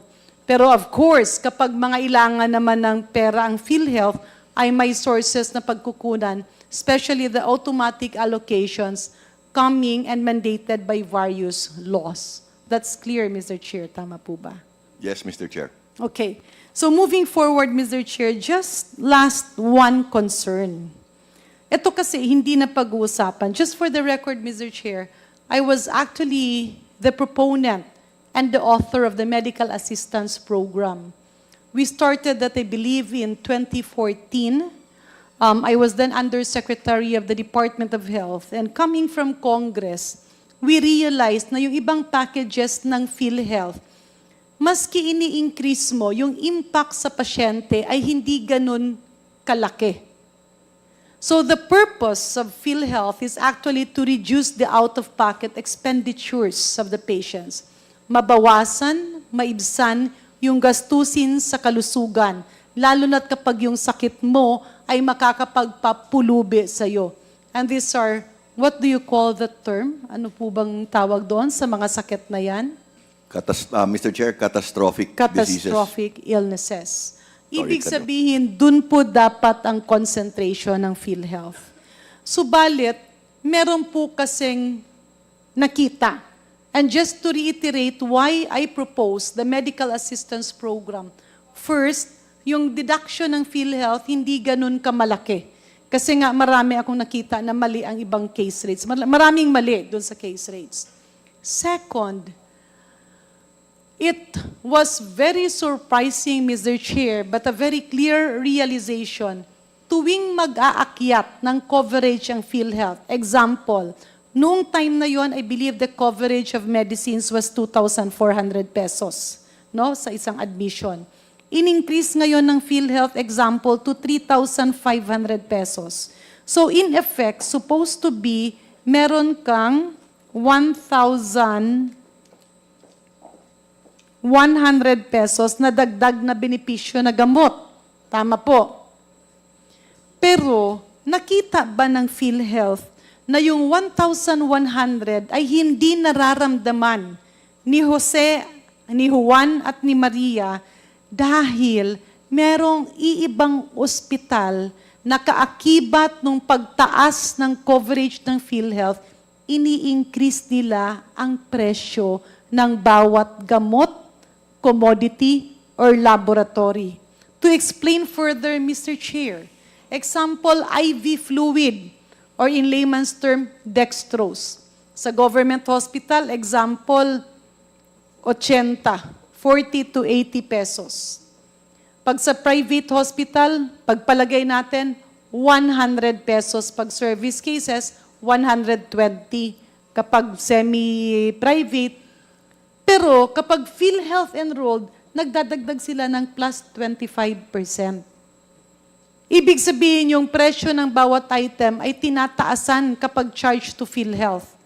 Ang katwiran ng iba dahil daw utang at matagal magbayad ang PhilHealth. But what is more surprising is that nung i-expand ng PhilHealth ang coverage, ang ginagawa nila is tinataasan yung presyo. So yung example, I just can't remember the exact figures. Example, yung coverage ng medicine was 2,400. Dinagdagan ng 1,100, naging 3,500. Ang ginawa naman, hindi naman lahat, but it's a very rampant practice. Ang ginawa ng ibang mga hospital, tinaasan nila yung presyo ng bawat gamot. So much so na yung epekto sa pasyente ay wala din. In other words, this is an issue that should really be looked into. Kapareho po ito ng medical fees and professional fees that we referred to Secretary Herbosa and to ASEC Domingo that was supposed to be complied for 1 month. Pero hanggang ngayon ay wala pa rin pong report or they have not reverted kung ano na po ang nangyari doon. That's why earlier I was emphasizing the phrase, walk the talk.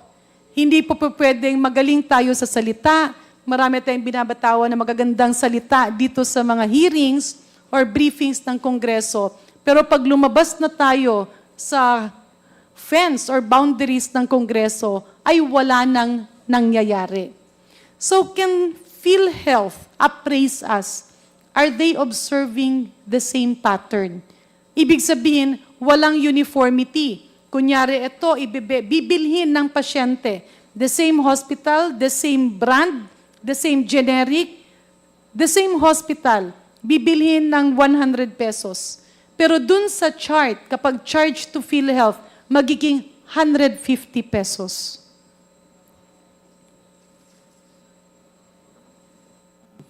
Mr. Chair. Dr. Pargas. Yes, Mr. Chair. Yes, Honorable Garin, we have heard those mga kwento po that the hospitals are actually increasing their prices as we also increase our coverage or expand our coverage. So, what did PhilHealth do about this? Ano po ang ginawa natin? And even DOH, since the Secretary of Health sits as the chairman, ano po ang naging reaksyon natin dito? Mr. Chair, yes, Congresswoman Garin. One is we actually have implemented the no co-payment rule, especially for those who would opt to be admitted in a ward or basic accommodation. And right now, we are also doing a staff work on how we can actually come out with a policy on co-payment. And this one is... I'm sorry ha, Mr. Chair. Dr. Ish Pargas, when you say co-payment, ito ay binabayaran ng pasyente. Tama? Yes po. Okay. Pero ang nangyayari kasi, binibigyan sila ng mga reseta at sinasabihan sila, bumili kayo sa labas dahil cut off na dito sa hospital.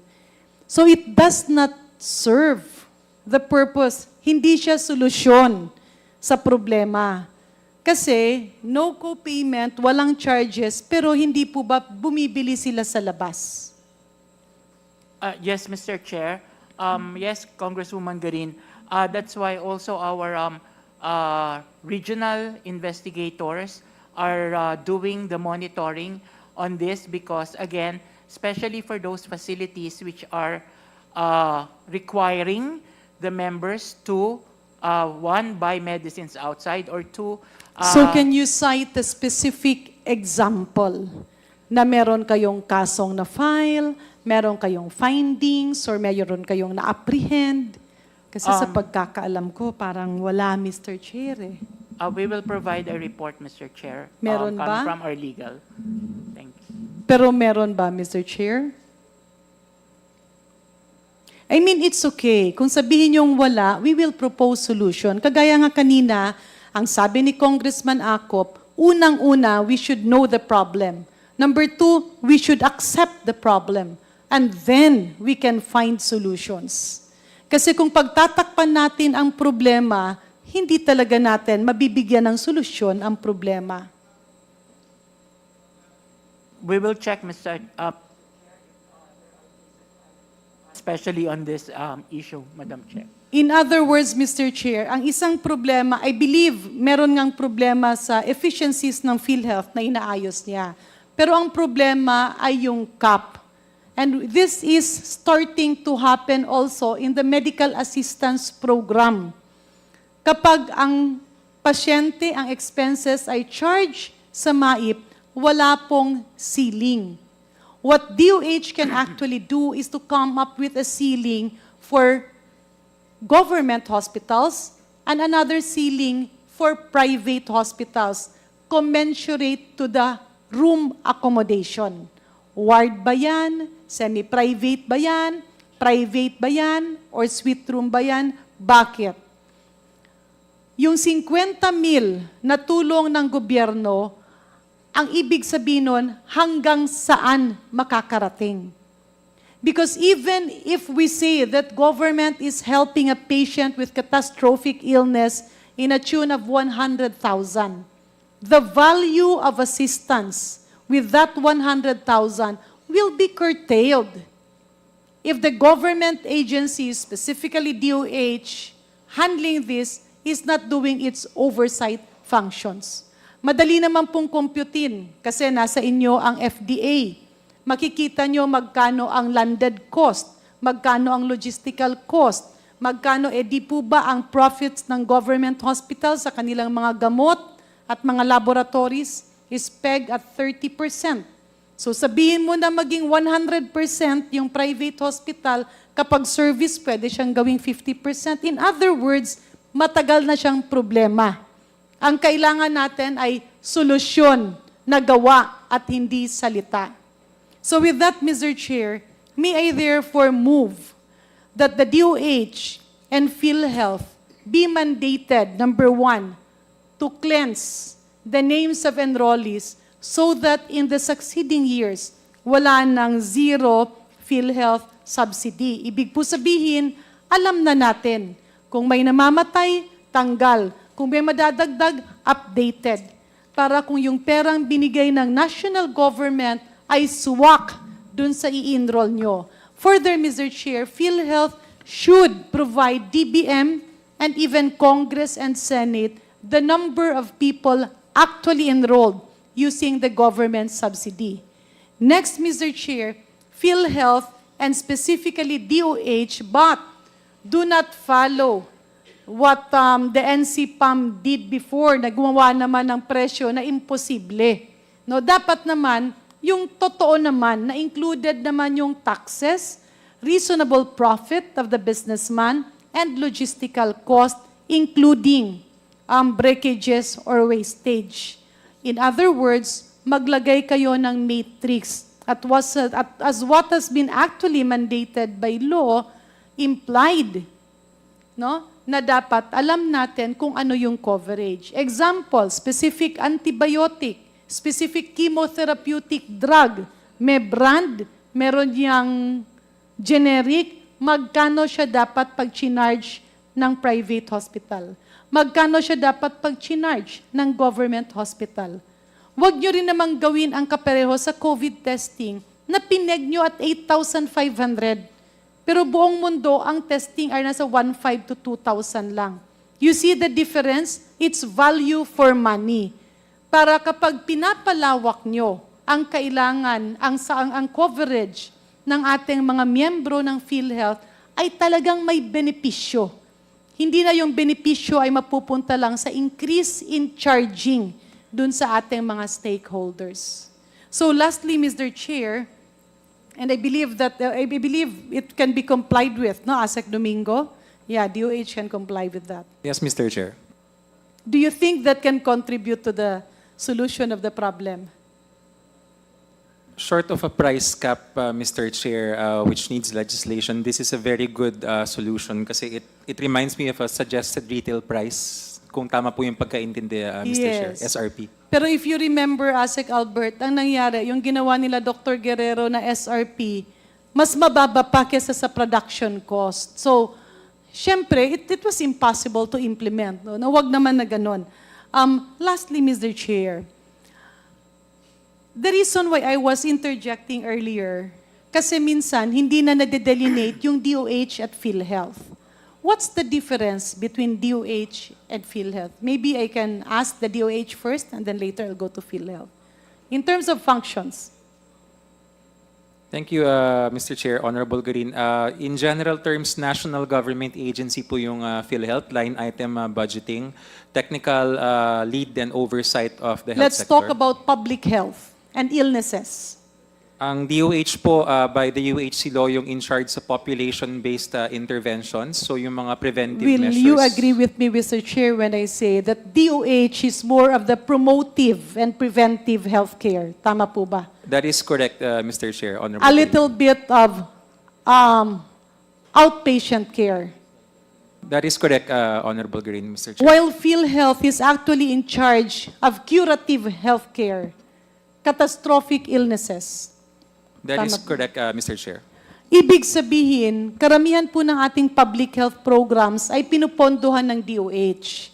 At ito naman kapag ikaw ay nagkakasakit na nasa ospital ka or kailangan mo ng outpatient intervention na mga mahal, kagaya ng MRI, CT scan, radiation therapy, chemotherapy, and catastrophic illnesses, yun naman ang gagawin ng PhilHealth. Because as an insurance, ayaw natin na mamulubi ang isang taong nagkakasakit. That's very clear. The delineation is clear, right? Yes, Mr. Chair, Honorable Garin. I believe, Mr. Chair, ang isang problema, minsan nakakalimutan ito. At ang nagiging problema, minsan may mga pumapasok at nagbabago ang administrasyon na ang PhilHealth ay ginagawang pampolitical programs. Just like I was observing before when the former Secretary Obial, ordered PhilHealth to conduct like an executive check-up assessment with medicines, I believe, to 20 million Filipinos. Pero ang gagamitin na pondo ay yung pondo ng mga enrolled members. In other words, ito kasing preventive and promotive healthcare ay pinagkakagastusan ng DOH. Ang DOH ay bumibili din ng mga gamot, bumibili ng mga wheelchairs, nagbibigay ng mga laboratory equipments, nagbibigay ng subsidy. In other words, dito pumapasok para yung PhilHealth mas ma-enhance nyo na kagaya meron ka diyang kailangan magpa-bypass, dapat halos walang bayad yan. Yung magpapatransplant, halos walang bayad yan. Yung cabbage, yung mga major operations, that should be the delineation. Kasi nag-overlap na eh. In other words, hindi kaya ng PhilHealth na lahat ng problema sa kalusugan ay siya ang sumalo. Hindi rin naman kaya ng DOH na yung mga gastusin sa loob ng ospital ay sa DOH. So if PhilHealth and DOH can delineate the tasking to avoid overlapping and duplication, then, Mr. Chair, we will have a more effective public health care. even private healthcare. So those are just my requests and recommendations, Mr. Chair. At sana dun sa next hearing ay mabigyan tayo ng update where we are in those requests para po matugunan na ang problemang yun. Ay, sorry Mr. Chair, last comment na lang. Earlier kasi si Asek Domingo mentioned the revival of the FEC. But the Formulary Executive Council, when they were also operational, nasa mga minimum of 3 years din eh. Yung decision nila for inclusion in the PNDF. In other words, history will tell us na hindi rin ganun unless time-bound at hindi sila consultant lamang na magmi-meet kung kailan lang. My question is, will it not be a violation of the UHC law? Kasi sa UHC law, although mali yun, I'm not saying I agree to that, masyadong in-empower yung HTAC. Tapos linagay pa sila sa DOST na hindi na ngayon mapupukpok ng DOH.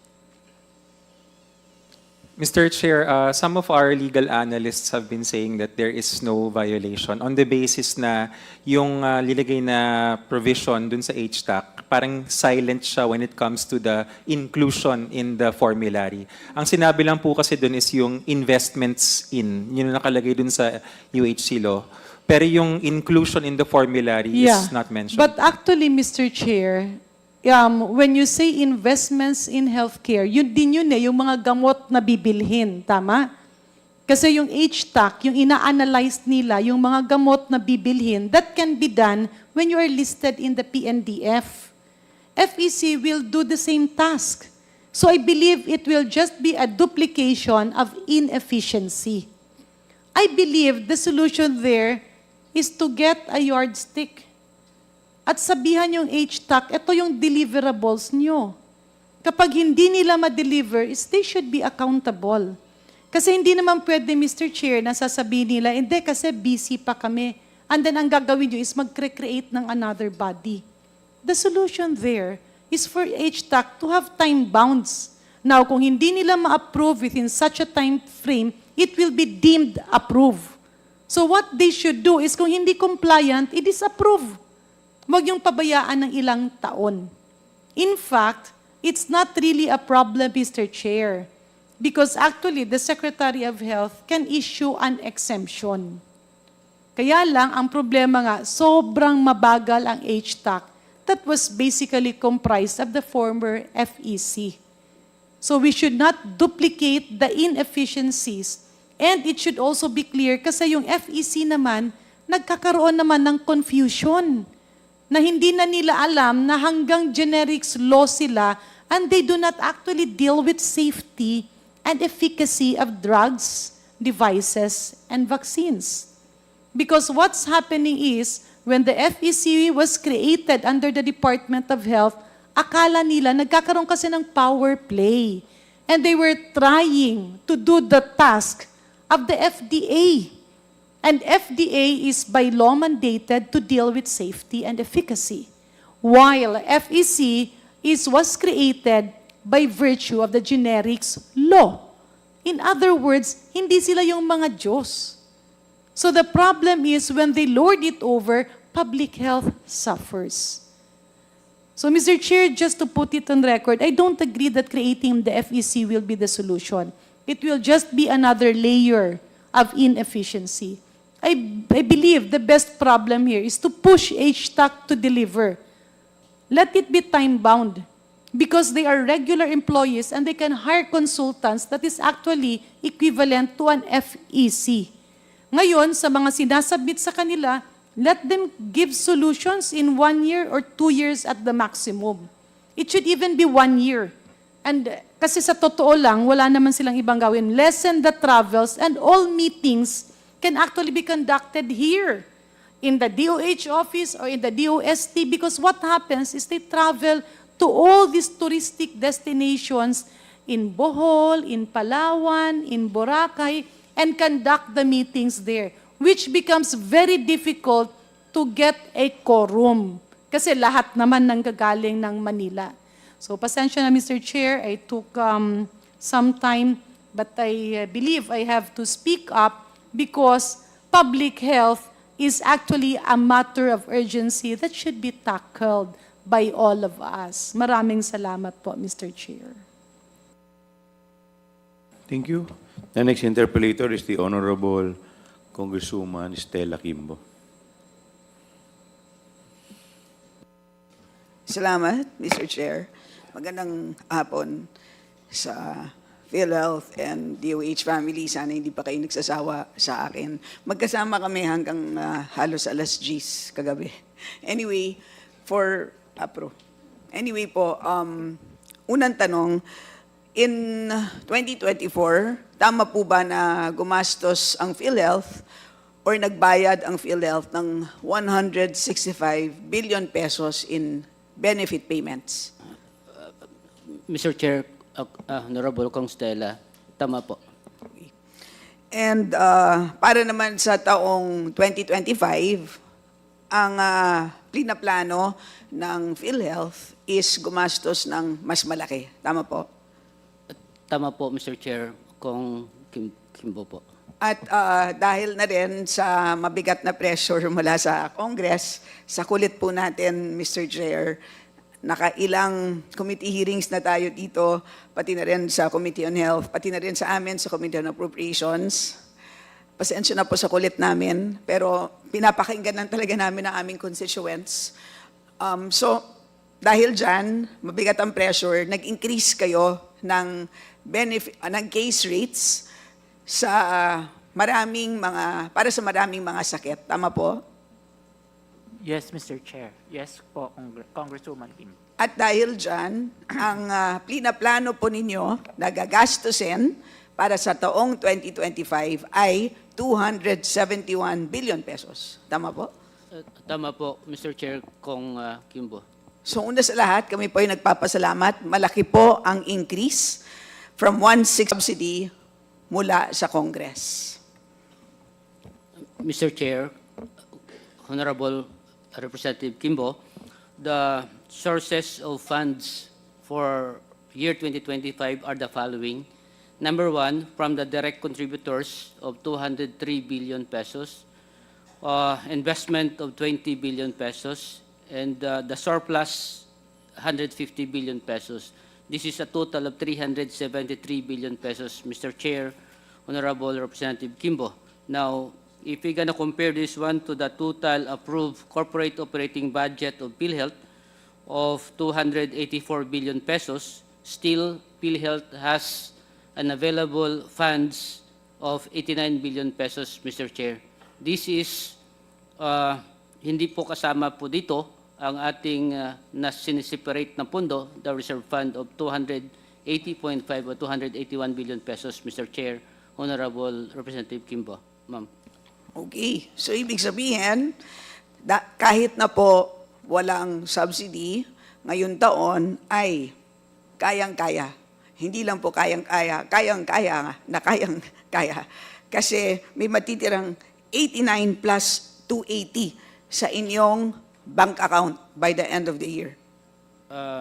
At hindi pa natin binibilang ang investment income for the year 2025, which would be roughly, if we are to make the same amount of money, so conservative na po yan, 20 billion. Portfolio, available Yes or na siya no ng lang. December. Simpleng tanong, di ba? Sabi mo, may available na 373 billion pang gastos. Ang gagastusin natin next year is 84. 84. So may matitirang 89. Pero labas pa po dyan yung 280 billion na reserves.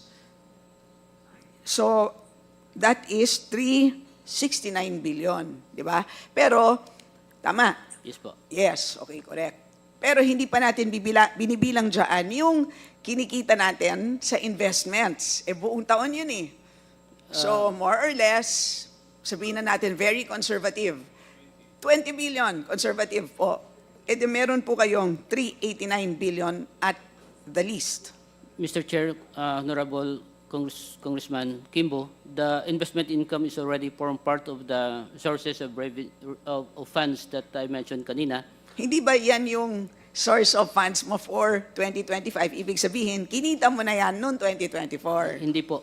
Ito po ay projected po.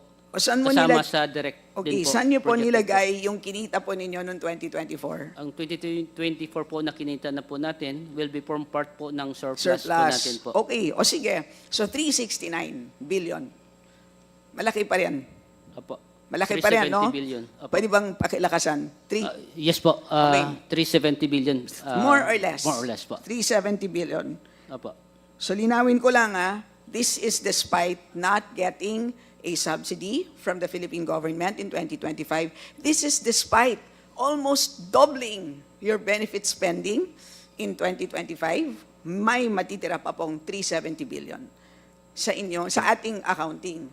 Opo. Pero meron ka pang hindi kwento sa atin dahil meron ka pang kulang-kulang 101 billion na unused na SARO. May 80 billion na unused SARO at may 21 billion na unreleased appropriations. Tama po?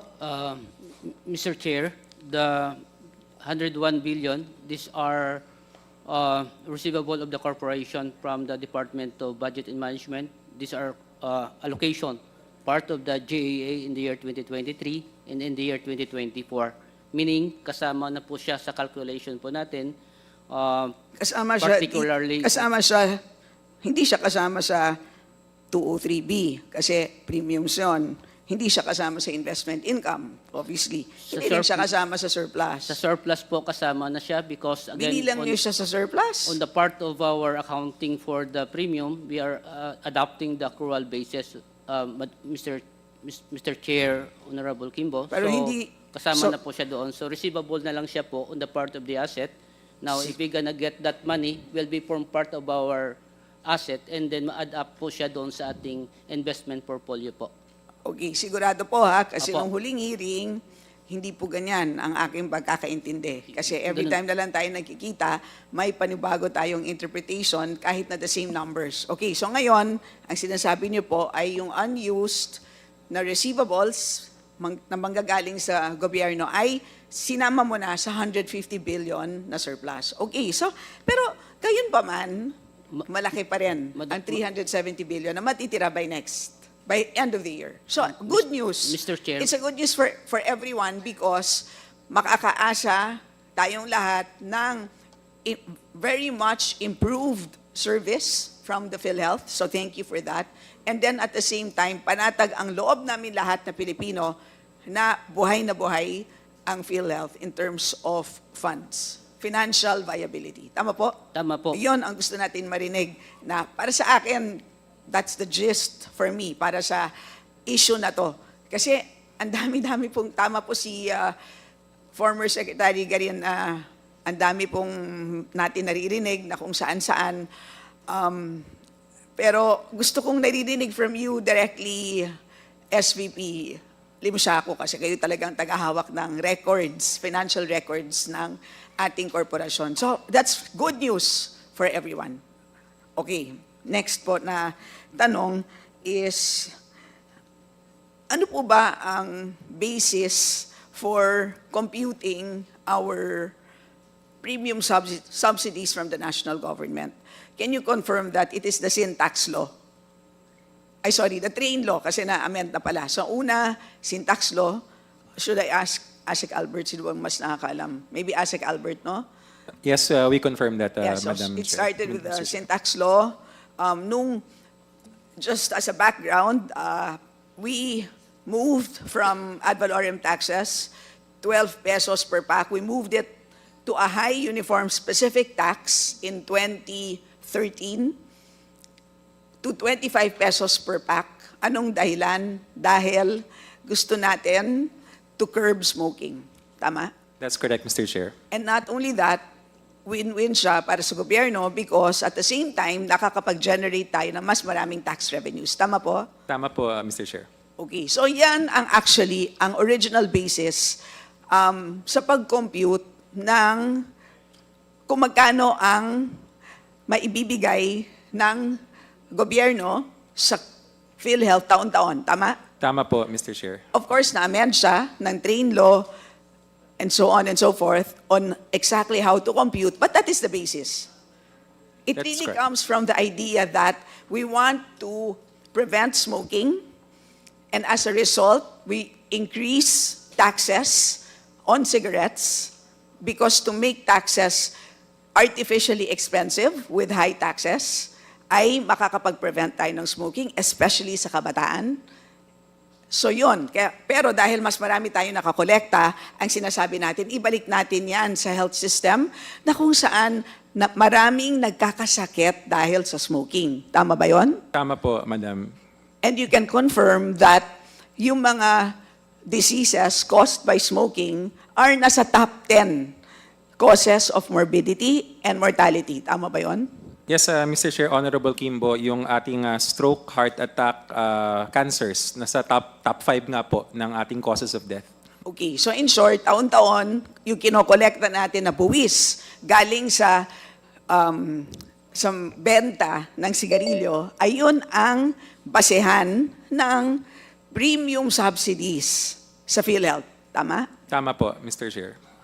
Okay. Ang tanong ko sa iyo, Asek Albert, alam ko ikaw ay isang eksperto sa health policy. Sa iyong pagkakaalam, yun ba ay kung yan ang ginamit na computation ng isang private health insurance company, ay yan ba ay typical? Kasi nagko-compute ka ng premium contributions, ang basihan is tax collections. Ganun ba ang mga private health corporations? Halimbawa, may mga Sun Life, etc., etc. Ganun ba sila mag-compute ng mga premium contributions na charge sa kanilang miyembro? Mr. Chair, Honorable Kimbo, hindi po ganun sa private. Hindi ganon, di ba? Ang nangyayari po sa atin dahil No, kinocompute so let's just do it slowly, no? So, hindi ganon. So, tama, Hindi po. I agree with you. Ano ang basehan ng typical na health insurance program or corporation sa pag-compute ng premiums nila? Anong mga basehan? Kahit na broad terms lang.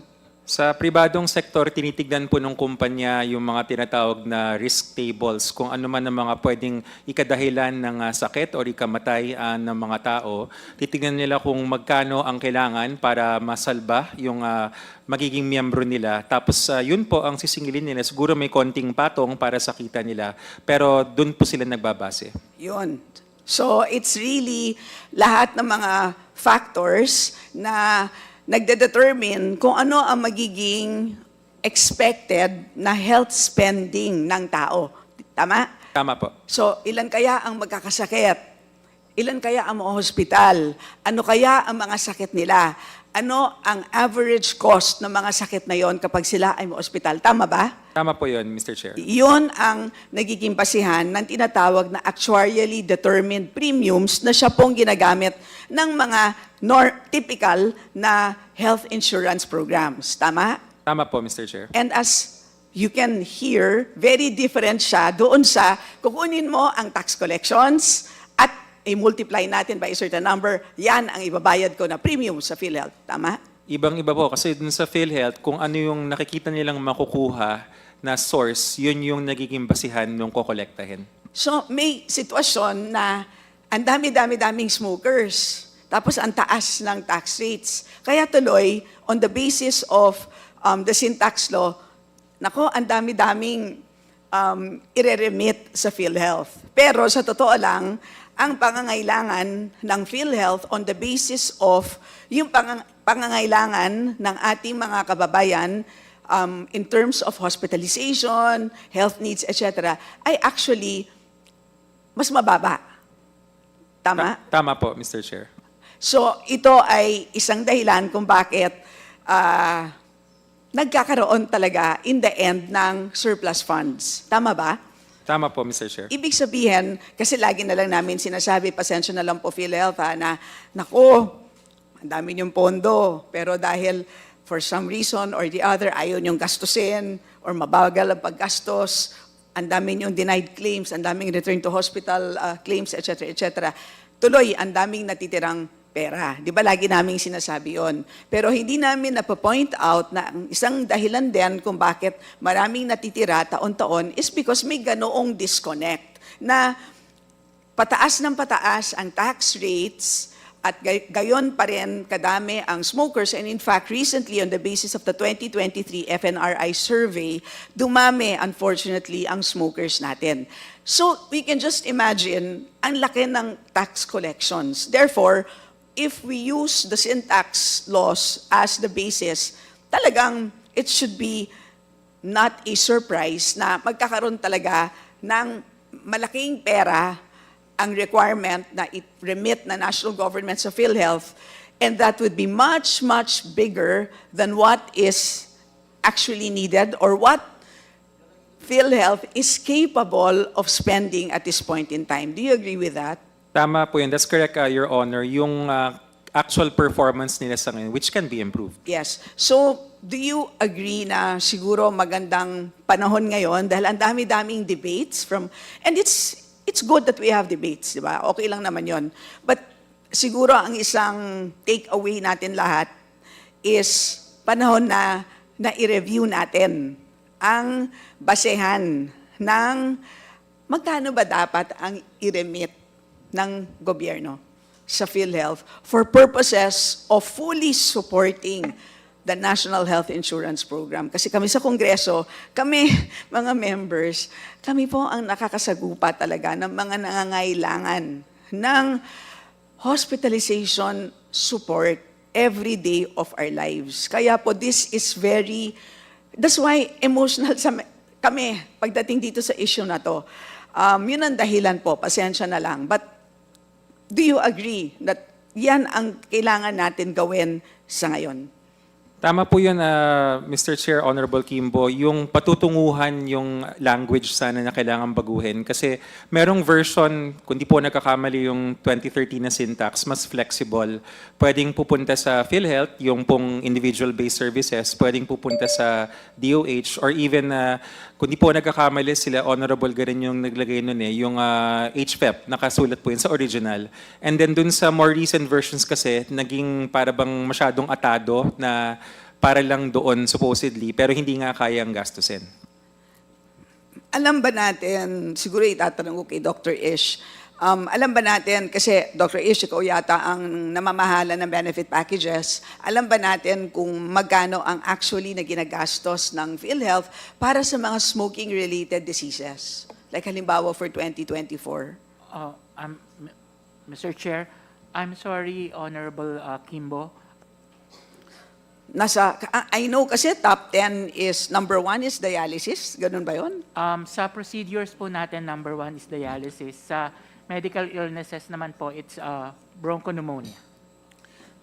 So, can you just submit to us, yun nga po, Smoking-related diseases. ano ang estimate po ninyo ng lahat ng ginastos po ninyo in the last 5 years na matitease out yun naman yun sa sobrang complicated ng case rates, di ba, na smoking-related, para malaman natin. Kasi we really need to know, kasi that's the intent of the sin tax law.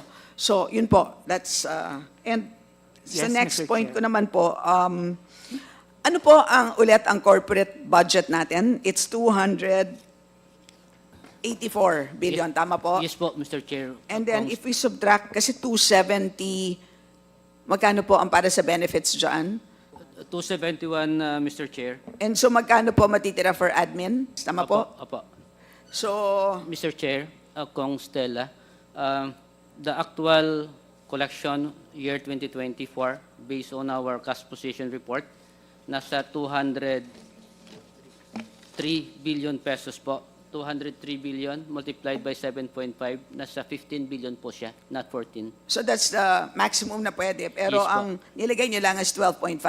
Opo. And of that, 5.8 is for your salaries and benefits. Yes po. Okay. So nakabase pala siya sa premium collection. Yes po, Mr. Chair. So, iyon din ang dahilan kung bakit tuwing nagpupunta kayo dito sa Kongreso ay talagang pressured kayo na kailangan malaki ang makuha natin na subsidiya mula sa gobyerno. Tama? Tama po, Mr. Kasi Chair. kung halimbawa na zero kayo, ang laki ng ibabagsak ng inyong admin expense. Tama? Kasi ngayon 12.5 billion ang pwede. Zero kayo this year. So next year, magkano ang magiging maximum? Ang maximum ngayon, sorry, is 15 billion, right? Mr. Chair, if we can collect the estimated 203, Yes. and ito po yung pinaka-base po Okay, natin. times? Times 7.5, more or less nasa 15 billion pa rin po. Oh, okay. So, yun ang maganda. Dahil sa, well, kumbaga, looking at the glass half full rather than half empty, ang isang magandang effect ng zero subsidy is that ngayon, nape-pressure kayong mangolekta ng premiums na direct. Tama ba ako? Kasi last year, magkano ang kinolekta ninyo na direct premiums? Sa direct po ay nasa 100, it's definitely less than 203, tama? yes po. From the hindi ito. The other one. Madam Chair, if I may. 200 ano na lang, Madam Chair, 204 minus 9. That's from the direct, Madam Chair, Mr. Chair, 195 more or less, Madam, Okay, Mr. Chair. so pressured kayo to increase your premium collections by about 9 billion pesos so that you're able to at least maintain your maximum ceiling. Tama po? Yes po. Yun. So, yun ang something that kailangan natin abangan. By next year, wala na po ako dito. So, iniiwan ko po na baon sa inyo na sana tanungin ninyo next year kung ano nga, or by the end of the year, kung ano magiging premium collections nila if indeed na-hit nila yung target collections. Ang next ko po, Mr. Chair, is para lang maliwanagan tayong lahat, no? Yung ano nangyayari sa premiums kapag hindi magamit? Kasi halimbawa ako, madalang po ako hospital. Pero taon-taon, nagbabayad kasi salaried kami, di ba? So kami po ay subject to the 5% times 100,000 ang maximum ceiling, di ba? So 5% of 100,000 per month, naghuhulog kami ng 5,000 pesos times 12, 60,000 pesos. However, hindi po ako halos na ospital. So, yun ang siguro ang palaisipan ng maraming tao, especially yung younger workers. Ano ang nangyayari doon sa unused premium ko sa taon na to? Mr. Chair. Maybe, sige po, sino pwede magpaliwanag? Pwede bang si Asek Albert? Yes, Mr. Chair, Honorable Kimbo, sa isang pay-as-you-go system or parang paluwagan, kung di ka nagkasakit sa ngayon, may iba pong dapat na gumamit nung inyong binigay. Dahil ang usapan ay, pag tayo naman ay tumanda at lahat naman tayo ay tumatanda, babaliktad. Merong ibang mas bata na siya namang malakas sa pangangatawan na nagbibigay ng sweldo na siya namang gagamitin natin. Or para mas madaling tandaan, sa loob ng pamilya natin, kung meron tayong lolo't lola at lahat tayo ay meron, siya yung gumagamit nung hindi natin nagagamit na hinuhulog natin. Okay, in other words, good night na yon para sa akin, right? Opo. At iniisip ko na lang na sinasubsidize ko naman yung lolo at lola ko. Maaaring na-hospitalize, di ba? So, ganon. That's, Congresswoman, yun ang ibig. Yes, Can I just give you 2 more questions? yes, I'll just very quickly. Okay, pasensya na po at medyo Yes. may ano lang po. May Yes. kompromiso lang po. How many Thank you po. minutes? 5 minutes? Okay, sige. Okay, thank you po. So my point being, para lang naiintindihan ng tao, kapag for 1 year naghulog ka at hindi nagamit, yun ay hindi naaasahan ng members na makuha as savings. Tama ba yun? Tama po, hindi Because pwedeng that's how- savings. Because hindi that's pwedeng how an insurance system works. Tama po. So ganon. And if in case, like in the situation of PhilHealth, ay meron pang excess funds at the end of the year, ang tanong yun, mapapakinabangan ng mga Pilipino. Yun ang tanong, di ba? Opo. So, kaya, ayon sa batas, there are 2 things. One is, dagdagan mo pa ang benefits or babaan mo ang kokolektahan mo na premium sa susunod na taon. So tanong, alam naman natin na nag-expand kayo ng benefits at ginagawa niyo yan, especially this year, na bonggang-bonggang pag-increase. Pero tanong, nagbaba na ba kayo ng premiums? Press Mandy? Not yet po. Not yet, Mr. Chair. So, yun ang dapat natin lalong isipin. Di ba? Lando na nga sa batas yun di ba? So, in fact, panawagan nga yun ni Speaker, sabi niya, pag-isipan ninyo, di ba? Pwede naman mag-moratorium dahil sa totoo lang, ang dami pang natitira na pondo. So, kasi nga, ang isang health insurance program, pero social health insurance program kayo Asek Albert, magkano ba dapat ang tubo ng isang social health insurance program? 0 po ang tubo ng isang social health insurance program. Wala dapat tubo, di ba? In fact, may reserves kayo na 280 billion, pero maximum reserves ito sa ilalim ng batas. So, a few more minutes, ubusin ko na po. Ano po ang... sa ating, may special provision po tayo sa GAA 2024 na you are required to undergo or to have an actuarial validation. Ito po ba ay ginawa natin? Mr. Chair, may I? Yes, please, please identify yourself. Okay, Nerissa Santiago Melissa po. Santiago. Yes. Okay, please. Okay, thank you, Mr. Chair. Thank you, Honorable Kimbo. Yun po sa actuarial valuation, we had a consultant in 2024 na gumawa po at nag-review po ng aming valuation for 2024. So, Ano ang kanyang findings? So far po, even prior to that, meron po kami mga reviews. May mga improvement po in terms of how we will be conducting the valuation, yung mga assumptions. But in totality po, wala naman po major finding. Wala siyang finding.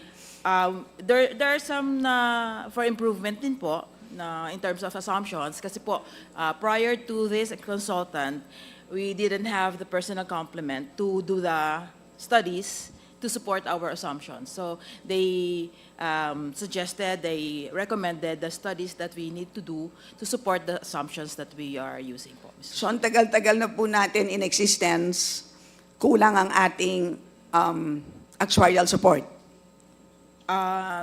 When you say, Mr. Chairman, you say actuarial support, you mean the personal complement po? Yes po. It was only last year that we had additional 5 personal complement, courtesy po of the approval ng GCG in 2021. Pero Mr. Chair, obviously, ito ay isang dahilan kung bakit tayo nasa ganitong sitwasyon na ang PhilHealth ay nagiging investment bank na at nakakalimutan ang mandato. Kasama tingin ko yon, kasama ang kakulangan ng actuarial studies at dapat regular yan Kasi siya ang makakaalam kung gaano kababa ang pwedeng ibaba ng premium contributions. Kasi sa ngayon, ayon sa batas, kahit wala tayong ginagawa, pataas ng pataas ng pataas. Every year, merong automatic increases. Buti na lang hanggang 2025 na lang. But that's how it is. Pero clearly, hindi naman yan based on actuarial factors, di ba?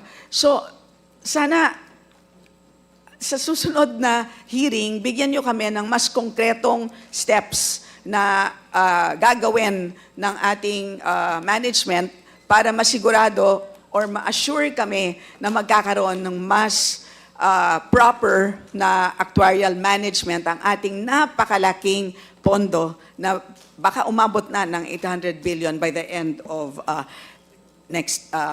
of this year. So finally, just to wrap up, isang tanong na lang siguro kay Asek Albert, kung meron kang gripo na may tumutulong tubig at meron kang timba na sumasalo doon sa tubig at napuno na ang timba dahil nakabukas ang tubig, anong dapat natin gawin?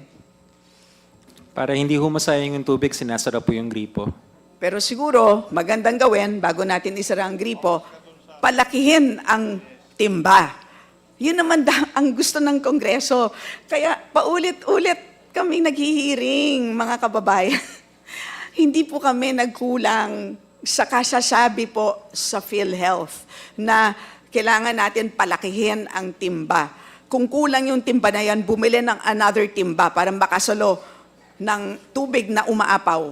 Dahil nga, sige lang ng sige ang pagkolekta ng buwis at pagpasa sa inyo dahil ang basehan ay ang koleksyon ng buwis na kinokolekta sa mga hindi tumitigil na naninigarilyo. Yun ang problema po. Kaya lang, anong gagawin natin despite the fact na ang kulit-kulit na namin, ganun pa rin ang sitwasyon, pansamantala siguro, baka para ma-remind na kailangan na talagang bumili ng mas malaking timba, anong kailangan gawin, Asek Albert? Pansamantala pong isara yung gripo. Si DOH po ang nagsabi nun, hindi po kami. So, yan po ang, I will end there, Mr. Chair. Marami pa tayong pwedeng tanungin, but next hearing na lang po, Mr. Chair. Maraming salamat po. Thank you po. Yes, Honorable Ako. Thank you, Mr. Chair. Ito, hindi ko na po tatanungin sila sa binasa ko ngayong hapon ito. But I would just like to know whether PhilHealth has submitted all the documents required of them by the members of this committee in the last hearing. Comsec. Yes, sir. PhilHealth has complied with the second and third, particularly on digitalization and collection efforts. For the first one, they submitted it just today, Your Honor. PCEO Ledesma po. From the list, there are supposed to be 3. from letter A to M. First one is to provide a detailed breakdown of the ratio of funds allocated to benefit payouts versus investments sourced from the 2023 and 2024 government subsidies. But anyway, Not yet. sige, since si Chairman ay may lakad,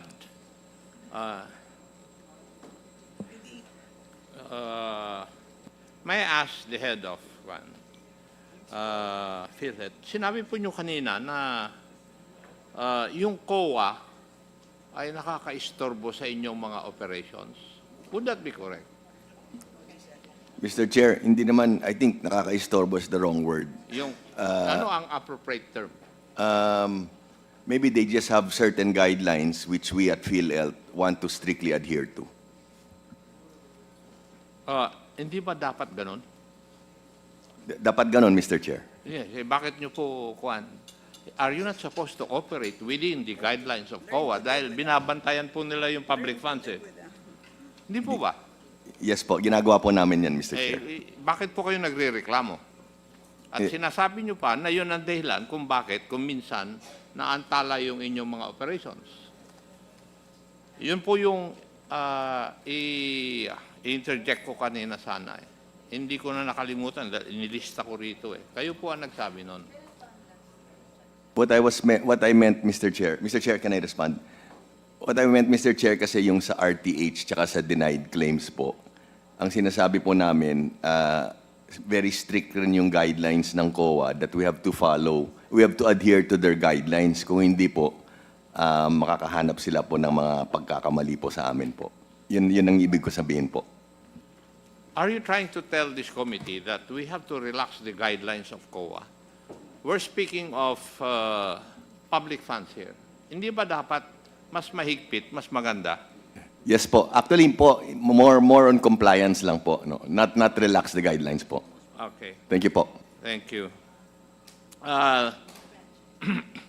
There was an issue before. Ito, hindi na po galing sa akin. May nag-text na po sa akin na ito ang tatanungin ko po sa inyo. Nakalagay nga rito, pwede ask mo kung, because in 2020, if I remember it right, merong controversy yung IRM. Tama po ba? Yes po. Yes. And cases were filed. Is that correct? Yes po. Yes. May I know the status kung na-close book na ito, yung issue na ito? Mr. Chair, if I can be allowed po, kasi wala pa po ako nung 2020, no? I know. So, Mr. Chair, if I can be allowed to maybe ask one of my colleagues to address the queries. Okay lang ba po?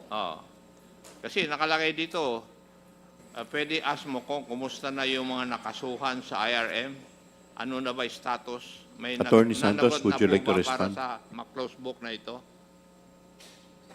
Mr. Chairperson, Honorable Representative Acop, for the information of the body, the officers involved during the development of the policy on IRM are present here, Mr. Chairperson. Probably, if proper, we can, so they were also respondents in cases filed. Probably, Mr. Chairperson, we can request them to update on the cases filed against them. Mr. Chairperson, please. Yes. Asan po sila? Are you not supposed to know that? Mr. Chairperson, Honorable Representative Acop, I'm not a party to the cases filed, Mr. Yeah, but Chairperson. that involved the funds, insofar as PhilHealth is concerned. Yes, Mr. Legal Chairperson. ka, di ba? No, Chief Mr. Operating Chairperson. Officer. Dati.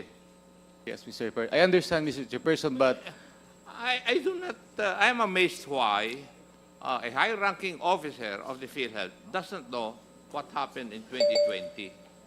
May mga kaso na na-file dito.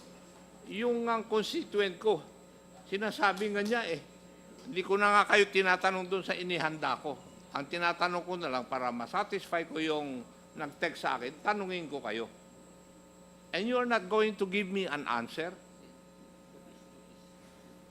Ha? yes, Mr. Chairperson, Honorable Representative Just, Acop. just give us the status of the case. Honestly, Mr. Chairperson, I do not have information as to the status filed against the respondents or those involved during the development and implementation of IRM.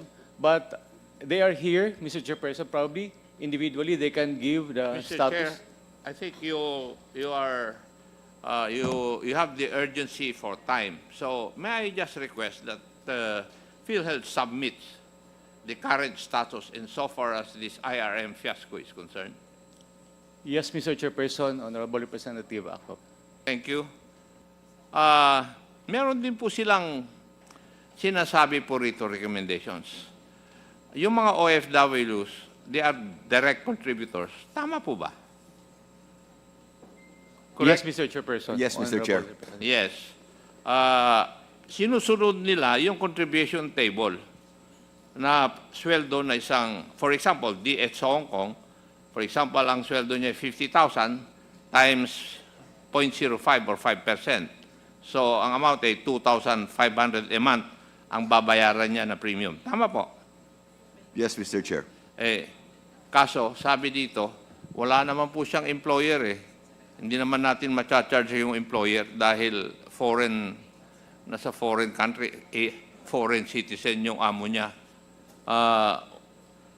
Wala siyang kahati. Yun ang sinasabi niya. Bakit hindi raw hatiin yung 2,500 at yung kalahati, yun lang ang babayaran nung for OFW natin. Hindi po sa akin to. Yeah. Nagte-text po sila yung mga Mr. Chair. nanonood Yeah, sorry. Mr. Chair, can we ask Sir Lem, who heads our member management group, to comment, please? Sir Lem, can you Yes, comment? Mr. Chair. And this is, tama po kayo, Honorable Chair. And that is one of those provisions we are proposing for the UHC amendment. Kasi sa UHC po, nakalagay po doon, ang mga migrant workers po are included as direct contributors. So yun po yung namin, one of those proposal po. So, PhilHealth is amenable to half the amount. Yes po, hindi ko po alam kung kailan. Yes po, we recognize po na kailangan pong tulungan. But it needs a law. Yes Yun po. lang po ang gusto niyo sabihin. Yeah, We po. have to amend the law. Yes po. Thank you. The other issue is madaming claims denied since ang dahilan they were filed beyond 60 days. Tama rin po ba ito? Yes, Mr. Chair. Pwede po bang, are you amenable of amending the law na increase yung 60 days to 75 days? Tinatanong po nung nag-text sa akin eh. Hindi naman po akin to. Mr. Chair, we can look into it po. Yeah. We can look into increasing the number of days po. Yeah. The other issue is that there are plenty of plantilla positions that remain vacant, but they also have employees who have been under them for more than a decade. Would this be true?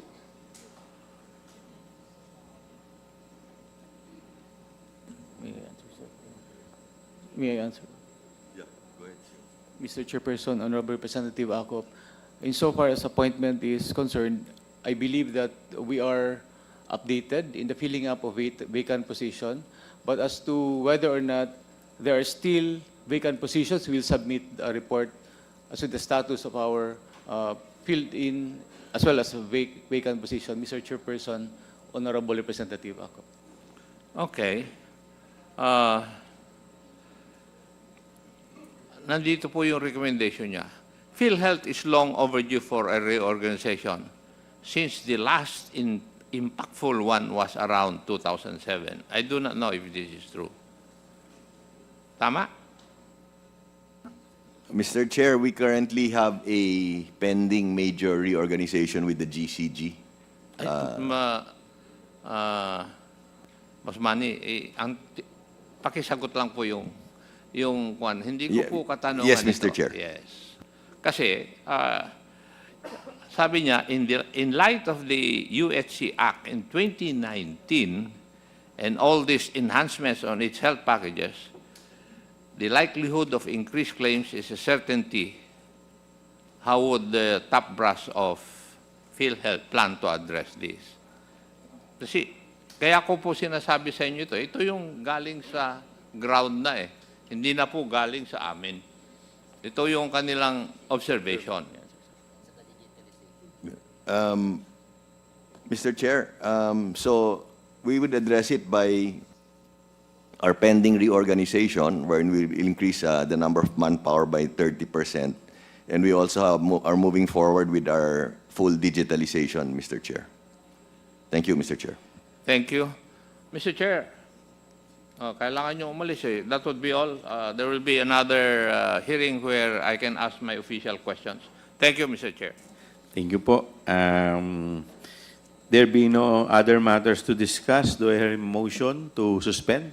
May I move that we suspend the meeting on PhilHealth, Mr. Chair. So move. Is there any second to the motion? Duly seconded. Is there any objection? Hearing none, the motion is carried. The committee hearing is now suspended until further notice. Thank you. Sayang yung basa ko. Sayang yung basa ko. Stock knowledge. Oh, pati COA report nandito eh.